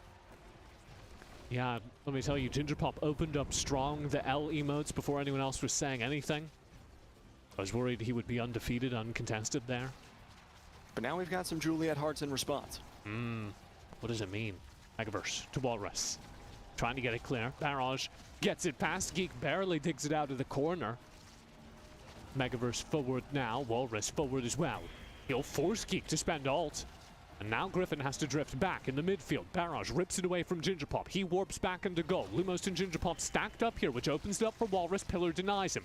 Griffin forces it into the bottom corner. Can't get it past. Orbits have really been struggling to find forward Walrus. positioning so far. Open angle! And there it is. Walrus just parked inside the goal line, sees the angle, makes the play. That's exactly what I was talking about. If you can't find the forward angle to stop Lazy Walrus, he and Griffin are going to be there right behind, finding those goals. Megaverse with the Giga Blast. Can't keep this one clear. Path splitter. Oh, beautiful save. Now, pushing forward once more. Griffin has the pillar still available. Defensive one blown there by Ginger as Griffin finds his way into the back of the goal. Pushes forward with his own offense. Griffin can't save it as Gingerpop with the L, with the goal after the pillar mix-up. He did flash a heart during this replay. I want to clarify that. He indicated that he was just joking, just kidding around, just with the boys. And I don't believe him. 1-1 now, our scoreline. He's here for blood with a capital L. Bottom corner, pass splitter making it dangerous. Megaverse steps to the midfield, passes up. Lazy Walrus intercepted by Gingerpop, still gets ground. Arc beams don't force it through. Up to Walrus. Walrus, top corner, can't get control. Does force it deeper in. Stall. Puck is banished. Everyone's banished, but the core will not go through. Walrus can't get it through the entire team. Laughing Kings need to stall out for cooldowns here. Griffin, forward. Reads it, does not finish the play, leaves that to Beautiful Walrus. fortress. They've got the ult out, and they've got a perfect pillar from Griffin for a goal lead. That's exactly what you want to do is Rune. Watch the timing, spawns just into the corner, slides it right around that edge. A perfect pillar. And now a perfect game. Gingerpop needs to dig it out, will do so. Griffin drops back onto the defense. Geek stalls for the time being, very close. But a spicy clear from Geek keeps it alive for the time being. Laughing Kings on the defense now. Mega, beautiful clears with these barrages, not been pressured for the cooldowns as Tofu Fortress goes out. Walrus pushing forward. Griffin on the defense. Mega clears out once more, but no! Right past him from Ginger. Trapped inside the barrage. What have we seen time and time again? The play comes to him a little bit too quickly. This nasty, weird curve from Gingerpop, and that is the entire story. Gotta be careful with those Giga Blasts. Ginger will see it coming. Top corner, dangerous immediately. Walrus can't force it through. Double path splitter and a banish. Will stop this puck dead. Griffin cocking it out. Gingerpop, that was an incredible save. Oh, again, Geek this time digging it free. Bottom corner, can't get all the way out. Look how far forward Mega is. Megaverse, way back in the goal. We'll get it up to Walrus. Griffin, now on the attack again. Good pillar, slows down the play. Walrus top corner, through all the way. Mega had a beautiful defensive goal keep there, and then kept moving up to the midfield to keep the pressure on the side of Lazy Walrus and Griffin, and finally, Walrus dug it through. This is the last replay. I hit the wrong button. 3-2, cool. The scoreline. Close one so far. Megaverse digs it out with one more barrage, and now Pillar has been dropped by Ginger. Lazy through the corner, not able to find double ultimates blown there by Asher. Mega through the top corner. Lazy round the side, and Griffin off the bottom corner. And finds it to match point. That is a game-winning lead for the Laughing Kings. That is a game-winning advantage. 47 seconds now for Orbits to score a point, or Megaverse and Laughing Kings to get one more, and they will have upset Orbits. They will have won Strike Zone number 1. No overtime, one chance. There we go. Megaverse away from the goal. Lumo's trying to make a play. Gingerpop trying to keep his team in this tournament. 30 seconds remain on the clock, and Gingerpop steps forward, trying to keep it out of his own goal now. Griffin, Walrus, both on the attack. Megaverse keeps it well clear with the barrage used very aggressively. Gingerpop can't get it out. Need to stall. Can't get it forward. 18 seconds left. Gingerpop doesn't have control. Griffin shooting freely. Megaverse in the midfield. 12 seconds left. A last-ditch attempt. Griffin keeps it clear. Megaverse to the bottom corner. 5 seconds left. Pass splitter out. 3. Geek can't control it. Griffin slams it through. And the Laughing Kings upset Gingerpop, upset Orbits, and win Strike Zone 1. Beautiful play coming in from the Laughing Kings, upsetting the kings of Omega Strikers Esports. Beautiful play time after time. The question was always, can Megaverse make it work with the ranged goalie? And the answer, as we should have expected, is absolutely he can. Keeping the pressure there for Griffin, for Lazy to get their work done was more than enough to finally take down Orbits. Nearly overtime, they didn't need it. The last goal from Griffin, a beautiful, stunning performance. All right, I'm going to coordinate something. I will give you something to talk about. What an incredible tournament. I will give you something to talk about. Here is the bracket. You talk about that. I'm going to get Megaverse into this room.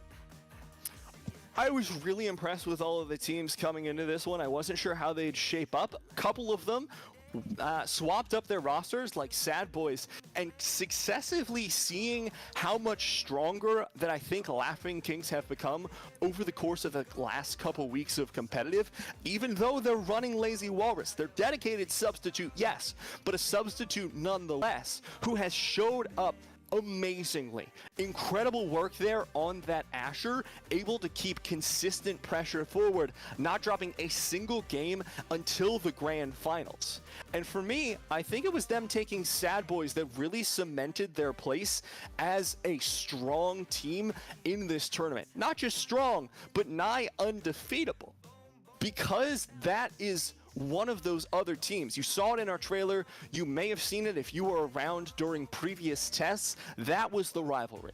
It was always Orbits. It was always Sad Boys, the two teams neck and neck going after each other game after game. But now from the ropes with a steel chair, Laughing Kings come in and take away the throne of Orbits. I love it. I love the visual language we're getting in there. Yeah, just poetry in motion, you know? We are getting Megaverse. We are... Let's go! Getting all the way to our final. I have pulled... This might work. We're trying something truly dangerous on multiple levels here. So... It would not be a Chorus broadcast if we weren't. I have dragged Beepo up here to talk to you so that you have someone to riff off of. Okay. And Hi, I'm Beepo. going to try to coordinate during that our use of the bottom side. Beepo, what do you make of that final? What do you make of Orbits finally going down? I'm gonna be real with you, Chief. I got distracted halfway through, and I saw the end of it. It was pretty Beepo? Is that what you're supposed to make something up, man? Yes, it was very interesting. There were so many different levels. Actually, you know, if you can just... Why are you getting more nasal? That's their me voice. That's what's going on. It's the TJ impression. All right. Knows how to talk about things. Thank you for your service. Get out of here. Get out of here, Juno Beepo. Thank you for your service. Hi, Megaverse. How are you doing? Hey, Mega. I've been fantastic, TJ. That's right. Oh, sorry. I got too hyped. You know, I was saying as we were going into game number 5, Mega, there's no bond stronger than when someone has played controller Juno with another. And I think I really felt that bond rewarded when I saw you guys win. I hopped into your stream last series. Afterwards, I saw you stretching your hands. I saw you looked a little You looked a little stressed. I'm gonna be honest. After the Sad Boys series? Yeah. So after the Sad Boys series, I actually couldn't open my hand. It was just closing whenever I would open it. I think I was just gripping my mouse a bit too tight. just a little, yeah. I think that's fair to say. But congratulations, you did just win it. You are our Strike Zone champions. You have now beaten Orbits. So my question to you, does this mean you're the best team in Omega Strikers? Not until we can beat them when Geek doesn't have 200 ping. All right, you know what? A gracious champion. Humble as ever. I want to drill down into the specifics of that match. You spent that Geek you were talking about, played an incredible Dubu goalie. Learning he was on 200 ping makes that even more astonishing. Yeah. You, on the opposite side of the field, are playing Kai goalie into Asher. Can you talk about that matchup a little bit? So the Kai going into Asher is usually, especially for newer players, it's obviously an advantage towards the Asher because Barrage doesn't really stop the Asher stuffing. But because of the recent changes to Kai with the 6th Barrage shot and just knowing like to move up and down with shooting Barrage, Kai can oftentimes catch the core before it can even get to the Asher, which is your goal. And so that's what I was just trying to do. And if I couldn't do that, if the Asher was getting too close, I would get him away so he couldn't try and stuff it. What are the comms like in that moment? Where you're able to slide the core along the bottom wall and just stall for time. There's 30 seconds left on the clock. What's the strategy going on in the team call as that timer ticks down? The strategy going on, even 30 seconds, really until the last 10 seconds, we're not trying to stall for time. 30 seconds, that game is still playing. That core is still moving at light speed. Anything can happen. We are trying to make it 5-2. We are trying to end that game. Once we get to like the 10-second mark, then it just becomes a get off of our half of the field. I do want to ask you, coming into this tournament, obviously, it's the Asher and Rune show. I don't think anyone can test that, but after going through this entire tournament at this point, how are you feeling about Kai goalie's spot? Because I know you are a Kai goalie aficionado. I think it's fair to say. Kai goalie is very good. He's probably the best goalie in the game right now. I still think that, so that's to be said in my opinion, Kai goalie is the best goalie in the game. I know Streak agrees with me that we think range goalies are just a lot better than melee goalies right now. But that might have changed since the last patch with the introduction of Rune. I shouldn't speak for Streak, but I haven't asked him since the new patch. But I think Kai goalie is the best goalie in the game because of his versatility and his ability to keep the core on the enemy side. Sorry, what was the question? No, you answered it. Don't worry about it. I think you just about covered it. I'll let you go because I could tell the adrenaline's kind of slowly wearing off here. I just want to say congratulations to my team. They played their hearts out. The three of us have actually only played one scrim together before the tournament, and that was against Orbits. Griffin and I have done a few tournaments together, but Lazy stepped up hard. Yeah, an incredible. I got to shout out the boys. An incredible performance from Lazy Walrus. The entire team had their moments. You are now the winners, so I will ask you as the final question, then I'll let you plug your stuff. Where do you go from here? Is this team sticking together? Are you playing in more tournaments? What do you think the future of this squad is? The plan is to keep winning tournaments. We're going to stick together. We have the four of us on our team called Laughing Kings. It's me, Griffin, Lazy, and Dixon. Dixon didn't play today because his computer's awful. He plays on like 50 frames the entire time. And he was traveling back to California today. Where can people find Laughing Kings? Sorry? Where can people find you? I know you got a Twitter. So we have our Twitter. We have Laughing Kings OS. You can follow my Twitter personally, which is Megaverse FTW. That's the Twitter handle. My Twitch, Megaverse. I stream every day besides Sundays for Mega Strikers. None of my other teammates stream, even though I keep calling them to. Maybe that'll change since they're tournament winners now. But can you use those clickbait titles now? Just like tournament winner, Lazy Walrus, tournament winner, Griffin. Exactly. They got to learn the game, man. They got to learn the plug game. You've got it on lock. You had those links ready to go, and that's what we love to see. Yeah, so I will let you go. Thank you very much. I know there's some wearing off of adrenaline that's got to happen. Thank you very much for joining us in these last few moments. Thank you very much for flying Megaverse. Congratulations a wonderful tournament. on your tournament See win. you guys. Peace. See ya. Oh, I love Megaverse. All right. Sorry, I was trying to do too many things at once there. Yeah. No, you got a lot of hats today. You got producer, you got caster, you got host, you got squid hat. That's about what I got. You got squid. Important. And I see the happy face, not angry face. While so that's I'm good. closing things out, I am very happy. While I'm closing things out, could you give us the treat of telling people what's coming up here on this channel, where people can find the next edition of Strike Zone when we get around to it? You bet I can. This is what I was born to do. We call these call to actions CTAs, if you guys want some jargon to take home with. And Mega, you know, I kind of taught Mega how to do the prime CTA. We're not going to do that here today, but we are going to say, go to coreassist.tv if you want to keep up with the most up-to-date news here. We've got a YouTube channel there, plenty of videos, a little bit of guides, a little bit of pro play. If you want to, if you're feeling so inclined, if you're on Twitch, you can strike that subscribe button down below. Well, if you're on Twitch, it's not down below. You'll have to go to the YouTube button. It's on a different, yeah, follow on Twitch and then go to the YouTube and then strike the subscribe. I know it's a lot. It's a lot to ask. So if that's too much, head over to twitter.com/core_assist. Important underscore there. I don't know who owns the core assist with no underscore. Hit that follow button there. Keep up with all of our news there as well. Importantly, join the official Omega Strikers Discord because we will probably be doing another community tournament with the lovely, lovely mods. Thank you so much to them for helping us set this up. If you want more news for Strike Zone, more news for Core Assist, the Twitter and the YouTube are the places to go. TJ, I know I missed something in there because I just kind of go. I think that was great. Anything else I needs think to be that just said? about covered it, except for the fact that half of our prize pool today, in fact, all of our prize pool today was provided by the wonderful moderators over at the official Discord and by Odyssey Interactive. So special thanks to Odyssey Interactive and those moderators who helped us get it. All of those Oddie points coming straight from discord.gg/Omega Strikers. You've seen the slide. Make sure you're in there. Like Matt said, that is where all of our prizing comes from and all of our tournaments are held. Thank you very much for watching. I hope you've had a great time. I hope you have a great rest of your day. For now, from all of the team here in front of and behind the camera, goodbye.